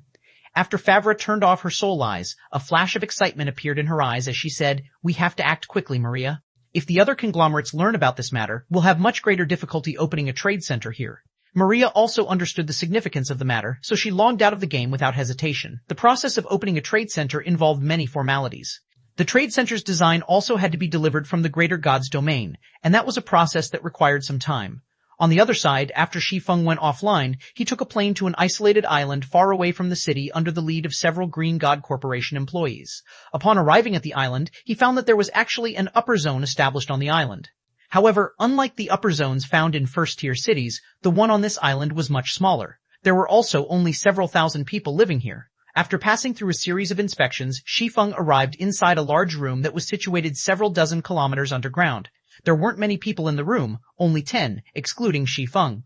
Out of these 10 people, the oldest appeared to be in their 40s, while the youngest appeared younger than 20. In addition, all 10 of these people were big names that everyone knew on the main continent of God's domain. These people were either known as monsters or peerless geniuses by players. The 5 commanders of the 5 great super guilds' main forces were the most famous among these people. Out of these 5 commanders, the most famous would have to be the mythology's Silver Ghost Prosciutto. Aside from the 5 commanders, the 5 other people in the room were the Secret Pavilion's Empress Purple Jade, Divine Tribe's Magic Eye Hunter Phythalia, Miracle's Witch of the West Alice, the Flower of Seven Sins #1 Genius, Thousand Scars, and last but not least, the legendary adventurer team Midnight Tea Party's first commander Breezewine. Except for Thousand Scars, the other 9 people in the room were all bona fide Tier 6 God-ranked experts. This was a gathering that most players in God's domain would probably never imagine happening. When Breezewine, who wore a pair of sunglasses, saw Shi Feng entering, he swept his gaze across the others in the room and said, "Since the last person has arrived, we can go now." Chapter 379, Chapter 253, Tier 3 Instructor, Chapter 253. Tier 3. Instructor. Inside the isolated room the size of a football field, the 9 other people in the room began scrutinizing Shi Feng as soon as they heard Breezewine's words. He is the last person? Everyone grew confused after they were done scrutinizing Shi Feng. Logically, anyone capable of getting into this room shouldn't be a nameless nobody in God's domain. However, aside from Purple Jade, nobody else managed to recognize Shi Feng. To further their confusion, Shi Feng had an inconspicuous appearance and did not have any presence whatsoever. Did our God's domain have such an expert? Phythalia quietly asked the others around her as she looked at Shi Feng strangely. Shaking her head, Alice said, "I've seen every known Tier 6 God-ranked expert in our God's domain. He shouldn't be any of the God-ranked experts we know." Prosciutto and the others weren't surprised when they heard Alice's statement. Aside from the Tier 6 God-ranked experts that had abruptly disappeared, every God-ranked expert in their god's domain had met each other in the real world at least once or twice. In fact, one could easily find the real-life information of all known Tier 6 God-ranked experts on the internet nowadays. However, Shi Feng definitely wasn't any of these known God-ranked experts. Please keep reading ONMYBOXNRVELL. I know him, Purple Jade said. His name is Shi Feng. He isn't a God-ranked expert, but an instructor of a God's Domain Academy instead. He was a level 200 Tier 3 Sword King at his peak. He used to be the guild leader of the second-rate guild Shadow, but he was dismissed from Shadow and is currently the acting guild leader of Zero Wing. Purple Jade had paid close attention to Wu Lingling ever since the latter had won against her disciple Lei Li. Hence, she naturally looked into Wu Lingling's instructor as well. In Purple Jade's opinion, Wu Lingling possessed an extraordinarily sturdy foundation, and watching the girl carry herself felt like watching an old monster who had trained for many years. So, it wasn't hard to imagine that the person responsible for teaching Wu Lingling possessed incredible knowledge and control over the human body. Even a God-ranked expert couldn't necessarily produce a student of Wu Lingling's caliber.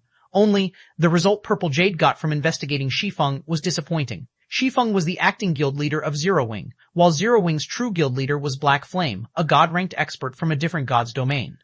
After connecting the dots, it was obvious that Shi Feng must have handed Wu Lingling a special training method that he had received from Black Flame. There was also no way Shi Feng could be responsible for teaching Wu Lingling, since Shi Feng was barely a refinement realm expert.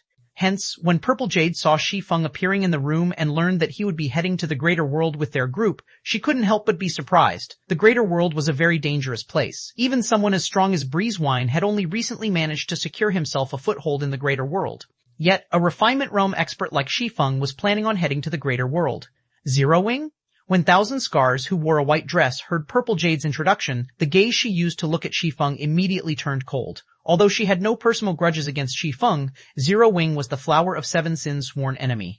The Flower of Seven Sins had even suffered severe losses recently because of Zero Wing.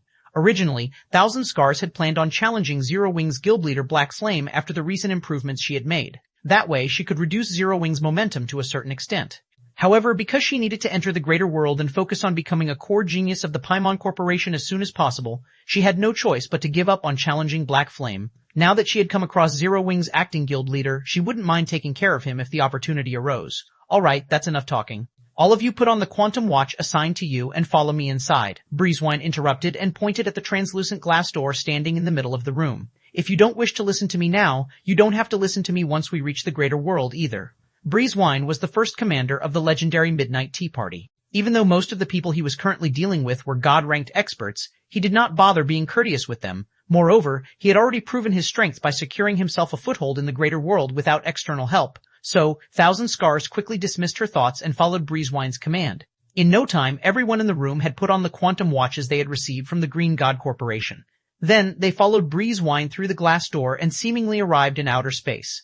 Upon arriving in this space, everyone immediately took notice of the giant planet before them. The planet was thousands of times larger than the sun, and countless continents orbited around the planet. These orbiting continents were of varying sizes, with the smaller ones being several times larger than Earth and the larger ones being hundreds of times larger. These continents were like arcs that traveled the universe. A moment later, everyone felt themselves being drawn toward a continent that was roughly 3 times the size of Earth. The density of the continent's air was less than 1% that of Earth, and its gravity was 3 times that of Earth. Many barriers could also be seen scattered across this continent, and many high-rise buildings and human beings could be seen within these barriers.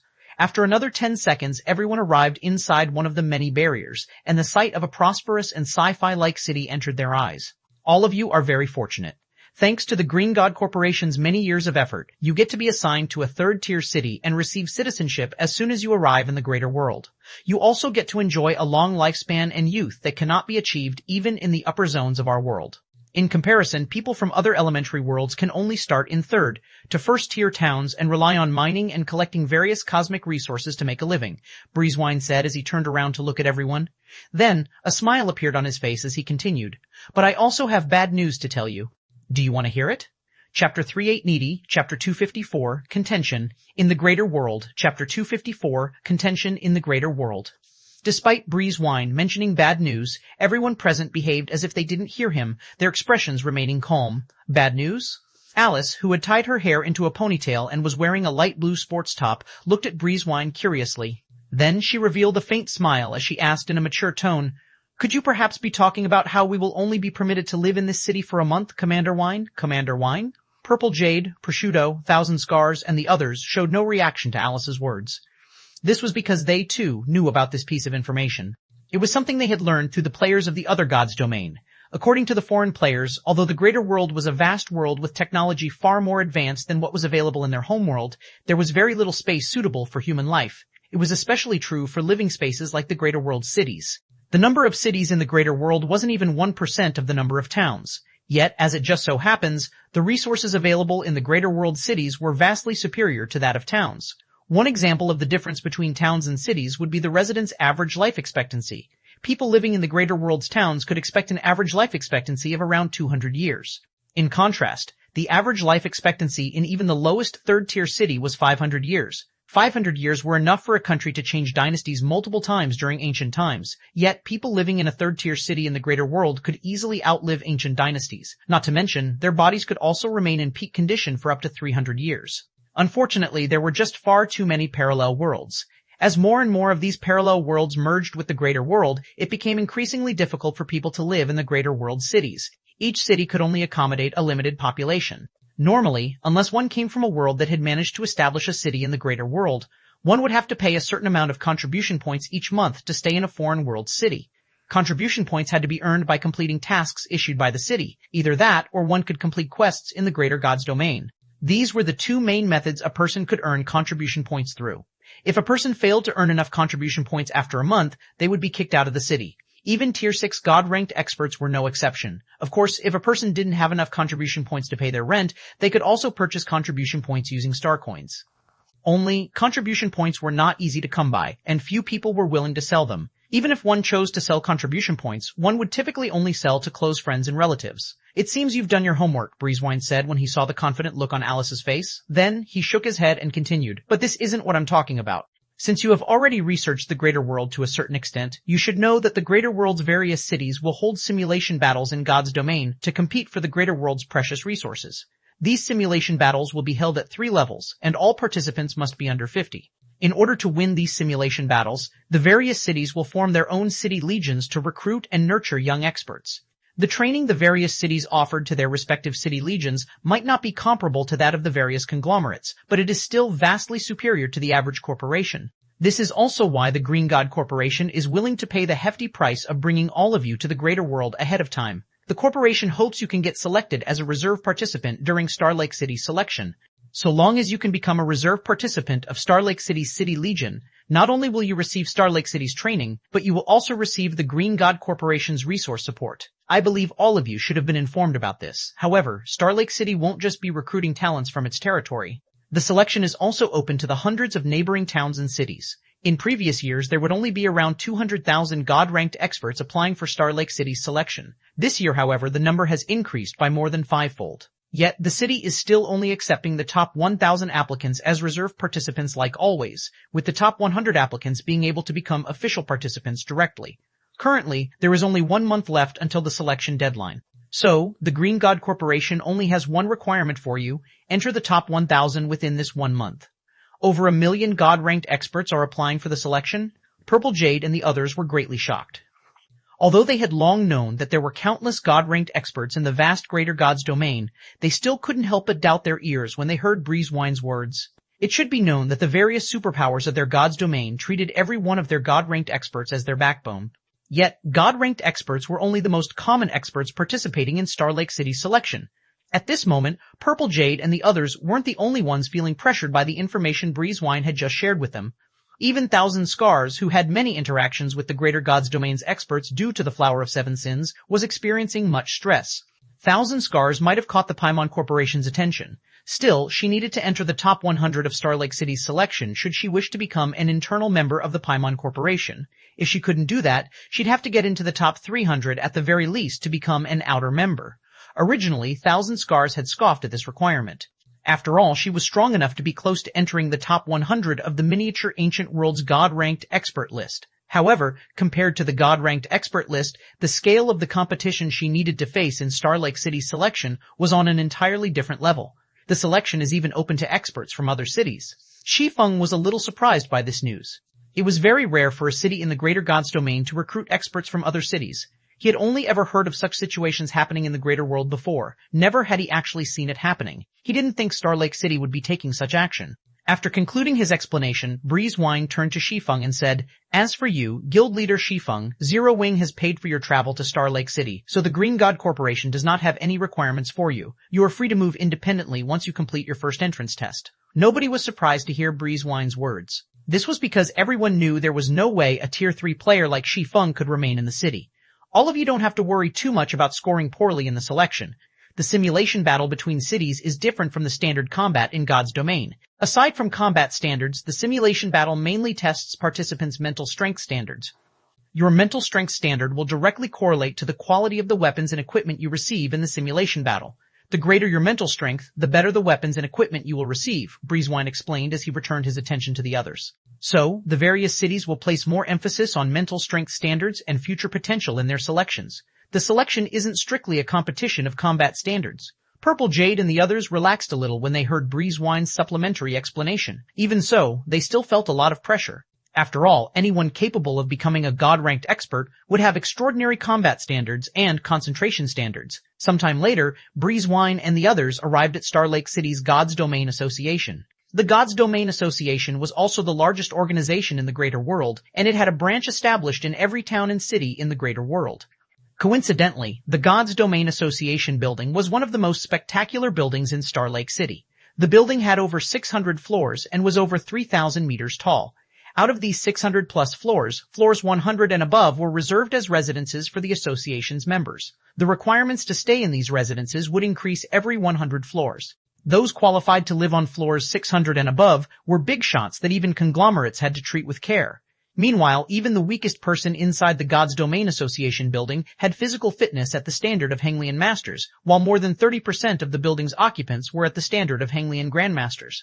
There were even replays of duels between Tier 6 God-ranked experts being played in the lobby, the replays free for all to watch and learn from. I recommend that all of you take your first test now. It will give you an idea of your current placings. It will also decide which floors you will stay in the association for this month. Your first month's rent is free. This is the greatest welfare offered by the God's Domain Association to people entering the city for the first time. This will save you from living out on the streets and starving, Breezewine said. Then he pointed at a long line in the distance and continued, "The Green God Corporation has already credited 3 test attempts into your watches, so your first 3 tests will be free. If you want more attempts, you'll have to spend star coins to buy them yourselves." Everyone nodded and felt their shoulders growing a little heavier. It cost 10,000 star coins to attempt the God's Domain Association's test every time. This was nearly the average resident's annual salary in the greater world's various cities. It should be known that anyone capable of living in a city is an extraordinary individual. Yet, even then, these individuals would have to go through great pains just to earn 1,000 star coins a month. Naturally, earning star coins would be even more challenging for people new to the greater world. Although the powers behind them were incredibly powerful in their homeworld, their respective powers had only managed to prepare several tens of thousands of star coins for them. That was only enough for them to make a few extra attempts. Meanwhile, after waiting in line for several hours, it was finally Shi Feng's and the others' turn to test their mental strength. Chapter 38E1, Chapter 255, Mental Strength Standard, Chapter 255, Mental Strength Standard. This must be the first time you all are taking the test, right? In that case, I have to remind you of 2 things, the receptionist at the front desk said after scanning Shi Feng and the others with a device. The receptionist was a woman dressed in black office attire with long hair that cascaded down her back, and her figure and appearance were comparable to Hidden Soul. Firstly, while you are in the mental space, staying longer inside doesn't mean you will get a better score. Instead, you are scored based on how quickly you can conquer the obstacles on each floor. Secondly, be wary not to push yourselves too far past your limits. Otherwise, you will suffer a mental breakdown, and it is unlikely you'll be able to make a second attempt within a month. Purple Jade and the others nodded when they heard the receptionist member's words, none of them daring to behave disrespectfully to her. Although they didn't know how old the other party was, judging by the dangerous aura they sensed from her, they could tell that the other party's physical fitness was far superior to theirs. A mental strength grandmaster? Shi Feng couldn't help but be surprised when he looked at the woman behind the front desk. Mental strength grandmasters were existences that thoroughly transcended mental strength masters. Even in the greater world, a 1-star mental strength grandmaster would be an executive-level individual in the various corporations, while 3-star mental strength grandmasters were existences that even conglomerates would try their best to recruit. Although the God's Domain Association was the largest organization in the greater world, It still wasn't at the level where it could afford to have mental strength grandmasters work as receptionists. So, Shi Feng couldn't help but be surprised and confused by this situation. A moment after the receptionist was done giving her advice, a man who had just completed his test walked out of the test hall. At the same time, his result also appeared on the test scoreboard in the lobby. Mental grade, 2-star mental strength master, potential rating, 71, mental strength rating, C, mental control rating, B, overall ranking, 13,452, the receptionist read the man's result. Then, when she looked at the man's somewhat sluggish expression, she sighed and said, "Next." This scene stunned Purple Jade and the others. The man who had just walked out of the test hall looked no older than 40. An individual capable of becoming a 2-star mental strength master before 40 was an incredibly rare talent even in the various upper zones. Yet, in this place, such a mental strength master couldn't even rank within the top 10,000. Out of everyone present, only Breeze Wine and Shi Feng weren't surprised by this situation. The standard of mental strength development available in their homeworld was vastly inferior to even the greater world's towns, let alone cities. This remained true even for the upper zones created by the Green God Corporation. Regardless, Alice was the first in the group to challenge the mental strength test. After entering the mental space for around 10 minutes, Alice walked back into the lobby with a somewhat ugly expression. At the same time, her results appeared on the lobby's scoreboard. Mental grade, 2-star mental strength master, potential rating, 87, mental strength rating, B, mental control rating, A, overall ranking, 856. When the receptionist saw Alice's result, she said in praise, "You'll have a chance of becoming a 3-star mental strength grandmaster in the future if you already have such standards as a newcomer to the greater world." Beautifully done. Joy appeared in Breezewine's eyes when he saw Alice's result. Although he had long since known that Alice could definitely enter the top 1,000 within the selection period, he didn't think she would accomplish this feat on her first attempt at the selection test. Support us at Hosted Novel. It should be known that newcomers to the greater world for the first time would typically see great improvements in their first month in the greater world. This was also why the God's Domain Association would offer to cover newcomers' food and accommodation expenses for the first month. Alice had scored such a high rank on her first attempt, so it wasn't out of the question for her to get within the top 300 within the next month. Meanwhile, individuals who joined the City Legion would receive significantly different treatment depending on whether they were ranked within the top 100, top 300, or top 1,000. After the receptionist finished assigning Alice her room, the many experts in the lobby couldn't help but look at her enviously. Alice was assigned a room on the Association Building's 429th floor. Typically, the residences on such high floors were reserved for Star Lake City's official participants, and these rooms cost 2,000 star coins a day to rent. The average God-ranked expert could only dream of staying in such a room. Yet, Alice could stay in this room free of charge for an entire month. However, Alice's result was only the beginning of a series of surprises for the people in the lobby. As Purple Jade and the others started attempting their test, the commotion in the lobby grew bigger and bigger. This was because out of the 8 subsequent people who took the test, aside from the 2 people who were already over 40 years old, everyone else managed to rank within the top 1,000. As for the 2 who were older than 40, they were ranked within the top 2,000, and they had a high chance of entering the top 1,000 within the next month. This is insane. Where are these newcomers from? I think they all come from the same world. What? They're all from the same world? Are they the geniuses nurtured by an intermediate God's domain? The many God-ranked experts in the lobby began making all sorts of conjectures as they looked at Alice and the others. Due to the nature of Star Lake City's selection this time, individuals capable of ranking within the top 3,000 would already be considered geniuses among geniuses, let alone the top 1,000. Yet, 7 out of 9 newcomers from the same world had managed to enter the top 1,000. Even intermediate God's domains could not produce so many geniuses in the same generation. Not to mention, out of these 9 newcomers, 3 had managed to rank within the top 500, their ranks hovering in the 400s. These 3 people were Magic Eye Hunter Fithalia, Silver Ghost Prosciutto, and Thousand Scar Shui Qianhen. All 3 had received a potential rating of around 90 and double, A ratings for their mental strength and mental control. In addition, there was also Purple Jade, who ranked 514th. These 4 individuals had a high chance of entering the top 100 within the next month and competing against the peerless geniuses of the various higher gods' domains. Breezewine grew ecstatic when he saw this outcome. With such results, he could easily complete the task the Green God Corporation assigned to him. After all, the corporation's task was for him, an official participant of Star Lake City, to produce 3 other official participants. When Prosciutto saw Shi Feng entering the mental space, he turned to Breezewine and said indifferently, "We've completed our tests already, Commander Wine. Shouldn't we start familiarizing ourselves with the training facilities here?" Guild leader Shi Feng still hasn't completed his test, Prosciutto. "Isn't it too early for us to leave now?" Purple Jade said, frowning. "Is his test result even important?" Prosciutto glanced at Purple Jade. Then, in a contemptuous tone, he said, "He's merely a Tier 3 instructor of a God's Domain academy. He's not even an ant in God's domain. It is only by luck that he managed to come to the greater world. We have come to the greater world with an important task. The last thing we should do is waste our time on an ant." I agree with Commander Prosciutto. Commander Wine has also previously said that we are free to move independently once we finish our tests. Now that that person has entered the mental space, he no longer has anything to do with us, Thousand Scars said, nodding in agreement with Prosciutto. If you wish to wait for him, you can wait by yourself, Commander Jade. Do not waste everyone's time. After saying so, Thousand Scars promptly turned around and left. She had no interest in Shi Feng's test result whatsoever. She only had one goal in her mind, to enter the top 100 as soon as possible. After seeing Thousand Scars leaving, Prosciutto and the others also left for their respective residences, leaving only Breeze Wine and Purple Jade in front of the test hall. The crowd in the lobby grew confused at this sight, and they couldn't help but wonder if Shi Feng wasn't actually from the same world as Thousand Scars and the others. You should head upstairs with them, Commander Jade. You all will be comrade in arms when you enter the Star Lake Legion in the future. You will meet each other regularly at that time, and you might even have to work together to complete tasks. So, it's best not to strain your relationship with them, Breezewine advised Purple Jade when he saw Prosciutto and the others leaving. It's enough for me to wait here by myself.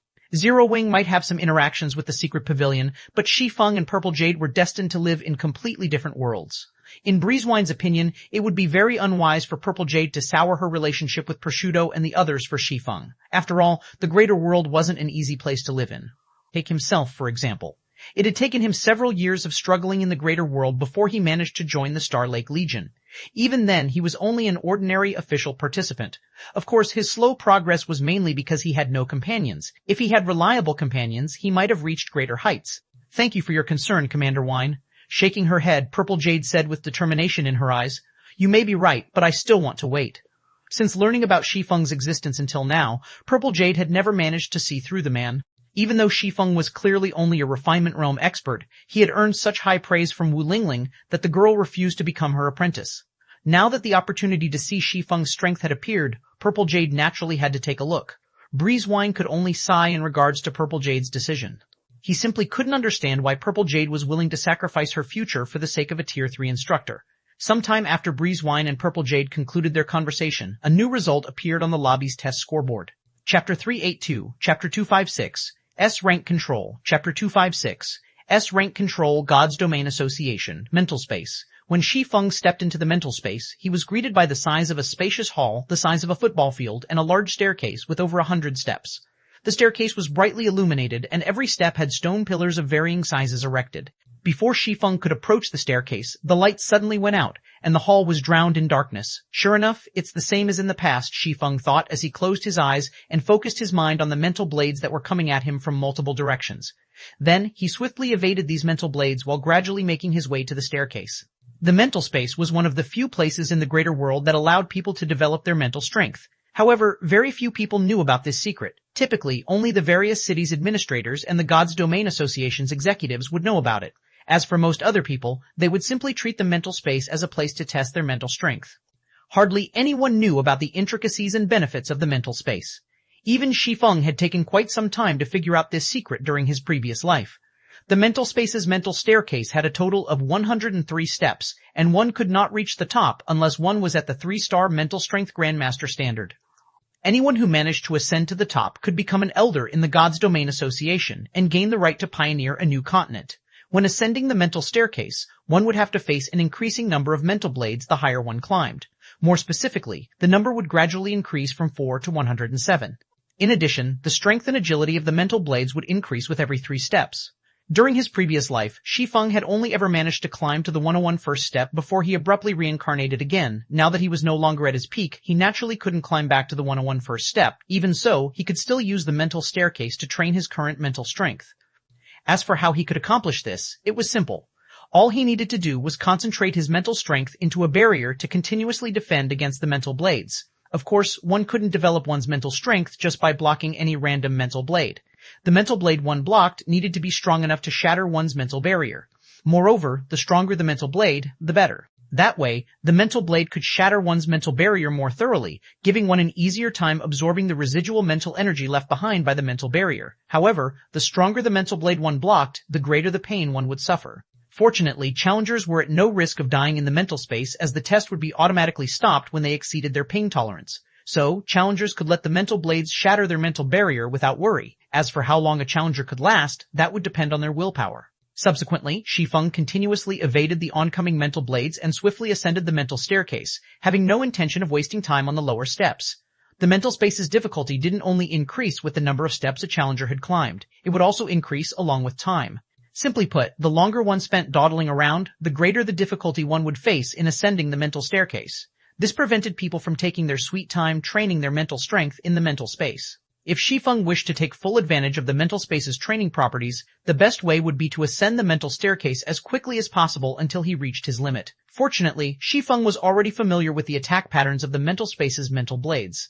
Even though he only had the physical fitness of a Henglian master right now, he reached the 60th step, a place only Henglian grandmasters and above could reach in no time. However, after reaching the 67th step, despite his familiarity with the mental blades' attack patterns and trajectories, Shi Feng could no longer evade the overwhelming number of mental blades that attacked him. So, he was left with no choice but to conjure mental barriers one after another to block the oncoming mental blades. Bang, bang, bang. As a half-step mental strength master, the mental barriers Shi Feng conjured were only as thick as a sheet of paper. As a result, the mental blades instantly shattered his mental barriers into countless fragments and ruthlessly stabbed into his mental sea, causing him to feel as if his body was being torn asunder. The pain was so overwhelming that Shi Feng nearly lost consciousness when the pain first hit him. Hold on, I must hold on until I hit my gravity limit. The consecutive instances of pain Shi Feng suffered caused him to instinctively want to retreat. However, he resisted his instincts and kept pushing himself forward. The mental space's training effect would be at its best during one's first attempt. Aside from facing the mental blades, one would also be subjected to an increasing gravity as one remained in the mental space. Meanwhile, the rate at which the mental space's gravity increased would also increase with the number of times one challenged the mental space. This, in turn, would reduce one's mental tolerance and the time one could spend in the mental space. Hence, when a person was challenging the mental space for the first time, they should try to challenge the strongest mental blades they could and stay within the mental space for as long as they could to achieve the best training effect. 1 minute, 2 minutes, 3 minutes, time passed bit by bit as Shi Feng continuously ascended the mental staircase with gritted teeth. However, even though Shi Feng's face was currently as pale as a sheet, the speed at which he conjured mental barriers was getting faster and faster. Evidently, the training offered by the mental space was doing wonders for his mental strength. At this point, his mental strength was already on par with 2-star mental strength masters. When Shi Feng climbed to the 79th step, a height only 3-star mental strength masters and above could reach, 83 mental blades shattered all of his mental barriers simultaneously and stabbed into his mental sea. Before the pain could take effect, the mental space's test abruptly came to an end. It seems this is my current limit. Shi Feng clenched his teeth as he gazed at the top of the staircase that was only a short distance away from him. Thanks to the mental space's training, Shi Feng's mental strength was now at the 2-star mental strength master standard. His perception and judgment toward danger could already allow him to fight against bona fide 1-star mental strength masters even with his disadvantage in physical fitness. With such a high mental strength standard, he could already become an official member of the God's Domain Association and rent a room on the 100th to 200th floor of the association building. Although he would need to pay 10 star coins per day to rent a room on these floors, it was much cheaper than the alternative of renting a room in the city. However, whether he could find an unoccupied room to rent would depend on his luck. After taking a moment to catch his breath, Shi Feng turned around and descended the staircase, God's Domain Association's first-floor lobby. At the same time as Shi Feng concluded his mental strength test, silence enveloped the entire lobby as everyone stared at the scoreboard. At this moment, even Breeze Wine couldn't help but rub his eyes in doubt as he looked at the scoreboard. Mental grade, special mental strength expert, potential rating, 86, mental strength rating, A, mental control rating, S, overall ranking, 100, TL notes, 1 special mental strength expert is the rank below mental strength expert is the rank below mental strength mast. Chapter 318-3, Chapter 257, Tier 4 promotion, Chapter 257, Tier 4 promotion. After a short silence in the lobby, everyone turned to look at Shi Feng, who had just walked out of the mental space, as if they were looking at a monster. A special mental strength expert? How did a special mental strength expert get within the top 100? This mental space is definitely broken. I'm a 2-star mental strength master at 35, yet I can't even get within the top 1,000. No matter how you look at it, he's already over 30, so how can he get within the top 100 even though he's only a special mental strength expert? It should be because of his mental control receiving an S-rank rating. There hasn't been anyone with S-rank mental control appearing in Star Lake City for the past 10 years. If I remember correctly, the last person to get an S-rank evaluation for their mental control is the Star Lake Legion's current first vice commander. Is Star Lake City going to see the birth of another anomaly? I don't think you can consider this person an anomaly yet. When that vice commander joined the Star Lake Legion, he came in 43rd in his selection, and it's common knowledge that everyone who manages to rank within the top 50 of the Star Lake Legion's recruitment selection will always have a potential rating of 95 or greater. Moreover, these people all have a high chance of becoming 1-star mental strength grandmasters before the age of 35. In addition, aside from having an S-rank mental control rating, that anomaly also concluded his selection with a potential rating of 97 and an S-rank mental strength rating. Afterward, he became a 1-star mental strength grandmaster at 27. Now that he is 31, he has even become a 2-star mental strength grandmaster already. The gap between these two people is utterly massive. Feelings of madness, admiration, and jealousy filled the people in the lobby when they thought about Shi Feng's test result. However, despite everyone's feelings, nobody dared to behave disrespectfully toward Shi Feng. The Star Lake Legion was the accumulation of Star Lake City's apex combatants. It was also backed by the city itself. So, even ordinary official members of the Legion would be recruitment targets for the various hegemonic powers of God's domain and ordinary corporations in Star Lake City. In addition, official members had the qualifications to purchase a plot of land and own it until they passed away. With this land, they could open up a shop or build a home to live in without having to pay an exorbitant rent to Star Lake City. In addition, they could even invite up to 10 people to become permanent residents of Star Lake City, which meant that they could pay their monthly contribution point fee in star coins instead. It should be known that even the greater world's various corporations couldn't afford to give all their members permanent residence status in a city. The greater world had existed for a very long time already, and many corporations and powerful families with long histories had gigantic family trees. To make matters worse, people living in the greater world could easily live up to 500 years old if nothing unexpected occurred. Because of this, many youths belonging to the greater world's various corporations and powerful families sought to join the various cities' city legions. Meanwhile, if Shi Feng managed to join the Star Lake Legion, he'd have plenty of opportunities to get acquainted with these youths with powerful backgrounds. So, it'd be foolish to offend Shi Feng simply because he was only a special mental strength expert right now. He got into the top 100 on his first try. Breeze Wine was at a loss for words when he saw Shi Feng's test result. He had worked hard in the greater world for several years, participated in multiple selections, and challenged the mental space over 50 times. Even then, if he didn't receive the Green God Corporation's financial support, he would have never managed to become an official member of the Star Lake Legion. In contrast, Shi Feng had managed to rank within the top 100 of the selection on his first day of arriving in the greater world. Moreover, he had done so without the support of any corporation. So long as he managed to ascend to a slightly greater height on the mental staircase within the next month, he was practically certain to become an official member of the Star Lake Legion. Moreover, the top 100 rookies of every selection could typically become a team leader in the Star Lake Legion within 3 years. In addition, so long as Shi Feng managed to become a 1-star mental strength grandmaster before the age of 50, even if he chose to leave the Star Lake Legion afterward, he could still receive financial support from Star Lake City and work for any of the institutions directly affiliated with Star Lake City. He could easily live up to 600 or 700 years old at that time.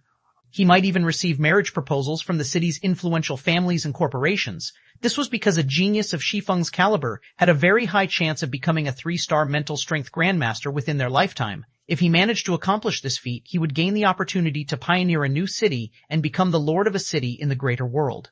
It seems you made the right decision to wait, Commander Jade, Breezewine said as he looked at Purple Jade with a smile. The position of team leader in the Star Lake Legion was significantly more valuable than the position of an official member.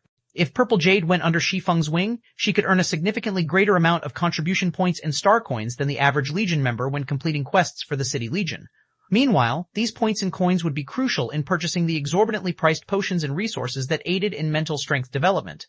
Now that Prosciutto and the others were nowhere to be seen and only Purple Jade remained, so long as Shi Feng wasn't a fool, he'd be able to tell what had happened. At this time, Breezewine could already imagine the colorful expressions Prosciutto and the others would make when they learned about Shi Feng's ranking. You're thinking too highly of me, Commander Wine, Purple Jade said with a bitter smile. Contrary to what Breezewine thought, she didn't choose to stay behind because she was confident in Shi Feng's strength. Instead, she simply thought about understanding Shi Feng's strength. Only, she never expected Shi Feng to be this powerful. After Shi Feng was assigned a room on the 490th floor, he went upstairs together with Breezewine and Purple Jade. Breezewine had also gone out of his way to share some details regarding Star Lake City and the Star Lake Legion with Shi Feng and Breezewine. Shortly after Shi Feng's group of 3 left the lobby, the receptionist responsible for manning the test hall's front desk pulled up a report containing Shi Feng's personal information. The report was incredibly detailed, and it even had some of Shi Feng's battle videos from his early years in Shadow. Shi Feng, is it? When the receptionist finished looking through Shi Feng's information, a smile appeared on her face. Then, she looked toward the video recording of Shi Feng's performance in the mental space and thought to herself, what an interesting newcomer we have this year. It's as if he has long since known the attack patterns of the mental blades. It seems my visit to the association today wasn't pointless after all. As soon as the receptionist closed the recording of Shi Feng's test, her quantum watch suddenly lit up, indicating that someone was calling her. When she answered the call, the hologram of a dignified young man wearing the Star Lake Legion's Vice Commander emblem appeared above the quantum watch. Your inauguration ceremony is about to begin, Commander Red Frost. Why haven't you come over yet? Do you know how ugly the City Lord's face has become already? The young man grumbled. Stop rushing me, the receptionist said as she rolled her eyes at the young man. I'll head over there now.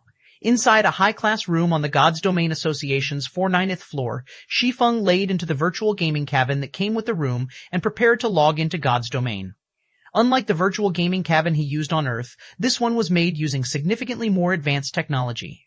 Not only did it allow its user to experience God's Domain with near 100% fidelity, but it also allowed the user to maintain roughly the same combat training effect as in God's Domain. Players who use this cabin would essentially be training their physical bodies in the real world when doing combat in God's Domain. Moreover, the cabin even came with 2 large canisters of life potions. Shi Feng doubted that even a conglomerate like the Green God Corporation would be willing to provide such excellent provisions to its members.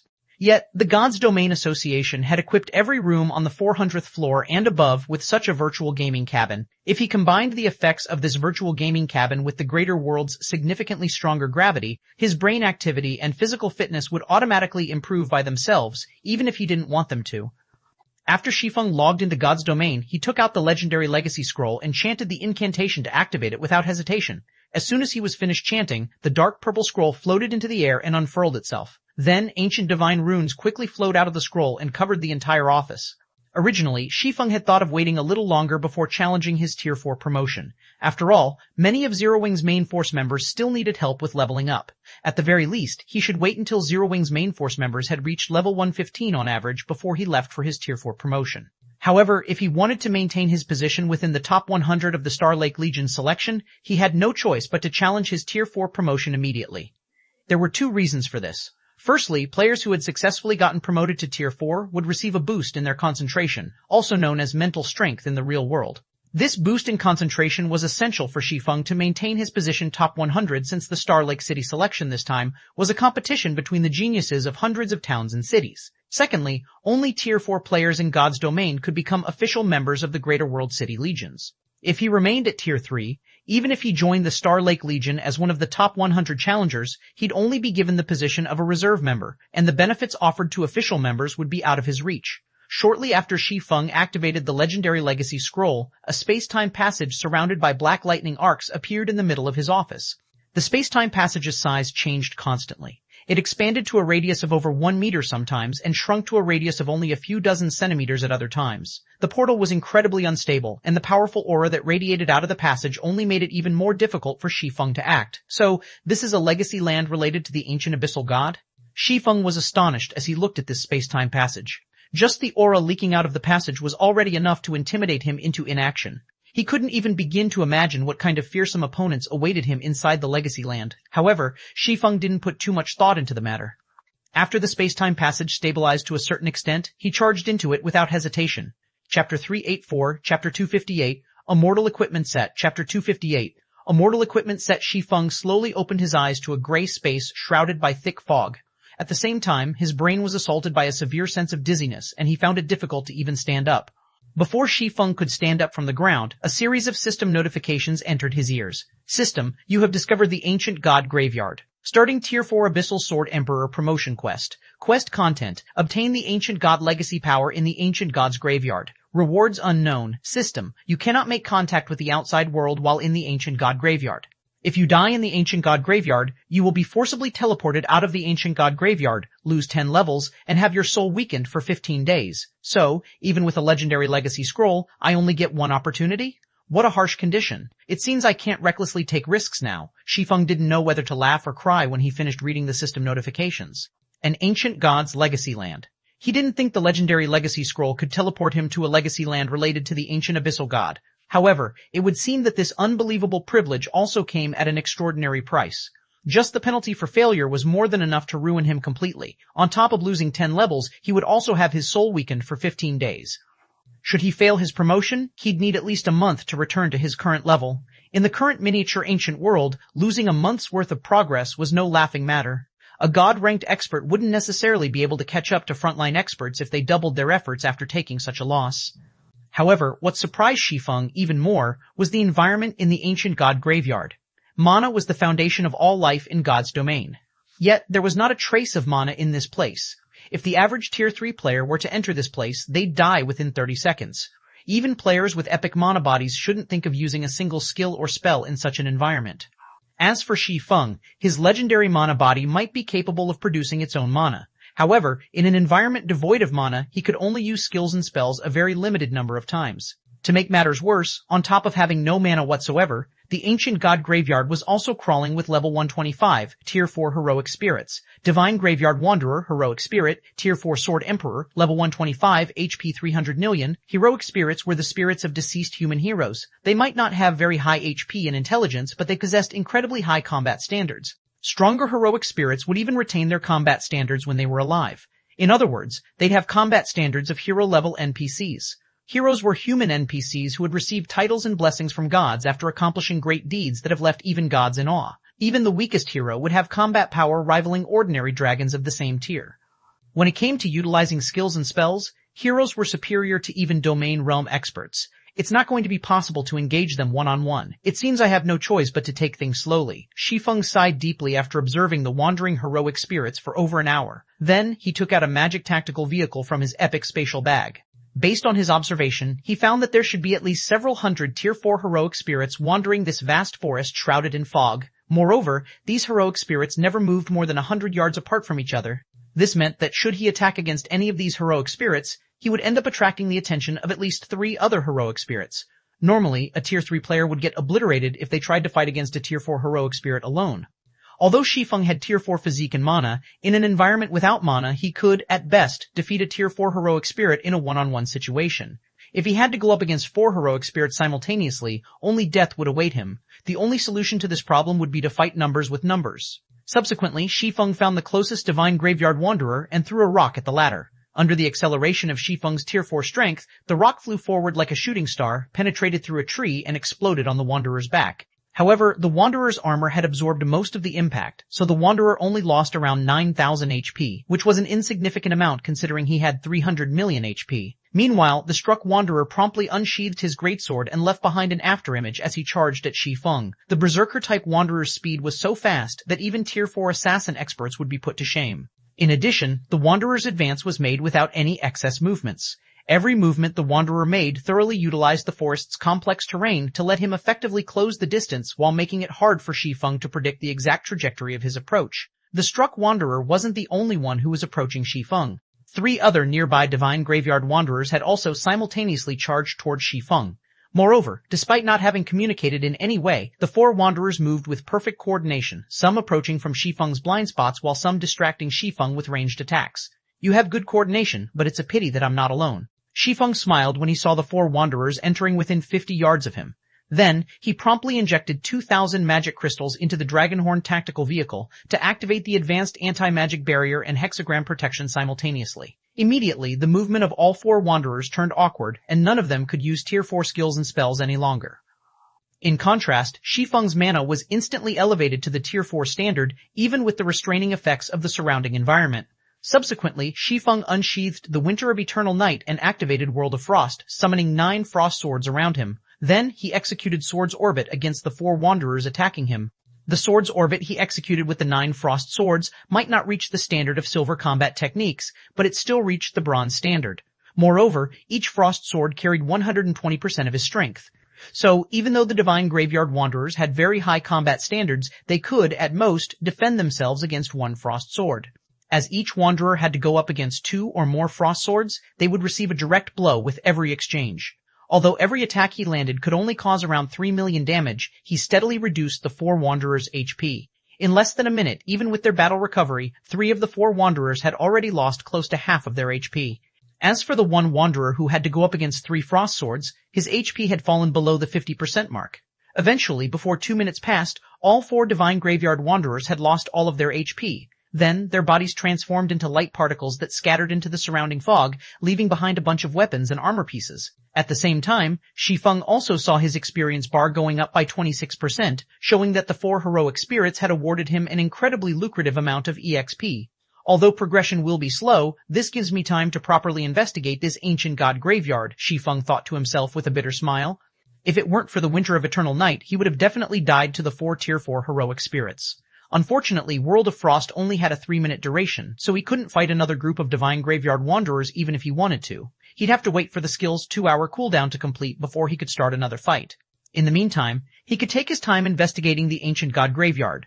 After sheathing the Winter of Eternal Night, Shi Feng began inspecting the loot the 4 Divine Graveyard Wanderers dropped. An immortal equipment set? Shi Feng was a little surprised when he saw that the runic weapons and armor that the Wanderers had dropped all radiated a dark gray glow. Immediately, he used Eyes of Reality to inspect the rank of these immortal weapons and equipment. The dark gray glow effect was unique to immortal weapons and equipment, which were also the mainstream equipment in the Greater Gods domain. Meanwhile, any random secret silver immortal equipment set could be sold for an astronomical price. Chapter 3185, Chapter 259, Ancient God's Arm, Chapter 259, Ancient God's Arm. Not only did they drop level 120 fine gold immortal equipment sets, but they've even dropped dark gold immortal equipment sets. Shi Feng was at a loss for words when he finished identifying the equipment the Divine Graveyard Wanderers dropped. If the miniature ancient world's various powers could enter this place, they'd probably faint from joy. The 4 Divine Graveyard Wanderers dropped a total of 14 fine gold Spectre set pieces and 3 dark gold Blazing Flame set pieces. This was a considerably high drop rate for immortal equipment. Immortal weapons and equipment were incredibly precious in the Greater Gods domain. They were much more durable than ordinary weapons and equipment, which would not only allow players to stay in combat for a much longer time, but also let players save on a hefty sum of repair fees. In the Greater Gods domain, even epic weapons and equipment could only survive a few fights against Tier 4 mythic monsters and above. As for weapons and equipment at the Dark Gold rank or below, it'd be a miracle if they could survive a full fight against a mythic monster. Meanwhile, if the durability of weapons and equipment fell to 0 during battle, players would be left to fight barehanded and naked. Moreover, players couldn't even get their items repaired afterward, as weapons and equipment would be reduced to nothing but scrap once their durability fell to 0. Yet, avoiding fights with mythic monsters and above wasn't an option, since monsters of such caliber were everywhere in the Greater Gods domain. As a result, even though ordinary epic weapons and equipment were very common in the Greater Gods domain, and the cost of repairing items was also significantly cheaper, repair fees remained a significant expense for most players. Meanwhile, because of the hassle and cost that came with maintaining ordinary weapons and equipment, immortal weapons and equipment became highly sought after in the Greater Gods domain. This was true even for secret silver immortal weapons and equipment. So long as a secret silver immortal weapon or equipment wasn't more than 10 levels below the player's level, any player would choose it over ordinary epic weapons and equipment. Unfortunately, few monsters dropped immortal weapons and equipment, and players mainly had to rely on themselves to craft these items. However, the success rate of producing immortal weapons and equipment at the secret silver rank or above was incredibly low. As a result, even the more inferior mysterious iron immortal weapons and equipment could sell for a higher price than ordinary epic weapons and equipment. In fact, immortal weapons were so rare that level 150 plus secret silver immortal weapons and equipment could no longer be bought with the average currencies used for trading. Instead, they would only be traded using the incomparably precious 7 Luminaries crystals. Although the fine gold and dark gold immortal weapons and equipment the Divine Graveyard Wanderers dropped could only be used up to level 120, their value wasn't inferior to that of level 150 secret silver immortal weapons and equipment in the slightest. This was because a complete immortal equipment set would generally grant far more basic attributes than the average equipment set of the same rank and level. Equipping a complete immortal set was akin to wearing an equipment set of a higher level. As for how big the difference was, a fine gold immortal set would grant basic attributes that were 10 levels higher, while a dark gold immortal set would grant basic attributes that were 15 levels higher. In other words, a level 120 dark gold immortal set would grant its wearer the basic attributes of a level 135 dark gold set. Even a player geared in level 120 epic equipment would be 2 thresholds behind a player geared in a level 120 dark gold immortal set in terms of basic attributes. If an ordinary expert obtained a level 120 dark gold immortal set, they could use it up to level 150 without a problem. The combat environment in the current miniature ancient world was essentially the same as the Greater Gods domain already. It was just that monsters in the miniature ancient world weren't as powerful. So, while ordinary experts could still barely make do with fine gold and dark gold weapons and equipment, frontline teams were already starting to face great pressure. The cost of repairing epic weapons and equipment after fighting against several mythic monsters was a significant expenditure. Currently, a frontline expert would need to spend around 40 magic crystals per day on repair fees alone, while a 1,000-man frontline team would have to spend around 40,000 magic crystals. This was a frightening expense considering there were very few sources for players to acquire magic crystals from in the current miniature ancient world. Most of the magic crystals in the hands of players still consisted of magic crystals brought in by new players. However, if players could switch to using immortal weapons and equipment, they'd only need to do some simple mana maintenance to keep their gear at 100% effectiveness. In that case, they would, at most, have to spend 1 or 2 magic crystals a day. There was a stark contrast between the two.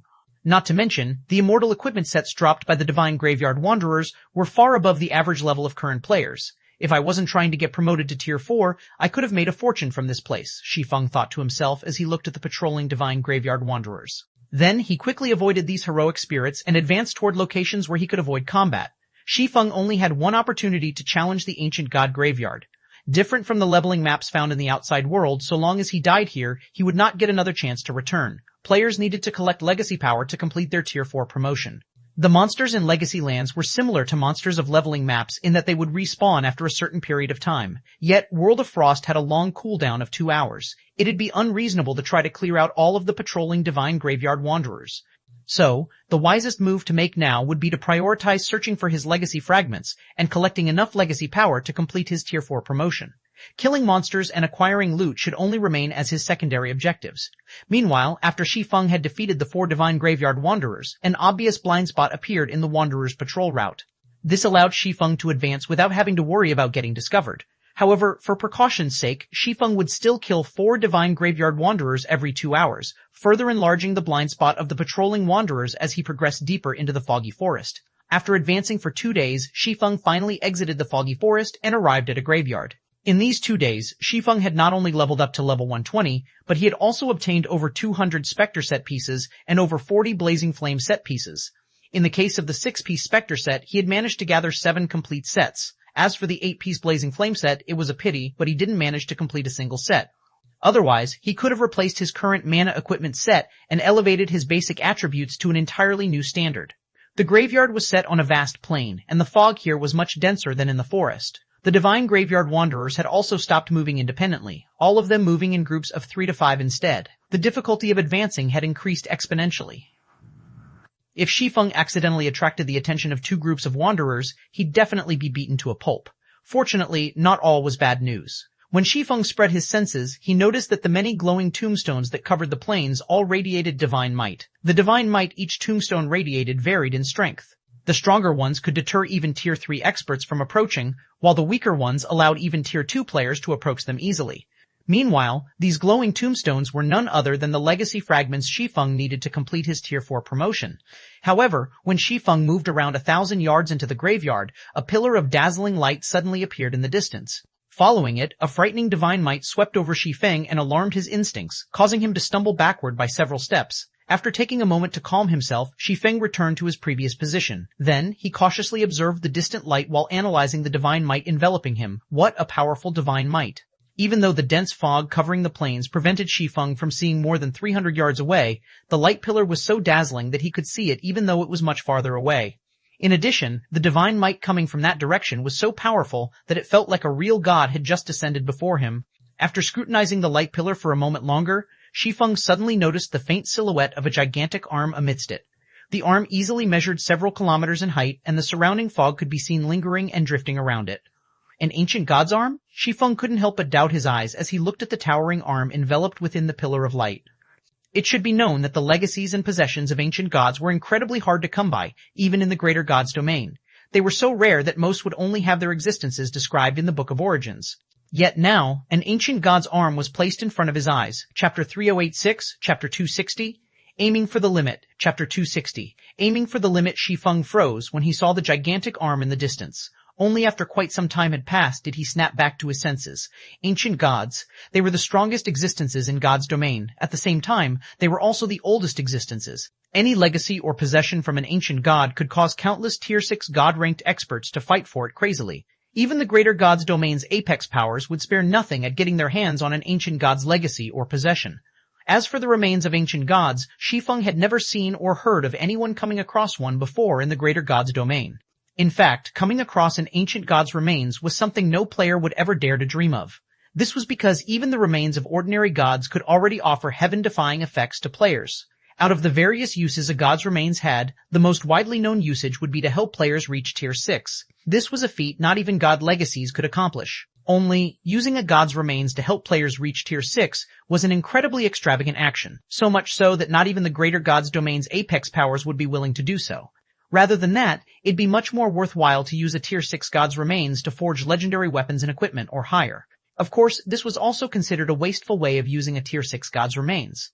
Meanwhile, the method that was publicly known and acknowledged to be the best way of using a god's remains would be to upgrade a god's domain's rank. Once a god's domain received a rank up, not only would the world become stronger as a whole, but it would also become richer in resources and mana. Take the many intermediate and higher gods' domains that existed in the greater world, for example. Many Tier 6 gods were killed to upgrade these gods' domains to their current states. As for an ancient god's remains, Shi Feng couldn't even begin to imagine what kind of heaven-defying effects it could have. After taking a deep breath, Shi Feng quietly observed the divine graveyard wanderers within his view. A moment later, a bitter smile formed on his face as he thought, is the system putting the ancient god's arm there just for me to admire? After moving within viewing distance of the ancient god's arm, he noticed that the number of divine graveyard wanderers on the plains had increased significantly. Instead of moving in groups of 3 to 5, every wanderer was now moving in parties of 6 or more.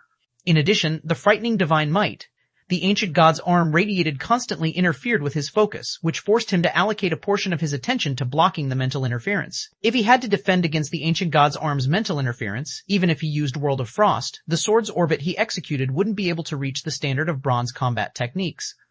Should he fight against a party of divine graveyard wanderers under such circumstances, he'd quickly be worn down and killed. No, I'm not completely out of options. After pondering for a moment, Shi Feng's eyes widened in excitement as he suddenly came up with an idea. My current basic attributes are inferior to the divine graveyard wanderers. If I can raise my basic attributes to a sufficiently high level, I should be able to wear down the wanderers, even if I can't execute bronze combat techniques.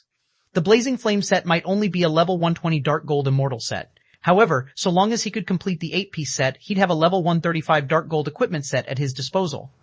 At that time, he should be able to suppress the divine graveyard wanderers even without the help of bronze combat techniques.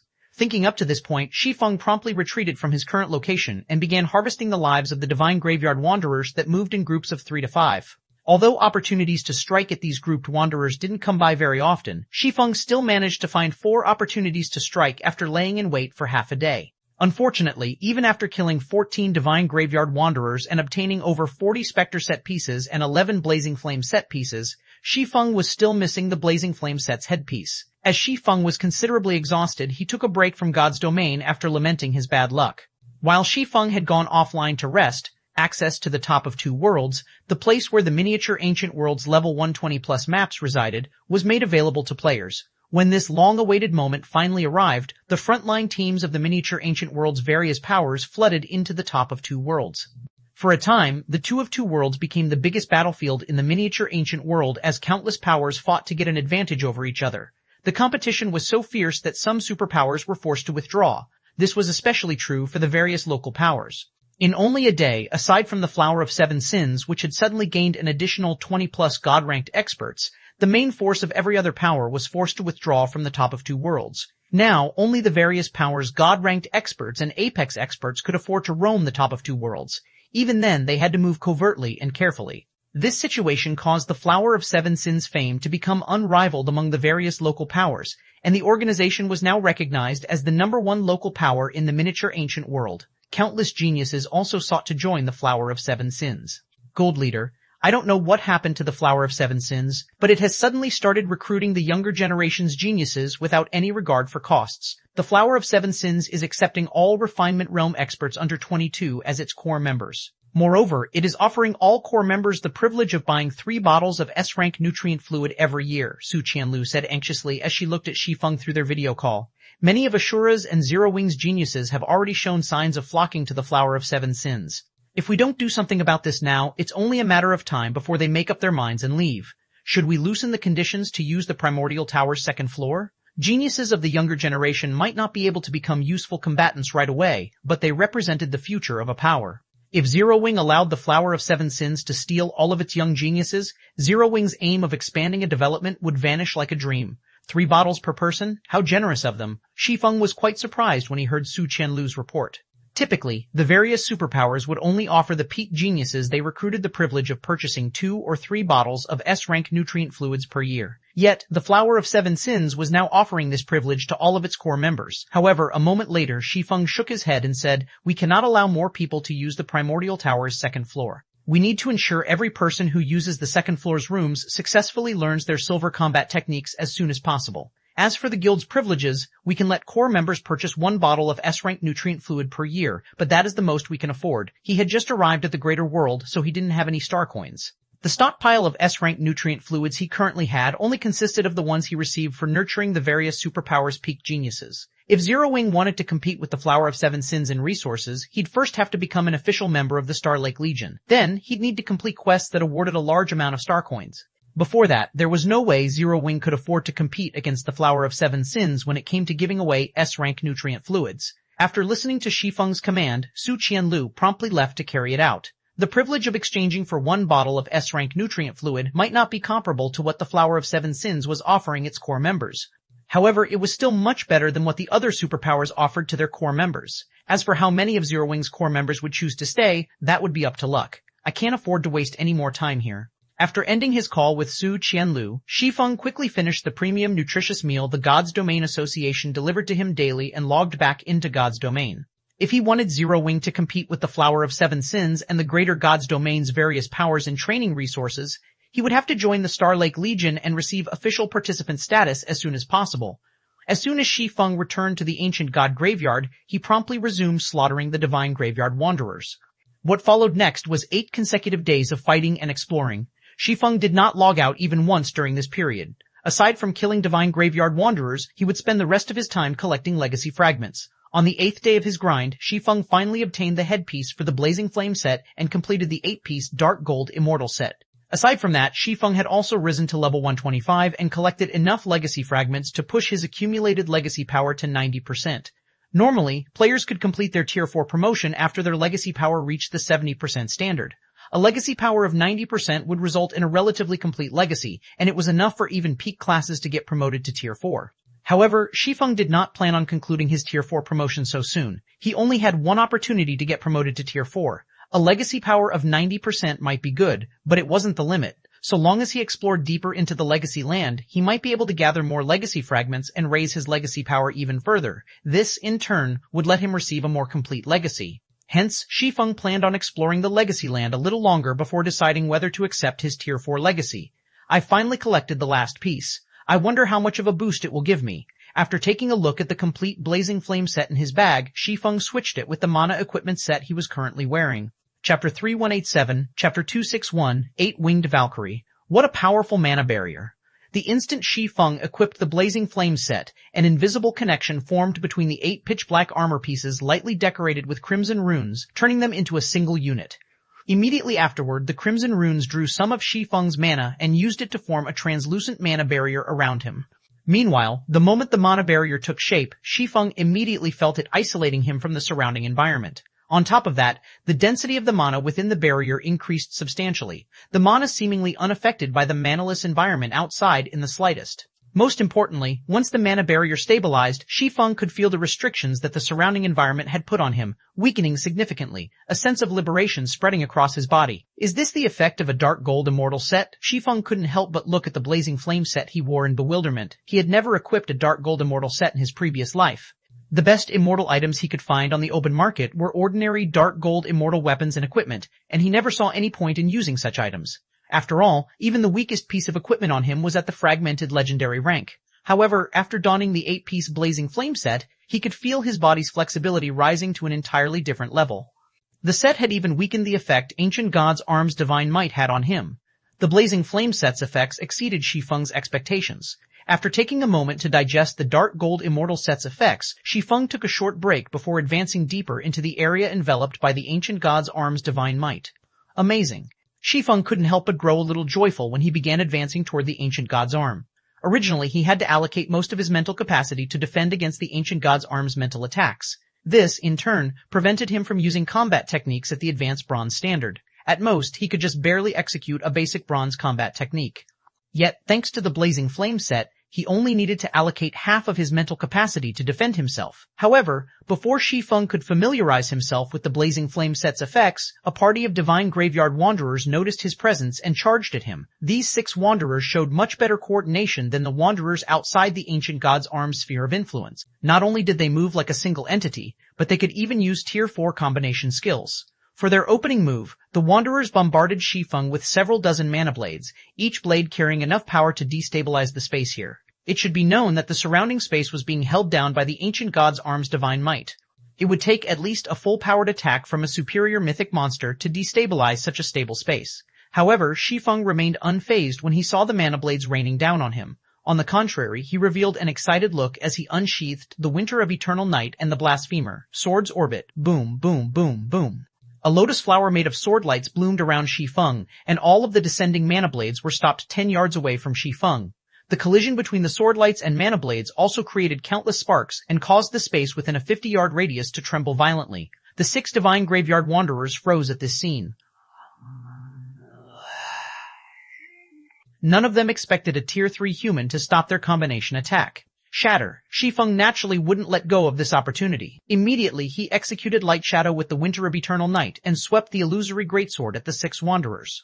When he was directly enveloped by the ancient god graveyard's manaless environment previously, mana techniques became a luxury he could not afford to use. However, now that he was protected by the Blazing Flame set's mana barrier, not only was he surrounded by mana again, but this mana was even denser than the mana found in the miniature ancient world.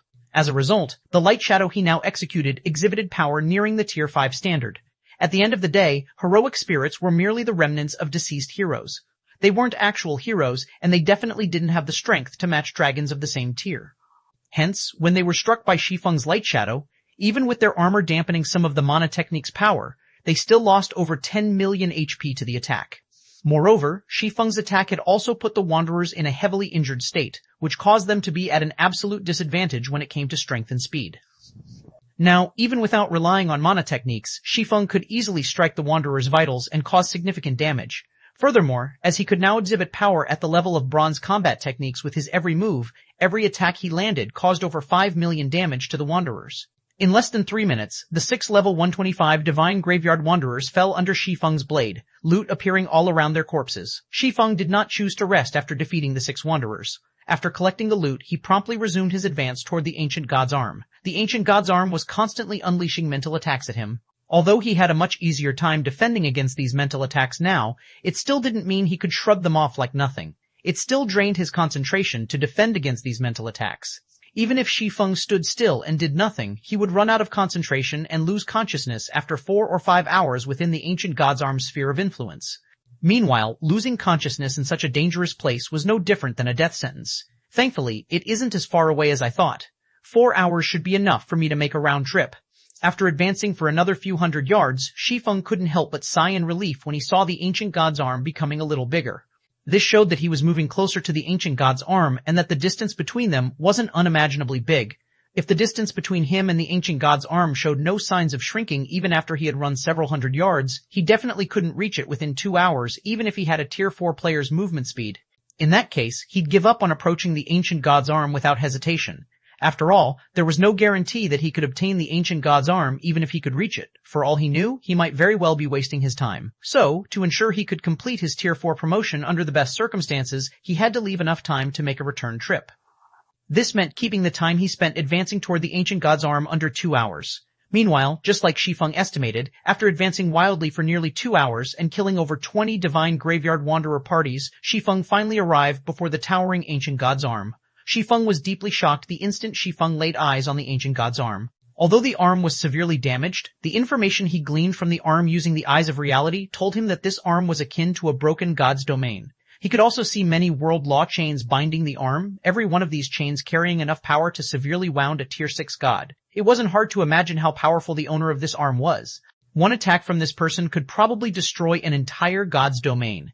This person was definitely leagues above tier 6 gods. However, the ancient god's arm wasn't the only thing in the area. Hovering next to the ancient god's arm was a slumbering female angel. The angel was clad in silver armor and had 4 pairs of pure white wings tucked behind her back. An 8-winged Valkyrie? Shi Feng's expression sank when he saw the female angel. Tia Polina, Valkyrie, Tier 4 life form, level 25, HP 400 million thousand. Valkyries were a race born for combat. Meanwhile, the more wings a Valkyrie had, the greater their life rating and combat talent would be. Among them, 6-winged Valkyries already possessed strength close to rivaling dragons of the same tier. As for 8-winged Valkyries, they were trickier opponents to deal with than even ordinary dragons. An 8-winged Valkyrie simply wasn't an opponent that players could deal with at the same tier. System, you have discovered the Ancient God's Arm. Beginning absorption of the Ancient God's legacy power. Estimated time required, 30 seconds. Before Shi Feng could snap out of his daze, the radiance the Ancient God's Arm radiated began flowing into his body. This, in turn, caused his accumulated legacy power to increase rapidly. 90%, 90.5%, 91%. At the same time, the slumbering 8-winged Valkyrie suddenly opened her eyes. Immediately afterward, Shi Feng felt an aura that could cause even Tier 4 mythic monsters to tremble, locking onto him. Human, how dare you disturb the almighty ancient god's resting place? Disappear from this world, Tia Polina bellowed as she looked down at Shi Feng. Then, she conjured a spear made of silver lightning and threw it at Shi Feng. Chapter 261, 8-Winged Valkyrie. Chapter 388T. Chapter 262, Sword Law, Saint. Chapter 262, Sword Law, Saint. Damn it. Shi Feng's expression turned grim when he saw the oncoming lightning spear. He didn't think the system would be so ruthless as to start the legacy power absorption without giving him any options or time to prepare. However, Shi Feng dared not withhold his cards as he activated the Abyssal Eye's abyssal power. Immediately, a layer of black fog enveloped him, and his body began radiating an aura close to rivaling superior mythic monsters of the same level. Yet, even after activating abyssal power, Shi Feng could still feel the threat of death descending upon him as the lightning spear neared him. As an 8-winged Tier 4 Valkyrie, Tia Polina could exhibit Tier 5 power even with a casual attack, let alone with a spear that concentrated the power of lightning. An attack of such caliber could severely injure even a superior mythic monster of the same level. Upon realizing that he still couldn't survive the Valkyrie's attack, Shi Feng promptly unsheathed the Winter of Eternal Night and activated Radiant Night, forcibly increasing the power of his attack by 2 ranks. Subsequently, a black streak of light collided with the silver lightning spear. However, no sound or explosion came from the collision. On the contrary, the battlefield darkened and became devoid of sound. Amidst the battlefield of shattered space, Shi Feng remained standing steadily. However, going by his disheveled hair, his trembling arms, and his HP bar that was only half full, it was obvious that he had lost to the Valkyrie in their competition of raw power. As expected of an 8-winged Valkyrie, she really isn't an opponent I can challenge at Tier 3. Shi Feng couldn't help but reveal a bitter smile when he saw that Tia Polina had already conjured a second lightning spear during the time he was defending against her first lightning spear. It should be known that Shi Feng had used Sword's Orbit in conjunction with Radiant Night to defend against Tia Polina's attack. This was the strongest combination he could currently muster, and it allowed him to exhibit power at the Tier 5 intermediate standard. Yet, even his strongest attack was only enough to just barely keep him alive. Moreover, he wouldn't be able to use this attack again within a short period of time. In fact, if he hadn't switched out his mana equipment set for the Blazing Flame set, he might not even be alive right now. Yet, the system wanted him to hold out for 30 seconds. This was just asking him for the impossible. Atone for your sins, human. When Tia Polina saw that Shi Feng no longer had the strength to replicate his previous attack, she coldly threw the second lightning spear she conjured at him. She did not plan on giving Shi Feng any time to rest. The lightning spear was incredibly fast, and it crossed the 200 yards that separated Tia Polina from Shi Feng in the blink of an eye. When Shi Feng saw that the lightning spear was only 30 yards away, he gritted his teeth and unfurled the ancient scroll he had secretly taken out after blocking Tia Polina's first attack. Meanwhile, this ancient scroll was none other than the Tier 5 defensive magic scroll he had obtained from killing Diaklo the Nether King. Tier 5 magic scrolls were extremely rare even in the Greater God's domain, each worth several fragmented legendary items. Tier 5 defensive magic scrolls were especially valuable, and they were labeled as the best life-saving tools in the Greater God's domain. A Tier 5 defensive magic scroll could even withstand the full-powered attack of a Tier 5 dragon, giving players enough time to use Tier 3 or Tier 4 teleportation scrolls to escape to safety. Originally, Shi Feng had planned to use this Tier 5 defensive magic scroll when he embarked on his search for the Godslayer's legacy. However, he had no choice but to use it in this situation. As soon as Shi Feng activated the magic scroll, an invisible barrier stopped the lightning spear in its tracks, preventing the attack from getting anywhere near Shi Feng. This is Broken Space? Tia Polina frowned when she saw her attack failing to eliminate Shi Feng yet again. What a lucky human you are. Shi Feng shrugged at Tia Polina's comment. Then he said, I'm sure you know about the Tier 5 Broken Space's effect. It can keep me protected for 1 minute, so how about we call a truce? An 8-winged Valkyrie possessed high intelligence, so it was possible to hold a conversation with one. Keep your dreams to yourself. You might have a broken space protecting you, but you aren't in control of it. So long as I keep attacking it and draining its mana, its reserve mana will run out sooner or later. Tia Polena snorted coldly. Immediately, she began bombarding Shi Feng with lightning spears one after another. In only the blink of an eye, she had already thrown 3 lightning spears, the rate of her attack significantly greater than before. Seeing this, Shi Feng couldn't help but grow anxious. It was just like Tia Polena stated. The Tier 5 broken space stored in the Tier 5 defensive magic scroll wasn't under his control.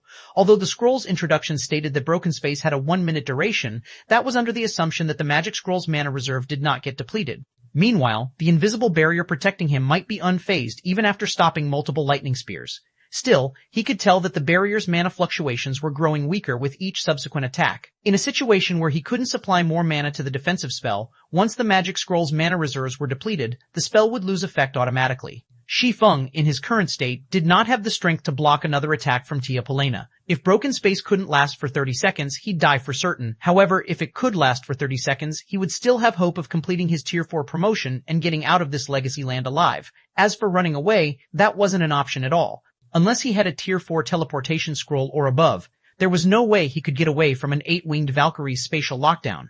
While Tia Polena was frenziedly bombarding the Tier 5 broken space with attacks, time passed by quickly. 10 seconds, 15 seconds, 20 seconds, 25 seconds after Shi Feng had started absorbing the ancient god's arm's legacy power, the invisible barrier protecting Shi Feng started wavering as if it could disappear at any moment. 3 more seconds. 2, 1, Shi Feng stared at the loading bar before him intently while praying that broken space could last for a moment longer. It ends here.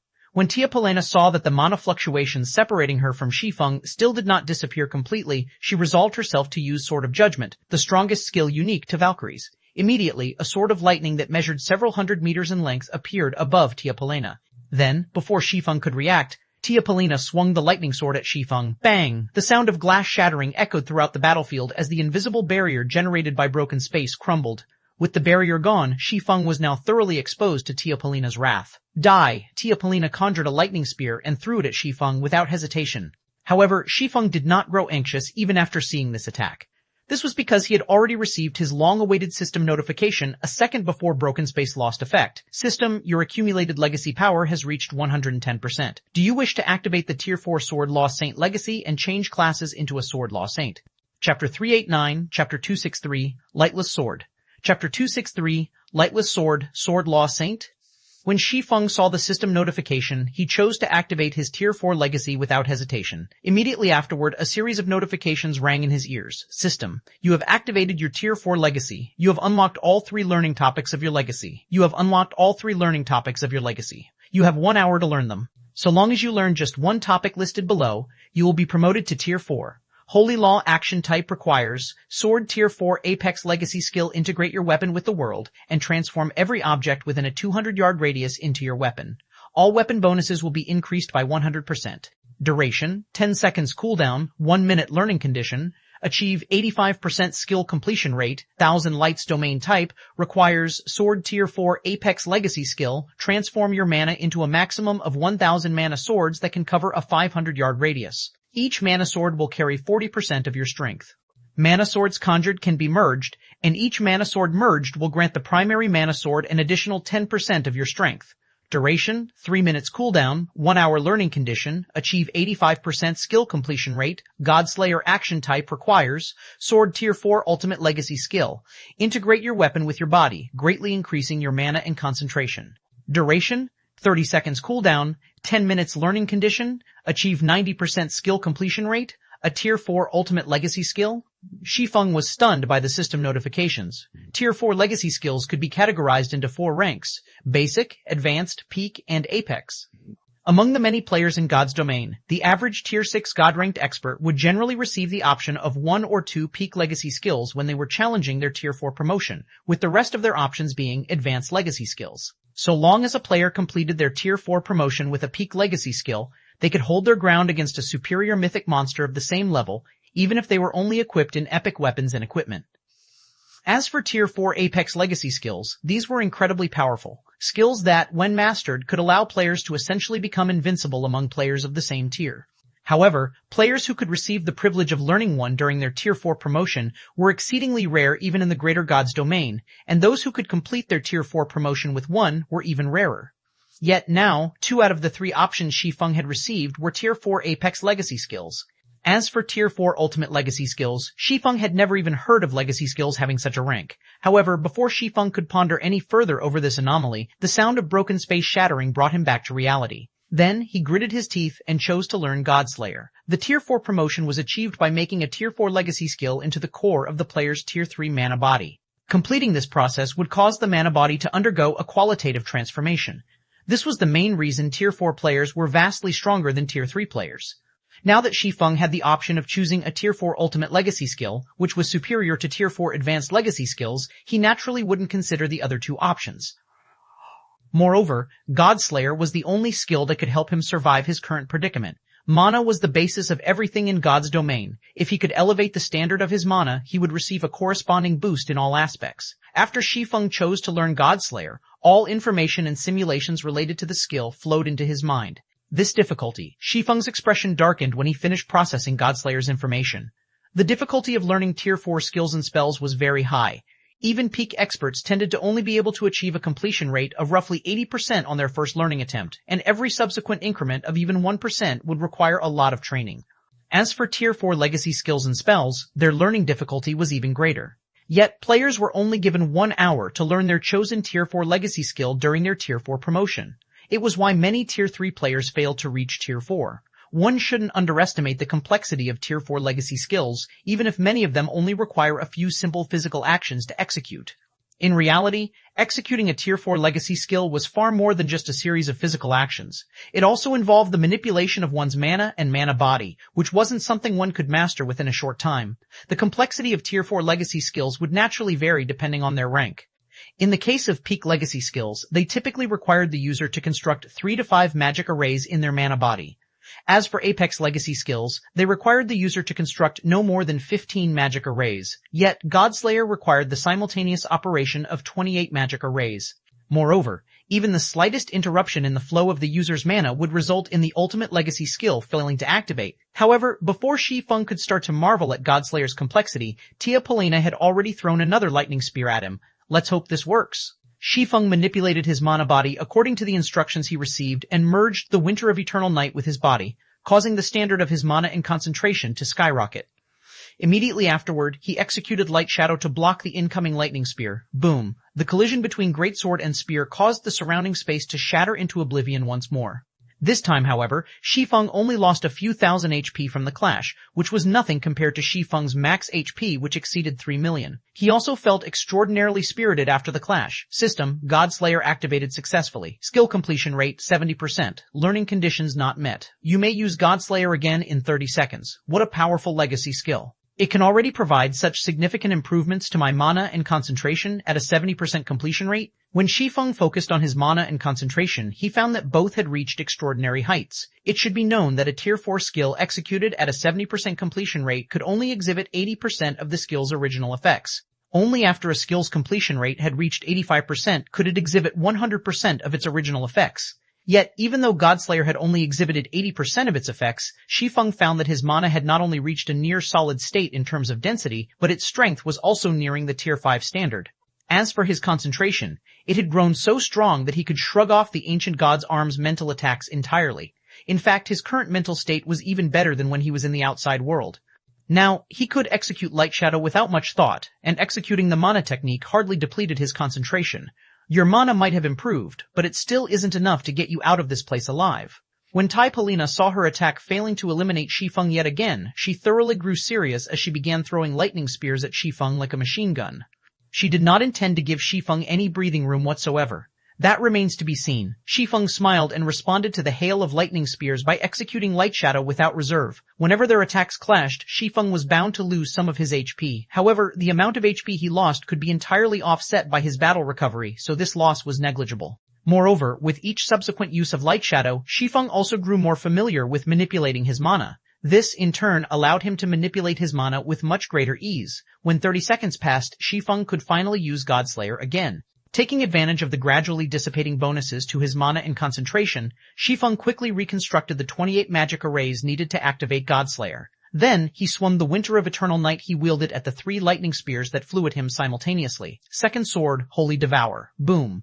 The 3 dazzling spears vanished instantly, and the sky above the ancient god graveyard transformed into a dark void.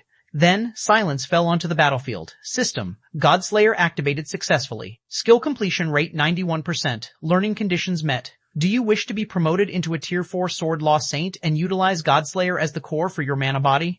Chapter 3190, Chapter 264, Concentration Metamorphosis, Chapter 264, Concentration Metamorphosis Silence, Cold, and Darkness. As if time had stopped in the ancient god graveyard, Tia Polena quietly hovered in the pitch-black sky with her sacred wings spread out.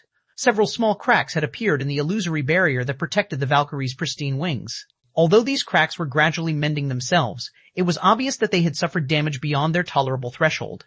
Is this the true power of a Tier 4 Ultimate Legacy skill? At this moment, Shi Feng could feel that the mana around him had taken on a near-solid state. He could even feel the surrounding space becoming significantly heavier. Shi Feng was no stranger to this phenomenon. On the contrary, he was incredibly familiar with it. However, it was precisely due to his familiarity with this phenomenon that he couldn't help but be surprised. After all, this was a phenomenon that would only appear when players had raised the strength and density of their mana to the Tier 5 standard. With mana of such high caliber, he could immobilize ordinary Tier 3 experts with nothing but the mana he radiated. I applaud you for the tenacity you've shown, Tia Polena said, a hint of admiration appearing in her eyes when she saw that Shi Feng still refused to die to her attacks. However, nothing will change even if you've gained Tier 5 mana. You are simply prolonging your suffering. Do not think even for a moment that you can leave this place alive. As soon as Tia Polena finished speaking, several dozen magic arrays suddenly appeared around her. Every one of these magic arrays was formed using divine runes and radiated an ancient and sacred divine might. Then, a moment later, several dozen 6-winged Valkyries emerged from these ancient magic arrays. Are you kidding me? Shi Feng's excited mood instantly fell to rock bottom when he saw the 6-winged Valkyries that filled the sky. These 6-winged Tier 4 Valkyries might not be as strong as Tia Polena, an 8-winged Tier 4 Valkyrie, but a force of several dozen of them was enough to erase an ancient empire that ruled over several hundred cities. There was no way a Tier 4 player like himself could go up against such a force. Disappear from this land, Tia Polena shouted as she swung an arm forward. Immediately, the 6-winged Valkyries began launching lightning spears at Shi Feng one after another, blotting out the sky with hundreds of lightning spears in the blink of an eye. Every one of these spears carried power at the Tier 5 basic standard, and even a Tier 5 expert would have to flee in the face of hundreds of such attacks. Needless to say, Shi Feng had chosen to flee as soon as he saw the rain of lightning spears. Now that I've completed my Tier 4 promotion, all I need to do is get out of the range of the ancient god's arm's divine might, and I should be able to leave using the legacy scroll, Shi Feng thought while dodging the lightning spears flying at him. If he were still a Tier 3 player, he would have died instantly to the several dozen 6-winged Valkyries. However, he had completed his promotion already. He was no longer a Tier 3 Sword King, but rather a bona fide Tier 4 Sword Emperor. Moreover, he was a Sword Emperor who had formed his mana body's core with an ultimate legacy skill. He was superior to even players with Tier 4 peak classes. System, congratulations. You have become a Tier 4 Sword Law Saint Sword Emperor. You have activated the ultimate legacy core. All basic attributes plus 2400, all resistances plus 200, mana recovery rate increased by 150%, mana strength increased by 20%, all physical and magical attacks received that are below Tier 4 will be weakened by 40%, all basic attributes increased by 100%, and physique increased by 100. Rewarding 150 legacy skill points. If comparing purely in terms of basic attributes, he already rivaled superior mythic monsters of the same level. After factoring in the bonuses he received from Abyssal Power, his strength and agility had already reached the Tier 5 threshold. There was also his mana that had reached the Tier 5 standard. So long as he focused entirely on escaping, even a force of several dozen 6-winged Valkyries would need some time to kill him. Subsequently, Shi Feng could be seen dodging the descending lightning spears one after another. As if he were the moon's reflection on a lake, no matter how many lightning spears rained down on him, none of them managed to hit him. The only thing they managed to accomplish was to devastate the land around him. None of them are hitting? When Tia Polena saw Shi Feng's performance, a hint of surprise appeared on her face for the first time. Even a Tier 5 existence would suffer serious damage when subjected to the aerial bombardment of several dozen 6-winged Valkyries. Yet, Shi Feng had come out of this bombardment unscathed. The footwork and body technique he executed was so strange that even she had trouble keeping up with his movements. She found it especially bewildering when some of the lightning spears would swerve away from Shi Feng just when they were about to hit him. It was as if these lightning spears were actively trying to avoid him. In reality, even Shi Feng himself was surprised by this strange situation. Though, unlike Tia Polena, Shi Feng knew exactly what was causing this strange performance. Ascending into a Tier 4 Sword Law Saint provides such a huge improvement to concentration? If mana was described to be the foundation of all things in God's domain, then concentration could be regarded as a player's entire being. With a powerful concentration, not only could players control their bodies better, but they could also control mana much more easily.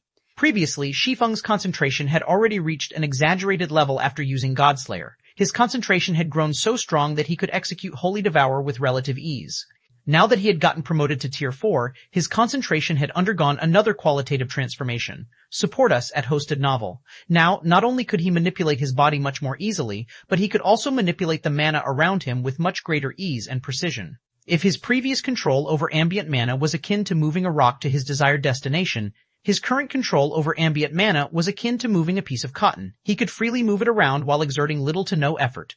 Even manipulating his own mana, which had already taken on a solid state, required hardly any effort. This was also why Shi Feng could easily and rapidly disrupt the lightning spear's flight trajectory by changing the density of the mana around him. Otherwise, even if he were to reach Tier 5, he still wouldn't be able to dodge several hundred lightning spears without getting hit even once. After seeing the six-winged Valkyries trying and failing to do any damage to Shi Feng for a moment longer, Tia Polena grew impatient and joined in on the offensive as well, commanding, "Assist me. Do not let the trespasser escape." Immediately, with Tia Polena as the center, the six-winged Valkyries began working together to create a gigantic magic array that covered a 1,000-yard radius.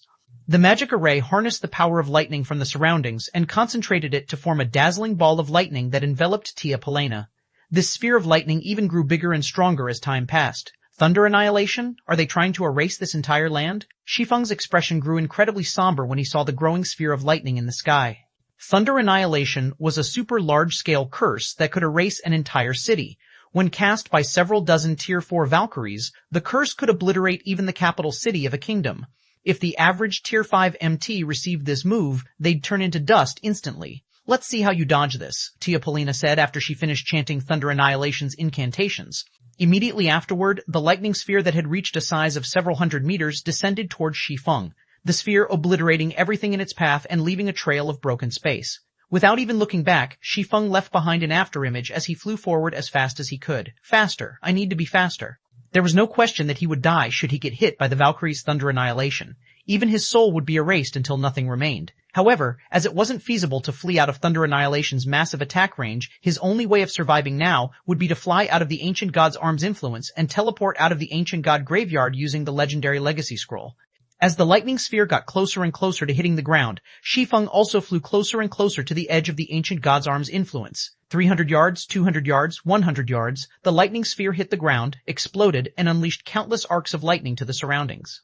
Even the patrolling Divine Graveyard Wanderers were instantly reduced to ashes when they came into contact with these lightning arcs. "I'm out! Let me make it!" At the same time, Shi Feng had also finally fled out of the Ancient God's arm's influence. Immediately, he unfurled the legendary Legacy Scroll in his hands, causing it to split apart into countless fragments. Then, these fragments formed a silvery gray space-time fissure in front of him. The instant the space-time fissure formed, Shi Feng immediately jumped into it without waiting for it to stabilize and vanished from the Ancient God graveyard. Even after Shi Feng had disappeared, the countless arcs of lightning continued devouring everything in their path. By the time the lightning arcs subsided, the land they traversed looked as if it had never existed. DL notes. For reference, this is what Shi Feng got when he became a Tier 4 Blade Saint, taken from Chapter 2694 System. Congratulations. You have become a Tier 4 Blade Saint Sword Emperor. You have activated the Apex Legacy Core. All basic attributes plus 2000, all resistances plus 150, mana recovery rate increased by 100%, all physical and magical attacks received that are below Tier 4 will be weakened by 30%, all basic attributes increased by 100%, and physique increased by 100 legacy skill points. Chapter 311, Chapter 265, God List Rank 21. Chapter 265, God List Rank 21. Under the blue sky and several meters above a vast and boundless ocean, a space-time fissure that was hundreds of meters in height and width appeared all of a sudden. Then, a black shadow shot out of the fissure and smashed into the ocean below. Just as this shadow was about to hit the calm ocean, an invisible force halted this shadow's descent and kept this shadow hovering a few meters above the ocean. Great, it worked. Shi Feng couldn't help but grow excited when he sensed that his surroundings were brimming with mana. He had very nearly lost his life in the ancient god graveyard and wasted the ancient god legacy he had acquired. Fortunately, the legendary legacy scroll did not disappoint. Even though he had entered the space-time passage before it had stabilized, it still allowed him to safely escape from the ancient god graveyard. With this, he had successfully completed his promotion. Now, all that was left to do was to report to the Adventurers Association and get himself certified as a Tier 4 player. What a strange place. It won't even let me use return scrolls here. Shi Feng couldn't help but be a little surprised when he saw that he couldn't use any of his return scrolls or guild transfer scrolls. Have I not returned to the miniature ancient world? There were a few reasons return scrolls and guild transfer scrolls would fail to take effect. Meanwhile, one of these reasons was that the user wasn't in the same world as the target destination of these scrolls. After factoring in the situation he had just experienced, Shi Feng felt that this was a likely possibility. Thinking up to this point, Shi Feng bitterly smiled as he thought, it seems an unstable passage still comes with its risks, no matter. Although I don't know where this place is, at least I managed to escape from the ancient god graveyard. For now, I should find a place to settle down. Immediately, Shi Feng began flying in the direction that had denser mana. In God's domain, players could fly by manipulating their mana after reaching Tier 4, and their speed would be faster than even epic land mounts. Moreover, they could remain in flight for a much longer than Tier 3 experts who have grasped a mana domain. The only flaw with flying using this method was that it consumed players' concentration. It was similar to how players would expend stamina when running on land, hence, players couldn't remain in flight forever. What a special place this is. The mana here is incredibly dense, and the mysterious energy here is astonishingly violent. Even a Tier 3 player with a gold mana body wouldn't last more than 5 hours in this place. After Shi Feng flew for around an hour, he took notice of the peculiarity of this foreign space. The density of the ambient mana in this foreign space was already close to rivaling Abyssal Star City. Even peak experts would see significant improvements if they lived in such an environment for a long time. However, the problem was that this place was also inundated with a kind of mysterious energy. Meanwhile, the rate at which this mysterious energy corroded players' bodies was several times greater than the mysterious energy found in the Boundary Mountain range. Before reaching Tier 4, any player who tried to explore this space alone would meet a swift death. This was because apart from the violent mysterious energy, this foreign space was also filled with many wandering monsters, be it in the air or in the ocean. The sea monsters in the ocean were especially dangerous, and they were significantly stronger than land-based monsters of the same rank and level. When it came to HP, sea monsters had several times more HP than land monsters. After including their ability to fight freely in the ocean, even a level 120 Great Lord ranked sea monster would be beyond the strength of a 6-man party of level 120 Tier 3 players. If Tier 3 players wished to fight sea monsters, they'd need the support of ships. Otherwise, they'd only become food for sea monsters. Players? At this time, Shi Feng suddenly noticed several dozen ships over 1,000 yards away from him. These ships were split into 2 groups and constantly shelled each other with cannon fire. The explosions were so intense that Shi Feng could hear them clearly even from over 1,000 yards away. Fire! Quickly get the defensive magic array ready. The other side's destruction spell is coming. Standing on an advanced ship capable of carrying 20 passengers, a woman dressed in light blue robes and wielding an epic staff quickly issued commands to her teammates in response to the enemy's destruction spell. Boom. A pillar of flames descended from the sky and struck the twofold magic barrier that had just formed, shattering it instantly. Although the barrier had blocked most of the flame pillar's power, some residue power that got past still caused the advanced ship's energy shield to tremble and crack a little.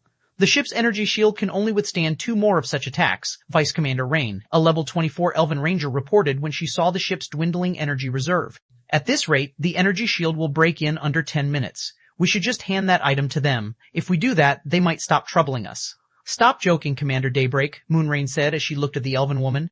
You are Soulfire's ally. If we let you surrender that item after accepting your commission, Soulfire will become a laughingstock in the future. Not to mention, our opponents are only one of Divine Hunter's leveling teams. Our chances of escaping aren't 0. However, despite hearing Moonrain's words, the elven woman named Daybreak Mist shook her head and said, You aren't familiar with Divine Hunter's behavior, but the attacks they have used so far are only a warning to us. If we continue struggling and anger Divine Hunters, my side won't be the only one to suffer Divine Hunter's retaliation. Even Soulfire will most likely have trouble establishing a foothold in Crying Sea City. Such an offensive is only a warning? Moonrain grew a little speechless when she heard Daybreak Mist's words. Even now, there was a constant stream of cannon fire bombarding their energy shields. No matter how she looked at it, the other side clearly intended to obliterate them. Yet, Daybreak Mist was saying that this was only the other side's way of sending them a warning, and the other side wasn't attacking them seriously at all. It should be known that their current fleet was Soulfire's main fleet. The fleet had 5 advanced ships and 15 common ships. Although the other side had 10 advanced ships and 10 common ships, they weren't without a chance of escaping. After all, naval battles differed from land battles. On land, the quality of expert players was very important. However, at sea, the importance of ships far exceeded the importance of expert players. In a naval battle, so long as the ships of both sides retained their energy shields, the only thing the players of both sides could do was fling ranged skills and spells at each other. In a situation where both sides were composed of only Tier 3 players, there wouldn't be a significant difference when it came to flinging ranged skills and spells. If Soulfire's fleet took advantage of the winds and tides, escaping from Divine Hunter's fleet shouldn't be a difficult challenge. Of course, Moonrain did not doubt Daybreak Mist's words. After all, Daybreak Mist was the commander of Nightblade, a top adventurer team that originated from one of the Four Saints' higher gods' domains. At the same time, Daybreak Mist was also a bona fide fourth-floor expert. While Moonrain and Daybreak Mist were talking, a deep and cold voice suddenly came from afar. "It seems you're quite the sensible person, Daybreak Mist. I guess it isn't without reason you managed to develop Nightblade to its current scale." Following this voice, a young man dressed in dark red robes and wielding a crimson staff suddenly appeared above Moonrain and Daybreak Mist's ship. What? Why is he here? Moonrain was greatly shocked when she saw the male elementalist hovering in the air. At this moment, Moonrain and Soulfire's members weren't the only ones panicking over this unexpected development. Even Daybreak Mist's expression sank when she saw the young man. Balrog Hart, currently ranked 21st on the God-ranked expert list while also being one of the two little monsters nurtured by Divine Hunters. Moreover, 2 years ago, at the age of 27, Balrog Hart had already received the title of Balrog from the Seven Luminaries Alliance. After undergoing 2 years of training as one of Divine Hunter's future successors, nobody knew exactly how powerful Balrog Hart had become. The only reference everyone had was the fight in Crying Sea City's Colosseum a few days ago, where Balrog Hart had defeated a veteran titled Expert in only 20 moves and received the 21st rank on the God-ranked expert list. "Hand over the Tier 4 Legacy Guidance Scroll and all of your ships, and I will spare your lives," Balrog Hart said in a commanding tone. "Otherwise, all of you will suffer triple the death penalty and be eliminated from Crying Sea City." "You're going too far, Balrog. I can hand over the Legacy Guidance Scroll but not the ships. We can't even survive in Crying Sea City without them," Daybreak Mist shouted angrily. The ocean made up over 90% of the top of 2 worlds, so ships became crucial for players seeking to develop here. Because of this, ships were in great demand, and replacing even one lost ship would require a lot of magic crystals, time, and effort, let alone an entire fleet. "Too far?" Balrog Hart laughed. "Do you think you people can leave this place alive?" Nobody on Soulfire's side could offer a rebuttal in response to Balrog Hart's question. Even Daybreak Mist could only grit her teeth in silence. Just when Balrog Hart thought of starting another round of mockery, a deep and clear voice suddenly entered everyone's ears. "What if they can leave this place alive?" Chapter 3192, Chapter 266, Zero Wings Guild Leader Black Flame, Chapter 266, Zero Wings Guild Leader Black Flame. Everyone instinctively turned toward the source of the voice. Without anyone noticing, a cloaked man had appeared 100 meters above the ocean. The man carried 2 swords around his waist, but he radiated neither the aura of an expert nor a dangerous aura. At first glance, this cloaked man seemed like an ordinary swordsman one could find anywhere. Is this guy nuts? He dares to speak like that to Lord Balrog? Seeing as he can fly, he should have grasped a mana domain, so I guess he can be considered a powerful expert. However, he probably hasn't seen Lord Balrog in action before, so maybe that's why he dares to utter such bold words. He's probably an ignorant native then. This is the end of his life now that he has spoken so rudely to Lord Balrog. Divine Hunter's members held a merry discussion among themselves as they looked at the cloaked man in the sky. Some of them had even started worrying about the cloaked man's future. As for the words the cloaked man uttered, none of them treated those words seriously. In the Greater Gods domain, titled 4th Floor experts were known as walking disasters. Even at Tier 3, such an expert could fight a team of 1,000 experts in the Greater Gods domain's environment. Not to mention, Balrog Hart was an existence capable of defeating a veteran titled Expert using only 20 moves. Experts capable of grasping a mana domain at Tier 3 might seem rare in the eyes of the miniature Ancient World's natives, but experts of such caliber were no different than a Tier 3 ordinary player in front of Balrog Hart. Balrog Hart could defeat such players with a flip of his hand. What a powerful expert. When Daybreak Mist looked at the cloaked man in the sky, a hint of surprise appeared in her silver eyes. She was in possession of the sacred eyes.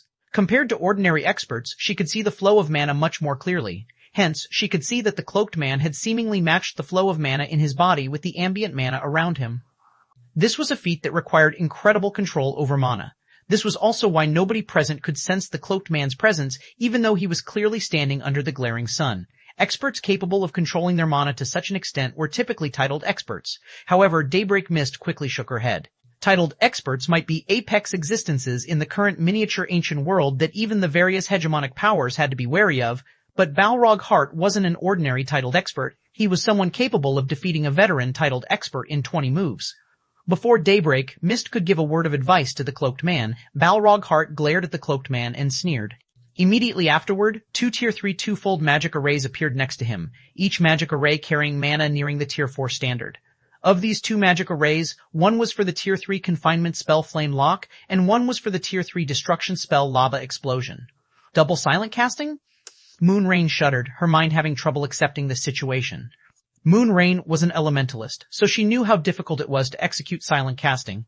It was also the technique she hoped to master. When players were casting spells in God's domain, they typically had to form an impression of the spell's magic array in their minds. Afterward, they would need to chant the necessary incantation to deepen their impression of the magic array. Then, their spell would take shape. Of course, a more convenient way to cast spells was to draw the magic array directly in one's mind. This would drastically reduce the chanting needed to strengthen the magic array's formation. This technique was also known by people as speed casting.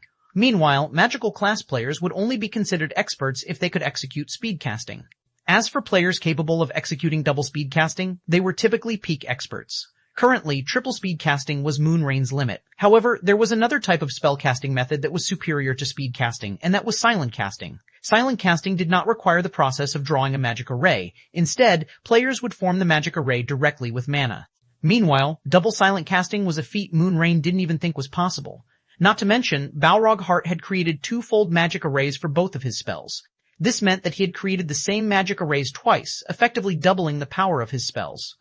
Meanwhile, Daybreak Mist quickly shouted, "Quickly dodge!" The reason Balrog Hart had received the title of Balrog wasn't because of his player ID. Instead, it was because of his extraordinary mastery over fire-type spells. Not only could he manipulate fire-type spells effortlessly, but he also had the ability to resolve the slow mana-gathering problem that plagued all fire-type spells. By the time Daybreak Mist had shouted her warning, Balrog Hart's two-fold magic arrays were already done gathering the mana they needed. Suddenly, a flame barrier appeared in the air, enveloping the cloaked man entirely. This flame barrier was incredibly sturdy, and even a Tier 4 mythic monster would need several attacks to break this flame barrier from the inside. Immediately afterward, a sphere of lava with a radius of several dozen meters emerged from one of the magic arrays next to Balrog Hart and flew toward the flame barrier. It's over. Daybreak Mist closed her eyes. Flame Lock would not block attacks coming from the outside. In other words, Balrog Hart's lava explosion could bypass the Flame Lock and attack the cloaked man directly. Meanwhile, Lava Explosion was a destruction spell, so it couldn't be dodged or blocked. Just when the lava sphere was passing through the flame lock, the cloaked man's voice appeared once again. "This is quite the powerful move. It's a pity it's useless against me." As soon as the cloaked man finished speaking, an explosion rang out in mid-air. Subsequently, a blooming flower made of sword lights instantly ripped the flame barrier to shreds and fragmented the lava sphere into countless pieces. As for the cloaked man, he remained unscathed as he hovered in mid-air and quietly looked down at Balrog Hart. He blocked it? Impossible. That was Lord Balrog's trademark move. Divine Hunters members were stupefied by this scene, their jaws dropping. Even a superior mythic monster would get injured when going up against such a rapid double silent casting. Yet, the uncloaked man didn't lose a single HP from the exchange. Balrog Hart was similarly stunned by this situation. Immediately, his expression turned serious, and he looked at the cloaked man in the air and asked, "Who are you?" Anyone capable of blocking his two-fold lava explosion couldn't be a nameless nobody in the miniature ancient world. As for those capable of receiving his combination attack without taking a single point of damage, they numbered no more than a handful. However, Balrog Hart did not receive an answer from the cloaked man, though he did get a response from Moonrain, who had muttered something in surprise. Guild leader Black Flame? The spread of sword lights was a very familiar sight to Moonrain. As far as she could recall, Shi Feng was the only person to have ever used such a sword technique.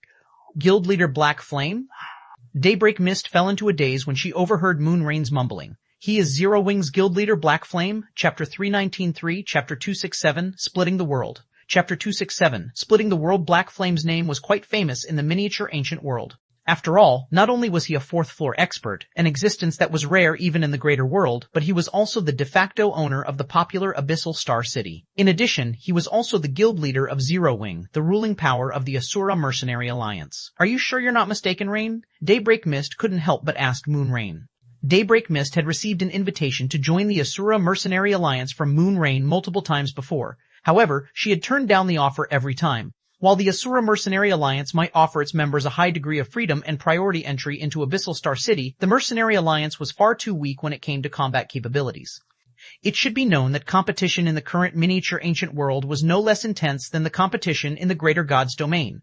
Weak powers might be able to survive and even gain an advantage over other powers during the early periods of the miniature ancient world, but this would no longer be true in the long run. In fact, unless these weak powers could gather a sufficient number of experts, they would quickly lose their place and be eliminated from the miniature ancient world. In Daybreak Mist's opinion, the Asura Mercenary Alliance would be categorized as one of these weak powers. After all, the Asura Mercenary Alliance only had a handful of fourth-floor experts, and not even one titled expert. With so few capable experts under its command, how was it supposed to contest against the various hegemonic powers over resources in the future? Yet now, Moonrain was saying that the cloaked man who had come out unscathed after receiving Balrog Heart's combination attack was actually Zero Wing's guild leader Black Flame. This was a very astonishing revelation, so Daybreak Mist couldn't help but doubt it. It should be. I've only ever seen guild leader Black Flame using that sword technique, Moonrain said, her eyes glowing with excitement. The achievement of fighting Balrog Heart, the 21st ranked player on the God-ranked expert list, would definitely become an inspiration for all players of their god's domain. It should be known that ever since the Myriad World's descent, apart from Cassio, nobody else from their god's domain had managed to get onto the God-ranked expert list. Moreover, because more and more God-ranked experts began to appear afterward, Cassio was quickly squeezed out of the ranking list. This situation caused the various foreign God's Domains players to look down on their God's Domains experts, and they were now regarded as wild monkeys by these foreign players. However, it was a different story now that Shi Feng had shown himself capable of fighting Balrog Heart to a standstill. Setting aside whether Shi Feng could steal Balrog Heart's position on the God-ranked expert list, he should have no problem getting into the top 30. Once this matter became official, the Asura Mercenary Alliance would definitely see a rise in its position in the miniature ancient world. Black Flame? So, he's that Zero Wing's guild leader? Is he really that Black Flame? Didn't the rumors say that he had refrained from appearing in 100 Flow City's Colosseum because he was too weak? How could he receive no damage from Lord Balrog's attack? The Divine Hunters members were all experts among experts. They possessed incredibly powerful senses, so even though Moonrain was several dozen yards away from them, they still managed to hear her mutterings. Only, Divine Hunters members couldn't help but doubt their ears when they heard the name Moonrain uttered. Balrog Heart's trademark move was an attack that even ordinary titled experts could not block without taking damage. Experts capable of accomplishing such a feat were all existences standing at the apex of the miniature ancient world. Even if Shi Feng managed to get his hands on a portion of the greater God's Domain's legacies, there was no way he should be able to accomplish such a feat. Interesting. So, you're Zero Wing's guild leader? A hint of fighting spirit appeared in Balrog Heart's eyes as he looked at Shi Feng. No wonder you dare to spout such nonsense in front of me. However, if you think that you can protect them just because you can block my lava explosion, I'll have you know that you are sorely mistaken. After saying so, Balrog Heart raised his crimson staff and began rapidly chanting a series of incantations. Immediately, the mana within a 1,000-yard radius began swarming toward Balrog Heart, the gathered mana creating a storm that covered a 1,000-yard radius. The degree of control Balrog Heart had exerted over the surrounding mana was so great that seeing it made even a fourth-floor expert like Daybreak Mist feel ashamed of herself. Monstrous. This was the only description Daybreak Mist could come up with to describe what was taking place before her. The influx of mana had not only increased Balrog Heart's mana to the Tier 4 standard, but it had also allowed Balrog Heart to create 4 two-fold magic arrays simultaneously. Two-fold Tier 3 Curse, Breath of Madness. Two-fold Tier 3 Curse, Flame Domain. Two-fold Tier 3 Curse, Scorched Blessing. Two-fold Tier 3 Curse, Flame God's Spear. Every one of these Tier 3 curses originally possessed power and effects rivaling Tier 4 spells already. Their complexity was also incredibly high. Although the two-fold version of these Tier 3 curses could exhibit power beyond ordinary Tier 4 spells, their complexity also went beyond ordinary Tier 4 spells. Yet Balrog Heart had successfully cast the two-fold versions of all 4 of these Tier 3 curses simultaneously via quadruple speed casting. The strength he currently displayed was significantly stronger than what he had shown during his Colosseum fight in Crying Sea City. In fact, Daybreak Mist couldn't help but suspect that if Balrog Heart had executed this high-level quadruple speed casting during his Colosseum fight, he wouldn't have even needed 20 moves to finish the fight. Of the 4 curses Balrog Heart cast, Breath of Madness was a confinement spell that could be used to lock down a space. Meanwhile, enemies trapped within this space would have their mobility and reaction speed reduced. Their control over mana would also be reduced by over 50%. While trapped within Breath of Madness, players would find it extremely difficult to use skills, spells, combat techniques, and mana techniques. As for the 3 other curses, Flame Domain increased the power of the user's fire-type spells by 100% and weakened the effects of other attributed spells by 50%. Scorched Blessing increased the user's basic attributes by 80% and control over the fire element by 30%. And Flame God Spear was a large-scale destruction spell capable of breaking a town's defensive magic array in one hit. These 4 Tier 3 curses synergized with each other incredibly well. With this move, Balrog Heart could annihilate even 4th floor experts with the flip of a hand. Subsequently, a flame spear measuring 1,000 meters in length suddenly descended from the sky, the aura of power the spear radiated instilling a sense of despair into everyone present. After being enhanced by 3 Tier 3 curses, Balrog Heart's Flame God Spear could destroy not only a town's magic array, but also the town itself. Try blocking this move, Balrog Heart said, laughing. However, before Balrog Heart could say anything more, Shi Feng suddenly swung the Winter of Eternal Night, First Sword Light Shadow. Suddenly, time on the battlefield seemingly froze as everything and everyone stopped moving. Even the descending Flame God Spear was no exception. Then, under everyone's gaze, the sky, the ocean, and the 1,000-meter spear all split in half. However, before everyone could even start to feel surprised, the bisected flame spear fell into the ocean and created 2 huge holes that were several kilometers deep. At the same time, the advanced ships that were in the flame spear halves' way, the players on board these advanced ships, and Balrog Heart vanished without a trace. Chapter 319.4, Chapter 26.8, Sword Emperor, Chapter 26.8, Sword Emperor. What happened? They're gone? Be it Soulfire's members or Nightblade's members, everyone was dumbfounded by what just happened. Even Daybreak Mist couldn't help but rub her eyes and take another look. When Balrog Heart's Flame God Spear appeared, Daybreak Mist had felt the presence of death enveloping her. The power of the attack had already gone beyond her ability to survive. In front of this attack, the average titled expert was nothing but a joke. This was because Balrog Heart's attack had already reached a level where it could destroy an entire town. Upon realizing Balrog Heart's strength, Daybreak Mist couldn't help but feel suffocated. Yet, Shi Feng's attack had not only erased Balrog Heart's full-powered attack, but it had also left a gash in the ocean that extended for several kilometers. Rain, are you really sure this person is the guild leader Black Flame you mentioned? Daybreak Mist whispered to Moonrain, trying to seek further confirmation. This was Balrog Heart they were talking about, the 21st ranked player on the God-ranked expert list.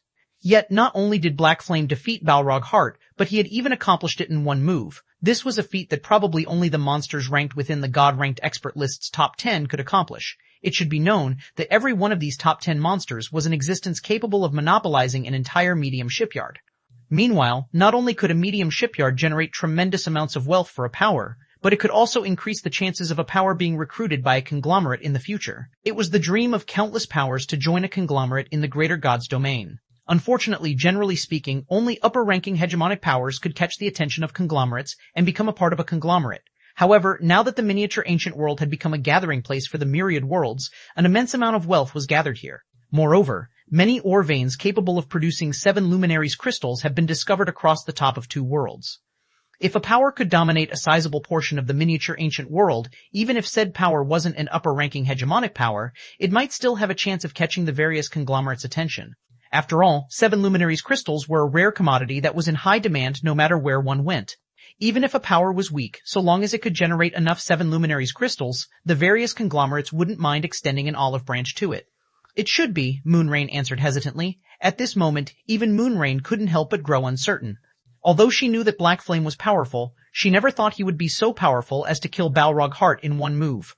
While Moonrain and Daybreak Mist were talking, Shi Feng waved his hand at the items Balrog Heart and Divine Hunter's other members dropped. Immediately, the items dropped by these 100-plus players flew toward him. Then he began stuffing the items into his bag one after another.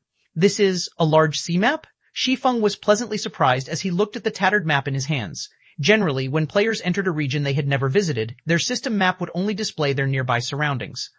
If players wished to have a more informative map of the region, they would have to explore the region in person. Either that, or they could purchase a region map from a nearby NPC city. If players wanted to operate out at sea, a sea map was an indispensable item. This was because a sea map would not only display islands that wouldn't be displayed on the system map, but it also covered a large area. Moreover, the sea map would also mark the player's specific location, preventing players from getting lost while navigating at sea. Typically, sea maps could be divided into small, medium, and large sizes. Each size category of sea map would also cover an increasingly larger area. Small sea maps would cover an area roughly the size of 2 or 3 land-based leveling maps. Medium sea maps would cover 7 or 8 leveling maps, and large sea maps would cover at least 20 leveling maps. During the exploration phase of a region, a large sea map could easily be worth 2 or 3 fragmented legendary items. So, it was a truly pleasant surprise to Shi Feng that Balrog Heart would gift a large sea map to him. It should be known that he had only helped Soulfire get rid of Balrog Heart in passing. He never really thought of gaining anything from this action. After all, Soulfire had already joined the Asura Mercenary Alliance. Moreover, Moonrain had given Wu Lingling a lot of help thus far. So, he naturally had to help Moonrain now that the other party was in trouble. As for how Shi Feng managed to eliminate Balrog Heart so easily, it was because Balrog Heart was only a Tier 3 player. There was a significant gap between Tier 3 and Tier 4 players. Not to mention, Shi Feng was even equipped with the Blazing Flame set, a level 120 Dark Gold Immortal set. It might be a different story if Balrog Heart had reached Tier 4 already, but before that happened, Shi Feng would only need one move to take care of him. So this place is the top of 2 worlds? Shi Feng was a little surprised after he was done inspecting the sea map. He didn't think that the top of 2 worlds would be a world within a world. Moreover, it was quite a huge world. At the very least, judging by the information he gleaned from the map, the top of 2 worlds should be significantly larger than the miniature ancient world. The nearest NPC city from here is Crying Sea City. I should head there and get some rest. Afterward, Shi Feng stored the sea map and flew toward Crying Sea City. He's flying away? It will take him over 10 hours to reach Crying Sea City even if he can fly with his mana domain. Even if he exhausts his concentration, there's no way he can reach the city, right? Could he have reached Tier 4 already? Everyone was stunned when they saw Shi Feng flying into the distance. A Tier 3 player could fly so long as they had a mana domain. However, flying via this method consumed a lot of concentration, so flying for long periods of time wouldn't be possible. Seeing as Shi Feng was flying in Crying Sea City's direction, he should be aware of the city's existence. In that case, he should also know that the city was over 10 hours away from their current location, yet he had still chosen to fly there. This could only mean that he had already reached Tier 4 and gained the ability to fly for long periods of time. Only, Tier 4 should still be a goal far out of the reach of the miniature ancient world's various powers. Although many hegemonic powers had already found Tier 4 legacy lands, a few days had only passed since the first batch of challengers had left to challenge their Tier 4 promotion. Going by the average time it took for players to complete their Tier 4 promotion, this first batch of challengers would still need at least 10 days before they could complete their promotion. There was an incredible gap between Tier 3 and Tier 4 classes. If Shi Feng had indeed reached Tier 4 already, it wouldn't even be an exaggeration to say that he was invincible in the current miniature ancient world. A Tier 4 Sword Emperor? Moonrain's eyes lit up in excitement as she looked at Shi Feng's departing back. Crying Sea City is probably going to see a change of hands soon. Crying Sea City was a gathering place for over 100 million players, and it was currently under the rule of 2 tyrants, Divine Hunters and Morning Light. Both were hegemonic powers originating from a higher god's domain, and they had ruled over the city ever since players gained access to the top of 2 worlds. Now, though, Crying Sea City might be seeing a change of hands. So, this is the strength Asura has kept hidden? Daybreak Mist also fell into a daze after coming across this revelation. It was already astonishing that Shi Feng had managed to kill Balrog Heart. The fact that Shi Feng had reached Tier 4 was even more surprising. Daybreak Mist couldn't help but reevaluate her opinion of the Asura Mercenary Alliance. At the same time, she also decided that she would have her adventurer team join Asura as soon as she returned. Meanwhile, shortly after Shi Feng left, news of Balrog Heart's death also reached Crying Sea City, the news making waves in the city. Chapter 3195, Chapter 269, Tier 4 Powerhouse, Chapter 269, Tier 4 Powerhouse 2 World Sea, Crying Sea City. Crying Sea City was one of the few super large NPC cities present in the 2 World Sea, and it had become the gathering place of countless powers from the myriad gods' domains. However, out of all these powers, only 2 guilds had successfully garrisoned Crying Sea City, Divine Hunters and Morning Light. Both guilds possessed a guild residence in the city's central area. Because of this, the 2 guilds' members could freely teleport into the city via guild transfer scrolls. This situation not only caused the various powers and players to grow envious, but it also established the 2 guilds' authority in Crying Sea City. As for powers that failed to garrison Crying Sea City, they could only compete for the limited number of temporary guild halls available at the city's Adventurers Association. The guild leader killed Balrog Heart. Su Qianlu, who was resting in her office, was shocked when she heard the report Wu Lingling had just made to her. Are you sure about this? This matter has already reached the ears of Crying Sea City's various hegemonic powers, so it shouldn't be wrong. Soulfire has also messaged us offline saying that the guild leader is on his way to Crying Sea City, Wu Lingling said excitedly.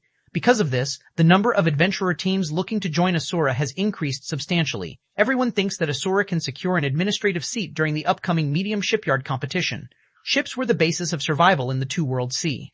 Players couldn't do without ships if they wished to make progress here. However, obtaining ships from NPCs was incredibly difficult and costly. If players wished to acquire a large number of ships at an affordable price, their only option was to construct them at a shipyard.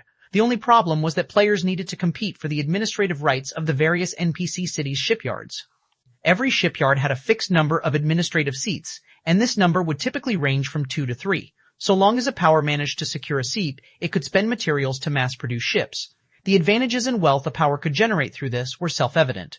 Meanwhile, powers looking to compete for a shipyard's administrative seats could only send 6 experts to represent them. So, one could imagine how much of an advantage the Asura Mercenary Alliance would have if one of its representatives was a powerhouse capable of defeating the 21st ranked Balrog Heart. Not to mention, the Asura Mercenary Alliance's experts had grown significantly because of all the clashes they've had with the Myriad Worlds experts and the Primordial Towers effect. They'd grown so much that Shi Feng would probably be surprised when he saw them. With the help of a top 20 godlist expert, it was entirely possible for the Asura Mercenary Alliance to secure an administrative seat in the upcoming competition. The guild leader is on his way here? Su Qianlu's expression suddenly changed when she heard Wu Lingling's words. Lingling, notify Hidden Soul and have her bring a team outside the city to meet up with the guild leader immediately. I'll head over with a team as well. What's wrong, Vice Guild Leader? Wu Lingling asked in confusion. The nail that sticks out gets hammered. While contacting some trustworthy core members of Zero Wing in the city, Su Qianlu explained, the various powers in Crying Sea City have only ignored Zero Wing and Ashura previously because we were only inconspicuous powers. Even establishing a foothold in the city had taken us a lot of effort. However, now that we've suddenly become a strong contender for Crying Sea City's medium shipyard and there are only a few days left before the medium shipyard competition, how do you think Crying Sea City's various hegemonic powers will react? How will Divine Hunters and Morning Light react? They'll destroy the guild leader? Wu Lingling suddenly felt a chill crawling down her spine, her expression turning somber. Whoever gained control over Crying Sea City's shipyards would gain dominance over the city. Currently, Divine Hunters and Morning Light only held control over Crying Sea City's small shipyard. Even then, they had already become nigh invincible out at sea. They had also gained control over an important ore vein out at sea. A medium shipyard was capable of manufacturing ships of higher ranking than what a small shipyard could manufacture. If a power managed to secure it, its naval power would definitely skyrocket. Shi Feng was the Asura Mercenary Alliance's only hope for winning an administrative seat. So long as the various hegemonic powers could kill Shi Feng once, they would have one less competitor in the upcoming medium shipyard competition. That's right, Su Qianlu nodded. The guild leader might have the strength to kill someone as strong as Balrog Heart, but the mysterious energy at sea is incredibly violent. If the various hegemonic powers surround him, it won't be difficult for them to kill him, so we must meet with the guild leader before the other powers find him. The top of Two Worlds was different from the rest of the miniature ancient world. Players could only communicate via the system if they were within a certain range of each other. At most, this range was enough to cover an entire city. Hence, it was incredibly difficult for players to communicate over long distances. If players wished to do so, offline communication would be the quickest method. However, they evidently couldn't contact Shi Feng via offline means now that he had already left for the greater world. So, their only option was to send people to find Shi Feng. Search hosted novel for the original. I understand. I'll go and inform Big Sis Soul right away, Wu Lingling said before quickly logging out of the game. Zero Wing might be the heart of the Asura Mercenary Alliance, but the Mercenary Alliance's various teams did not operate in the same area. The quickest way to gather these teams would be to contact them offline. Not long after Su Qianlu and the others began making their move, a figure suddenly got enveloped by a magic barrier in the sky a short distance from Crying Sea City. Subsequently, a fleet of more than 500 advanced ships quickly gathered underneath the barrier. This was a rare sight even in Crying Sea City, and the ships passing by couldn't help but avoid this massive fleet. Damn it, we were too late. When Hidden Soul saw the figure enveloped in the magic barrier, her complexion turned incredibly gloomy. Hidden Soul had rushed back to Crying Sea City as soon as she heard the news from Wu Lingling. She originally thought that she could get in touch with Shi Feng first, since friend communication had a much bigger range. Yet, Crying Sea City's various hegemonic powers still managed to get ahead of her. What is the meaning of this? Shi Feng asked, a slight frown forming on his face as he looked at the 4 people before him. Shi Feng was rather familiar with these 4 people. They were Titan Sword One Step, 100 Beast Florence, Dark Banner Melissa, and Shadow Emperor Convicted. All 4 were famous individuals in the Greater God's domain. At the same time, they were also veteran-titled monsters. During their younger days, they were not the slightest bit weaker than the current Balrog Heart.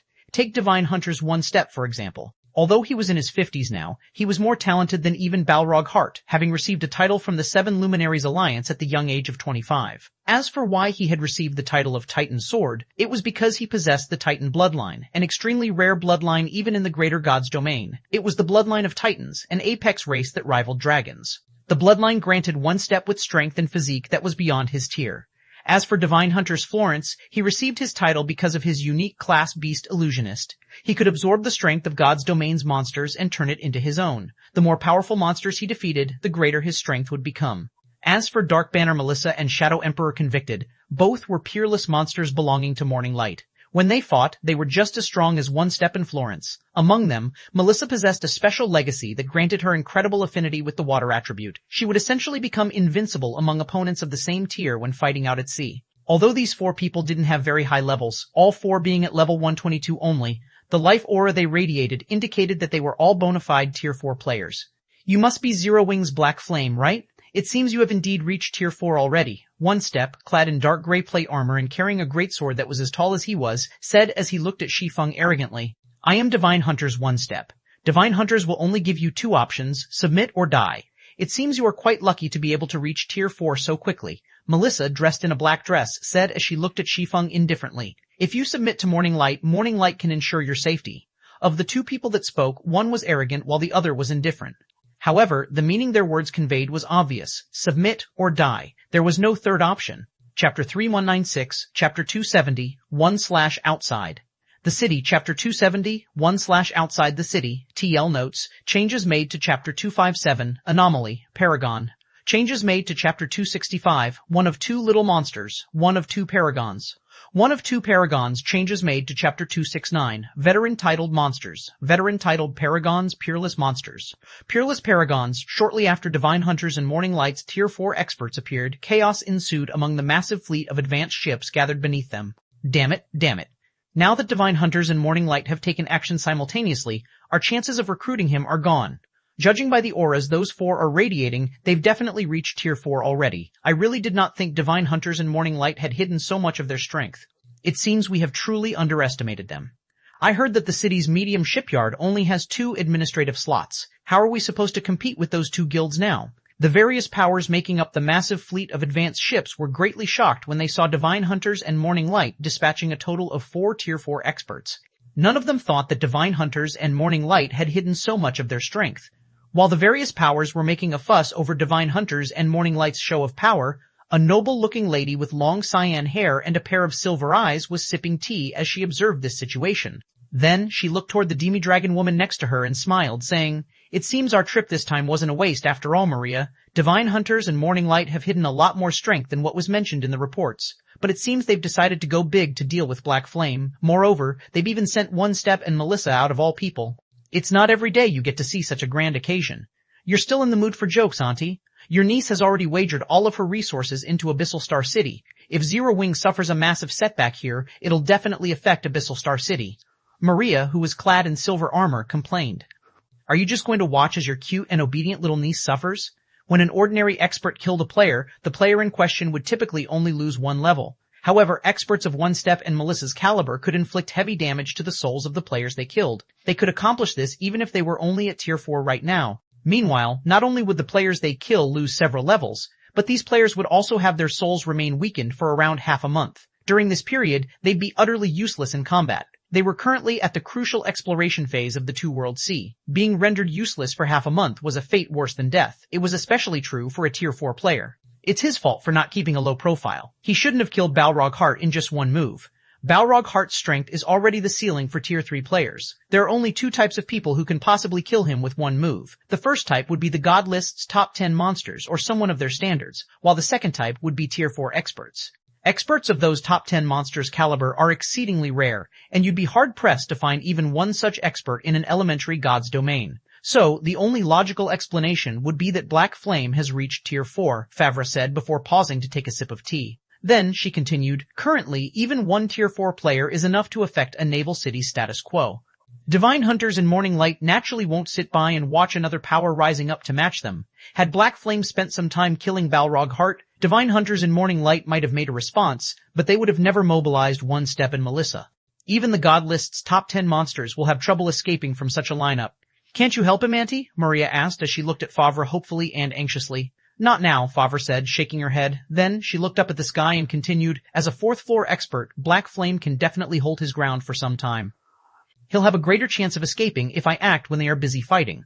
Maria felt relieved when she heard Favre's answer. Titan Sword One Step and Dark Banner Melissa were paragons of an older generation. However, her Aunt Favre was also a paragon of the same generation. Moreover, her Aunt Favre had achieved massive improvements in recent years. It was just that her Aunt Favre mainly operated solo, so few people actually knew about her true strength. At this point, her Aunt Favre should be just as strong as the God-ranked expert list's top 10 monsters. Although her Aunt Favre would not be able to defeat the joint force of One Step, Melissa, and 2 other Tier 4 experts, she should have no trouble helping Black Flame escape. While Maria and Favre were talking, the atmosphere in the sky suddenly changed, and many people on the sea subconsciously shuddered. You refuse? One Step's arrogant expression instantly turned cold, the runes on his epic armor suddenly glowing and causing the surrounding space to tremble. You impertinent brat. It seems you are tired of living.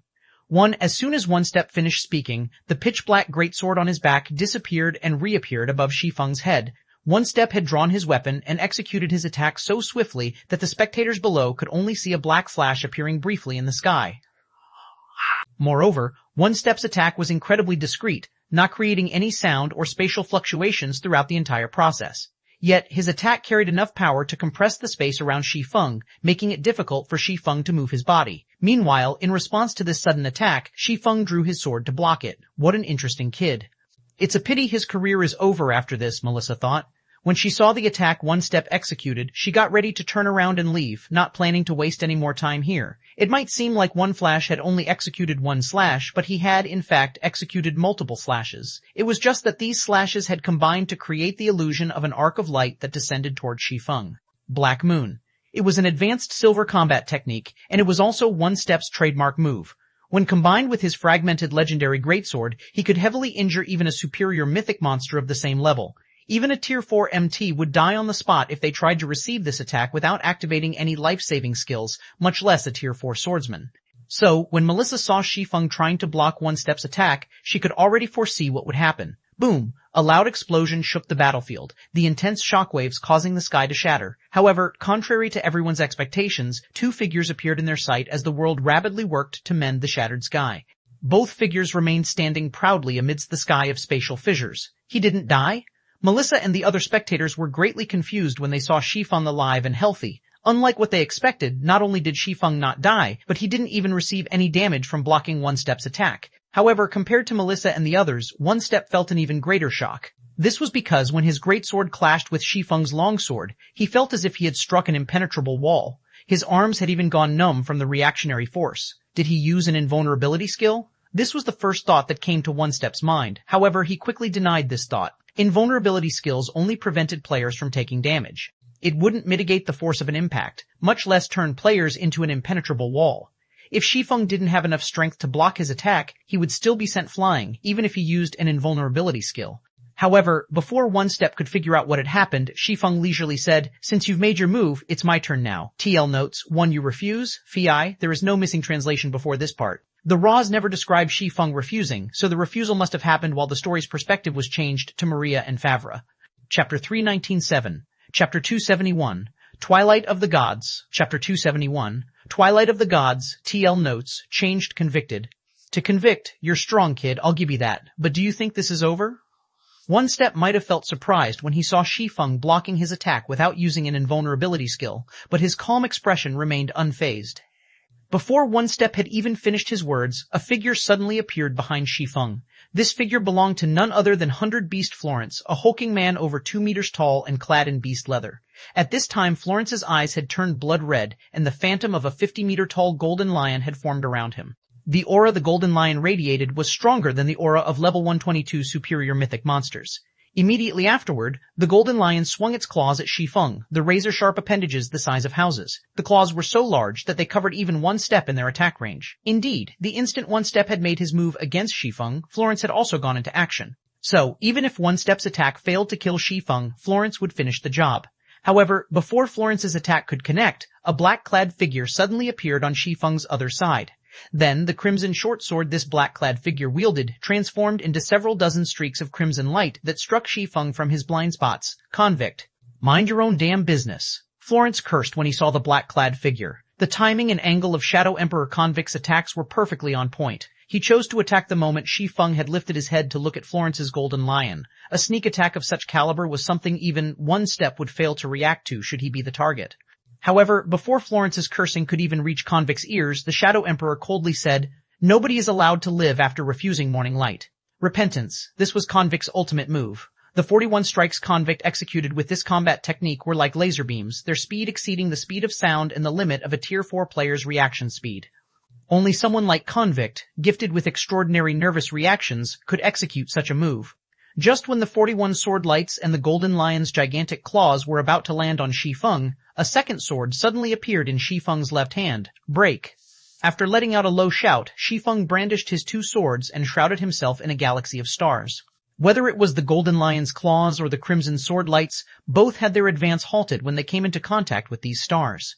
Unlike the previous clash between One Step and Shi Feng, the clash of attacks this time generated hardly any shockwaves. Instead, only the sound of metal ringing could be heard echoing continuously across the sky. When Florence and Convict eventually concluded their attacks, their expressions turned solemn. An uproar also occurred among the various powers underneath when they saw the outcome of this exchange.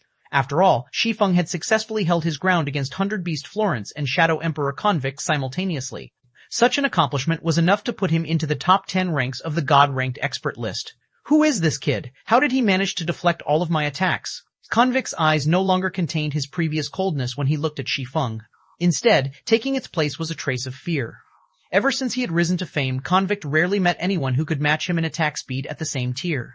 This was the case even among titled experts. Yet, Shi Feng had not only matched his attack speed but also deflected all of his attacks. This was a situation he had never encountered before. "I'm afraid the four of us will have to work together to take down this kid," Florence said, a grim look on his face.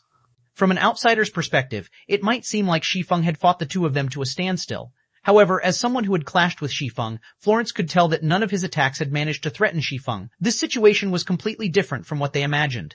They had severely underestimated Shi Feng, thinking he had only relied on his advantage in tiers to overwhelm Balrog Hart. Melissa, who had originally planned to leave, sighed as she looked at Shi Feng. Then she said, "Although I don't want to, I guess we have no better choice. If Divine Hunters and Morning Light failed to kill Shi Feng even after mobilizing 4 Tier 4 experts, their two guilds would definitely become a laughingstock in Crying Sea City."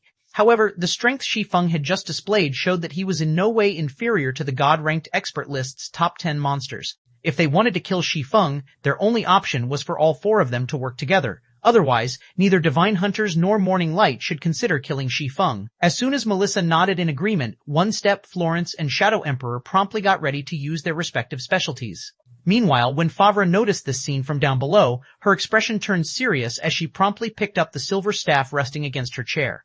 "Are those 4 planning to attack together? How can this be?" Hidden Soul and the others also despaired when they saw this situation. 4 Tier 4 titled experts. The combat power of such a lineup was definitely at the miniature ancient world's very apex. Even a monster as strong as Shi Feng would have no chance of surviving against such a lineup. However, before Hidden Soul and the others could recover from their despair and make a response, the 4 titled experts in the sky made their move. One Step brandished his greatsword after activating his Tier 4 legacy skill Titan's Wrath, the skill increasing his strength attribute to the Tier 5 standard. Now, whenever he swung his greatsword, even the Tier 3 players down below found themselves immobilized by the compressed space around them. Meanwhile, the Golden Lion Florence had transformed into released an angry roar, its size doubling. Then, the Golden Lion used the Tier 4 legacy skill Golden Roar at Shi Feng, the skill's activation dyeing the sky in a golden hue. As for Convict, he used his Tier 4 legacy skill Shadow Extermination, instantly splitting into over 100 doppelgangers that flickered around and attacked Shi Feng from all directions. Lastly, Melissa raised the sky blue flag she wielded, causing the sea's surface within a 1,000-yard radius to rise like an awakened beast, and directing this beast to devour Shi Feng. When these 4 people took action, the scene they created looked nothing like a battle between players but rather an epic war in ancient mythology instead. The sheer power these 4 people's attacks radiated caused the various powers' young talents to feel as if death had come to greet them. The power of these attacks was so overwhelming that it made even Favre, who had thought of moving to save Shi Feng, feel powerless. Yet, when faced with these seemingly apocalyptic attacks, Shi Feng did not choose to dodge them. Instead, he simply sheathed Blasphemer and raised the Winter of Eternal Night with both hands. Then, he swung the sword at the space in front of him. Second sword, Holy Devour. This would be the first time Shi Feng had executed Holy Devour with all of his strength after becoming a Tier 4 sword Law Saint. The Holy Annihilation mana technique was the Heavenly Blue Saint's greatest achievement. The mana technique could unleash power capable of overwhelming even Tier 6 gods. The technique was divided into 3 parts, each with a greater usage requirement than the other. Out of the 3 parts, first sword, Light Shadow could only barely be used at tier 3. As for second sword, Holy Devour, it wasn't something a tier 3 player could use. As for why Shi Feng could use Holy Devour when he was at tier 3, it was because he had thoroughly mastered the Holy Annihilation mana technique. Even so, he could never unleash Holy Devour's true strength. Even when he was going up against Tia Polena, the 8-winged Valkyrie, the Holy Devours he executed, were incomplete. However, now that he had reached tier 4, he had barely met the requirement to execute the complete Holy Devour. Subsequently, as soon as Shi Feng swung his sword, mana within a 1,000-yard radius of him exploded and ignited into flames, transforming the sky into a sea of flames. At the same time, the attacks of One Step, Florence, Convict, and Melissa were reduced to nothing by this sea of flames. As for the attackers themselves, all 4 of them were sent flying over 100 yards away, their HP falling by over 1/3. Chapter 319.8, Chapter 272, The True Way of Using Holy Devour. Chapter 272, The True Way of Using Holy Devour. I'm no match for him in a frontal clash? One Step couldn't help but be shocked and confused as he looked at his trembling hands. The Titans were a race known for having incomparable strength. Even dragons were inferior to Titans when it came to strength. Logically, the combination of his Titan bloodline, Dragon Blade, and tier 4 legacy skill Titan's Wrath should allow him to damage even a tier 5 monster in a frontal clash. Yet, the strength One Step prided himself in had actually lost to Shi Feng. At this moment, One Step wasn't the only one confused by this outcome. Everyone else present was in a similar situation. The combat power One Step, Florence, Convict, and Melissa had displayed was sufficient to destroy even an entire city. Their combat power definitely ranked at the apex of the current miniature ancient world, yet the 4 were no match for Shi Feng even after joining forces. They had even lost over 1/3 of their HP. The strength Shi Feng displayed was no longer just terrifying, it was simply incomprehensible. The only person unsurprised by this situation was Shi Feng himself. It was true that One Step and the others possessed combat power at the apex of tier 4. However, it should be known that Shi Feng was equipped with the Blazing Flame set, which granted basic attributes equivalent to a level 135 Dark Gold equipment set. In comparison, while One Step and the others might be equipped with Epic equipment sets, their sets only granted a level 122 Epic equipment set's basic attributes. A gap of 13 levels wasn't something that could be overcome by just a difference of 1 rank. Not to mention, when Shi Feng completed his promotion and became a tier 4 Sword Law Saint, the basic attributes he received as a reward was significantly greater than other classes. So, even if One Step and the others worked together, there was no way they could gain an advantage over Shi Feng's Holy Devour. A mana technique. It's a saint-ranked mana technique, Melissa said as she wiped the blood that had flowed down the corner of her mouth, a trace of fear appearing in her eyes when she looked at Shi Feng. Moreover, it's a perfectly mastered saint-ranked mana technique. This is really bad.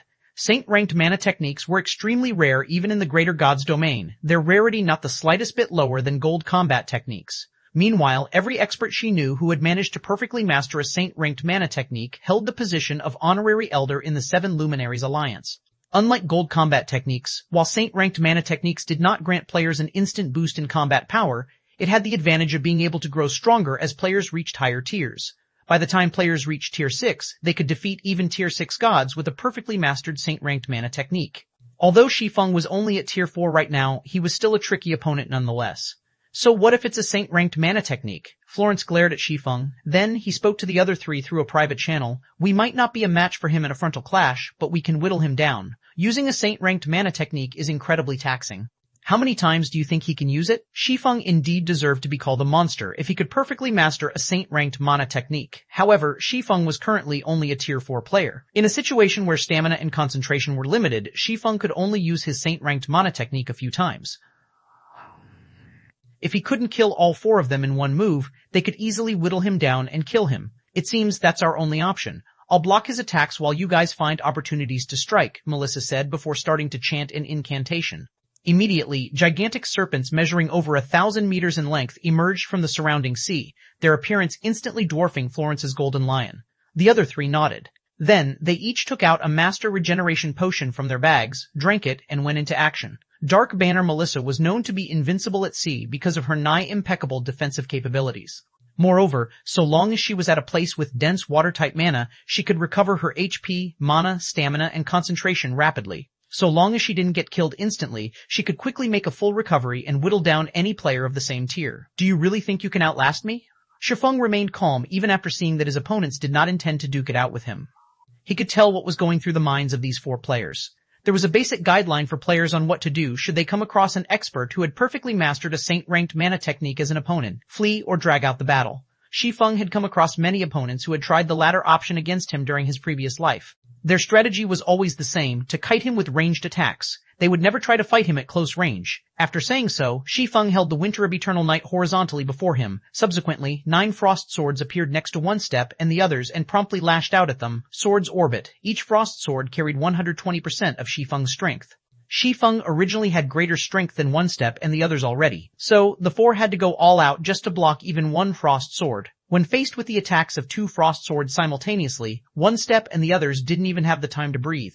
Even Melissa, who possessed nigh impeccable defensive capabilities, could only focus all her attention on blocking the 3 frost swords attacking her. She did not have any spare energy to focus on Shi Feng. For a time, apart from Melissa, One Step and the others started to get pushed back one time after another, their HP rapidly decreasing. Damn it, how is his strength so high? Whenever he clashed with Shi Feng's frost swords, the phantom of the golden lion he summoned would darken slightly. Not only did the golden lion's massive body not bring him any advantages, but it was even holding him back now as it gave Shi Feng a bigger target to strike. While Florence was in the midst of blocking a frost sword, Shi Feng suddenly appeared within 50 yards of him and swung his longsword. Holy Devour. Crimson flames covered the sky once more. Even though Florence had responded to Shi Feng's attack immediately by doubling his defense and HP with a life-saving skill, he still lost 1/5 of his HP to the attack. Thank goodness I blocked it. Florence sighed in relief when he saw that he was still alive. However, before Florence could distance himself from Shi Feng, another tide of flames assaulted him. Upon seeing this, he instinctively raised the golden lion's paws to defend himself. Boom! Florence was sent flying over a dozen yards backward this time. However, before he could even stabilize his posture, a third flame pillar came at him again. Fuck, what is going on here? Florence was stupefied when he saw the third fiery tidal wave approaching him. Unfortunately, even though Florence had executed a defensive combat technique to block this third attack, he failed to execute the technique perfectly due to his unstable posture. As a result, when the tide of flames devoured him, he instantly lost all of his remaining HP, 3 times. Shi Feng had used Holy Devour 3 times consecutively. He did not rest for even a moment in between these 3 executions. It was as if the mana technique did not cost him anything to execute, and he used it as casually as if he were using an ordinary combat technique. Chapter 399, Chapter 273, Horror, Chapter 273, Horror 3. He used 3 Saint Mana techniques in a row. Is he a monster? Melissa, desperately defending herself against the 3 frost swords attacking her, couldn't believe what she had just seen. She was a magical class player who had perfectly mastered 10 mana techniques, so she had a great understanding of mana techniques. Even an advanced mana technique would put a significant toll on a tier 4 player's concentration, let alone a saint mana technique. If a tier 4 player were to use a saint mana technique, not only would they deplete a significant portion of their concentration, but they would also fall into a fatigued state for a short time. In this fatigued state, even focusing their mind would be a difficult task, let alone executing 2 more saint-ranked mana techniques consecutively. The information we got is completely wrong. One Step's eyes twitched when he saw Florence's vanishing corpse. According to their intelligence report, Black Flame should only be an ordinary 4th floor expert. The only reason he managed to kill Balrog Hart was that he had gotten promoted to tier 4. However, the strength Shi Feng had just displayed was not something an ordinary 4th floor expert could have. Shi Feng was practically a monster. Even One Step doubted he could survive the 3 consecutive attacks Shi Feng had used against Florence. It should be known that Florence would gain HP and defense, surpassing even MTs of the same tier when he went into his golden lion form. After activating his tier 4 life-saving skill, his HP would instantly exceed 10 million. Even if he simply stood still and did nothing, a berserker of the same tier would need some time to kill him. Although One Step was a berserker, he was only superior to Florence when it came to strength and speed. When it came to taking damage, he was nowhere near as durable as Florence. That's 1 down. After collecting the loot Florence dropped, Shi Feng turned his gaze to One Step and Convict, saying, "You 2 are next." As a Saint Mana technique, Holy Devour indeed cost a lot of concentration to use. However, after Shi Feng became a tier 4 Sword Law Saint, his concentration underwent a qualitative transformation. Now, his concentration neared the tier 5 standard already. Hence, he could use Holy Devour multiple times in a row. Moreover, 3 times wasn't his limit yet. According to his estimates, he should only reach his limit after executing 5 Holy Devours consecutively. "Do you think you still have a chance to kill us?" One Step said after taking a deep breath, his voice still as confident as before.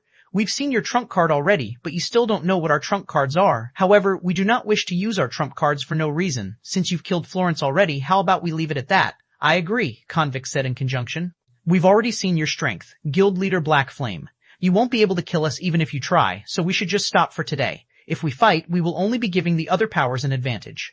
Shi Feng's ability to execute 3 Saint Mana techniques consecutively was indeed astonishing. However, Shi Feng could only kill them under the precondition that they didn't know about this ability. Now that they knew what to expect of Shi Feng, it would become extremely difficult for Shi Feng to kill them. After all, they had their own trump cards. It was just that they didn't wish to use these trump cards. However, so long as they used their trump cards, Shi Feng could do nothing against them. On the contrary, they might even have a chance of killing Shi Feng. However, they prepared to use these trump cards for the medium shipyard competition later. If they used them now, the other hegemonic powers would definitely come up with a counter. How funny. You were the ones who attacked me first, yet you were saying that we should stop fighting now? Shi Feng laughed. Do you think I'm some kind of pushover? Don't go too far, Black Flame. You might be strong, but you're not invincible, One Step coldly said. If we disregard all costs and attack you, you won't be getting away easily. It'll also be impossible for you to kill us. Let me see what kind of ability you people have then, Shi Feng said, chuckling before manipulating his frost swords to attack once more. With Florence out of the way, One Step and Convict had to face 3 frost swords simultaneously. A sword's orbit executed by 3 frost swords simply wasn't something the two could defend against, so their HP quickly fell. One Step's and Convict's HP fell below the 30% mark in less than 5 seconds. Even a master regeneration potion wasn't enough to help them mitigate the incoming damage. Eventually, One Step took a deep breath and signaled Convict with his eyes. Then, he glared at Shi Feng and bellowed, "Black Flame, you forced our hand." As soon as One Step finished speaking, his body suddenly expanded into a 10-meter-tall giant, and a demonic glow enveloped his body. In addition, the aura he exuded was so powerful that it had started to destabilize the space around him. Tier 4 Legacy Skill, Titan Awakening. All basic attributes increased by 200%. Since you've made me use this move, don't even think of leaving this place alive today. Immediately, One Step brandished his greatsword, which had similarly been enlarged to have a 10-meter-long blade, knocking away all 6 frost swords over 100 yards away with just 2 sword lights. Then he appeared within 100 yards of Shi Feng and sent over a dozen sword lights flying at Shi Feng, thoroughly sealing all of Shi Feng's escape routes. As for Convict, he quietly observed the exchange. His plan was to fight a battle of attrition with Shi Feng, so he decided to let One Step attack Shi Feng without him for now. If One Step could finish Shi Feng off, great. If not, he would strike when Shi Feng was exhausted. Is this all you have? Shi Feng couldn't help but chuckle when he saw the sword lights attacking him and sealing his escape routes. Then, the Winter of Eternal Night he wielded suddenly transformed into a stream of energy that flowed into his body, Godslayer. Immediately, Shi Feng's mana and concentration increased to an unprecedented height. At the same time, his naturally formed mana domain also transformed, and a miniature world began to expand with him at the center. Halt! As soon as Shi Feng spoke, the sword lights approaching him abruptly stopped, and the energy used to compose them vanished without a trace. In addition, before anyone realized it, Shi Feng had already appeared in front of One Step and grabbed the blade of One Step's greatsword with his right hand. Not only did the greatsword lose all of its ability to move, but it didn't even manage to reduce Shi Feng's HP by 1 point. For a time, both One Step and Convict were stupefied. At the same time, a look of horror also gradually appeared on their faces. W. World Creation. I. Impossible. Melissa, still busy defending herself against Shi Feng's frost swords, uttered these words under her breath in shock and disbelief.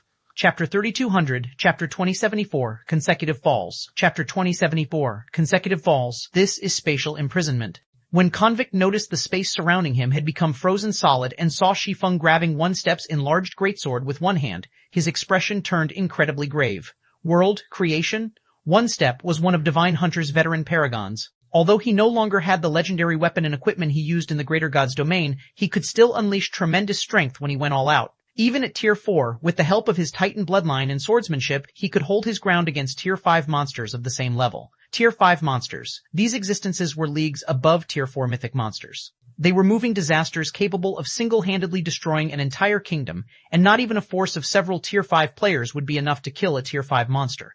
So, one could easily imagine how powerful One Step was after going all out to be able to hold his ground against a Tier 5 monster. It wouldn't be an exaggeration to say that he was unrivaled among Tier 4 players when it came to frontal confrontations.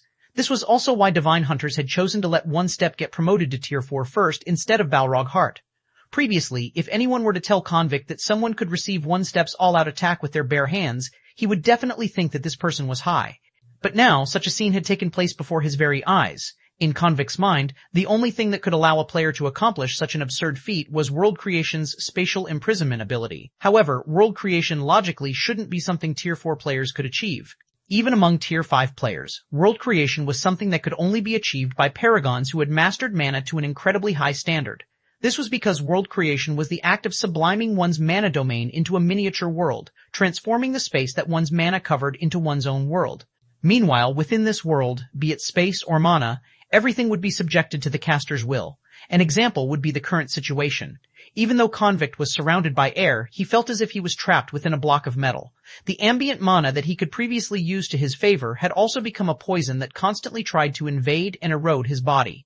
In this situation, he had no choice but to focus a significant portion of his own mana on defending against the invading mana.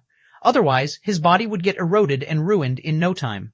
Meanwhile, when One Step saw Shi Feng looking at him with a smile, he subconsciously shuddered and hurriedly shouted to his two allies in the distance, "Convict, Melissa, attack!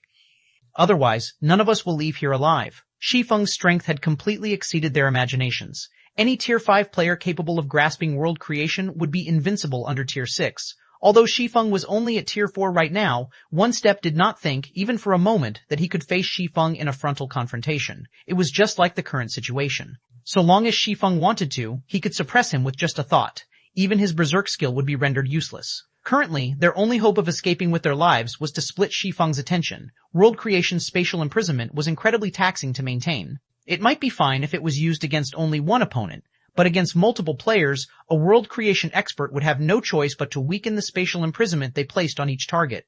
Otherwise, their mind would have trouble keeping up, and they would leave themselves open to attacks. Meanwhile, the average world creation expert could only exhibit a thorough spatial imprisonment when going up against one opponent. If they wanted to suppress two or more targets, the power of their spatial imprisonment would grow weaker and weaker. We are hosted novel. Find us on Google. Of course, even the natural suppression effect of world creation wasn't something the average Tier 4 experts could resist. A Tier 4 expert would need to have Tier 5 combat power at the very least to fight normally. Meanwhile, the scene of One Step calling for help stunned not only the various powers on the sea, but also Melissa, who had already planned to conduct a rescue even before One Step's call for help. Nobody thought that One Step, a representative of Divine Hunters, would ask Shadow Emperor Convict and Dark Banner Melissa for help. It should be known that Divine Hunters and Morning Light were rivals. Previously, it was precisely because One Step worried that he would get backstabbed by Morning Light's duo that he had kept his guard up around the two and chose to clash with Shi Feng without their help. Yet now, One Step had seemingly stopped caring about this concern. He had even planned to execute a pincer attack with Convict and Melissa. Not even the top 10 experts on the God-ranked expert list had received such treatment from One Step before. It seems we cannot hold back anymore. Convict took a deep breath when he saw that Shi Feng remained unscathed even until this moment. "Melissa, we'll attack together. It seems that's our only option," Melissa said, sighing as she put away her flag with a pained expression. "I originally planned to save this for the God list's top 10 monsters. I never thought I would use it on an unknown expert. What a loss this is." When Melissa finished speaking, a golden bone spear appeared in her hands. Immediately afterward, mana began congregating around Melissa, Shi Feng's spatial imprisonment having no effect on her whatsoever. Then, in the blink of an eye, an army of fully armed NPCs appeared around Melissa. Every one of these NPCs was at level 125, Tier 4. These NPCs numbered 100, and they wore standardized equipment sets that joined together to form a complex battle array. Under the effects of this battle array, these Tier 4 NPCs became immune to the suppression of Shi Feng's world creation. While the army of Tier 4 NPCs was flying toward Shi Feng, Convict, wielding his two short swords, transformed into an untouchable shadow that appeared behind Shi Feng in the blink of an eye. As for One Step, not willing to be overshadowed, put greater strength into his arms and shook away Shi Feng's hand that was holding onto his greatsword. Then he promptly brandished his weapon and swung 3 black moons at Shi Feng. The power of the black moons was so great that not even Shi Feng's world creation could influence them. This scene caused the various powers members watching from the sea's surface to gasp. So, these are Divine Hunters and Morning Light's apex combatants? The strength One Step, Convict, and Melissa were currently displaying greatly shocked even the various hegemonic powers titled experts. Even an NPC city would crumble in the face of such might, let alone a single Tier 4 player. Interesting. I didn't think you three still had more cards to use. Shi Feng chuckled when he saw the trio before him increasing their strength even further. Then, without any foreshadowing, he abruptly executed a horizontal slash at his surroundings with the Winter of Eternal Night. Third Sword, Holy Annihilation. This was the final move of the Holy Annihilation mana technique. Usually, it wasn't a technique that could be used at Tier 4. However, under the strengthening effect of Godslayer, Shi Feng could use this move normally now. At this moment, be it One Step, Convict, Melissa, or the spectating players down below, everyone felt as if time had stopped, none capable of moving their bodies. The only thing that remained in motion was Shi Feng's Winter of Eternal Night. Subsequently, when Shi Feng's Winter of Eternal Night came into contact with One Step's 3 black moons, the black moons split apart as if they were made of paper. Then, Shi Feng's sword passed through One Step's gigantic body and Convict's incorporeal body. Meanwhile, all One Step and Convict could do was watch all this happen. When Shi Feng completed his slash, time began moving normally again. At the same time, Titan Sword One Step's and Shadow Emperor Convict's bodies split into two halves that fell into the sea down below.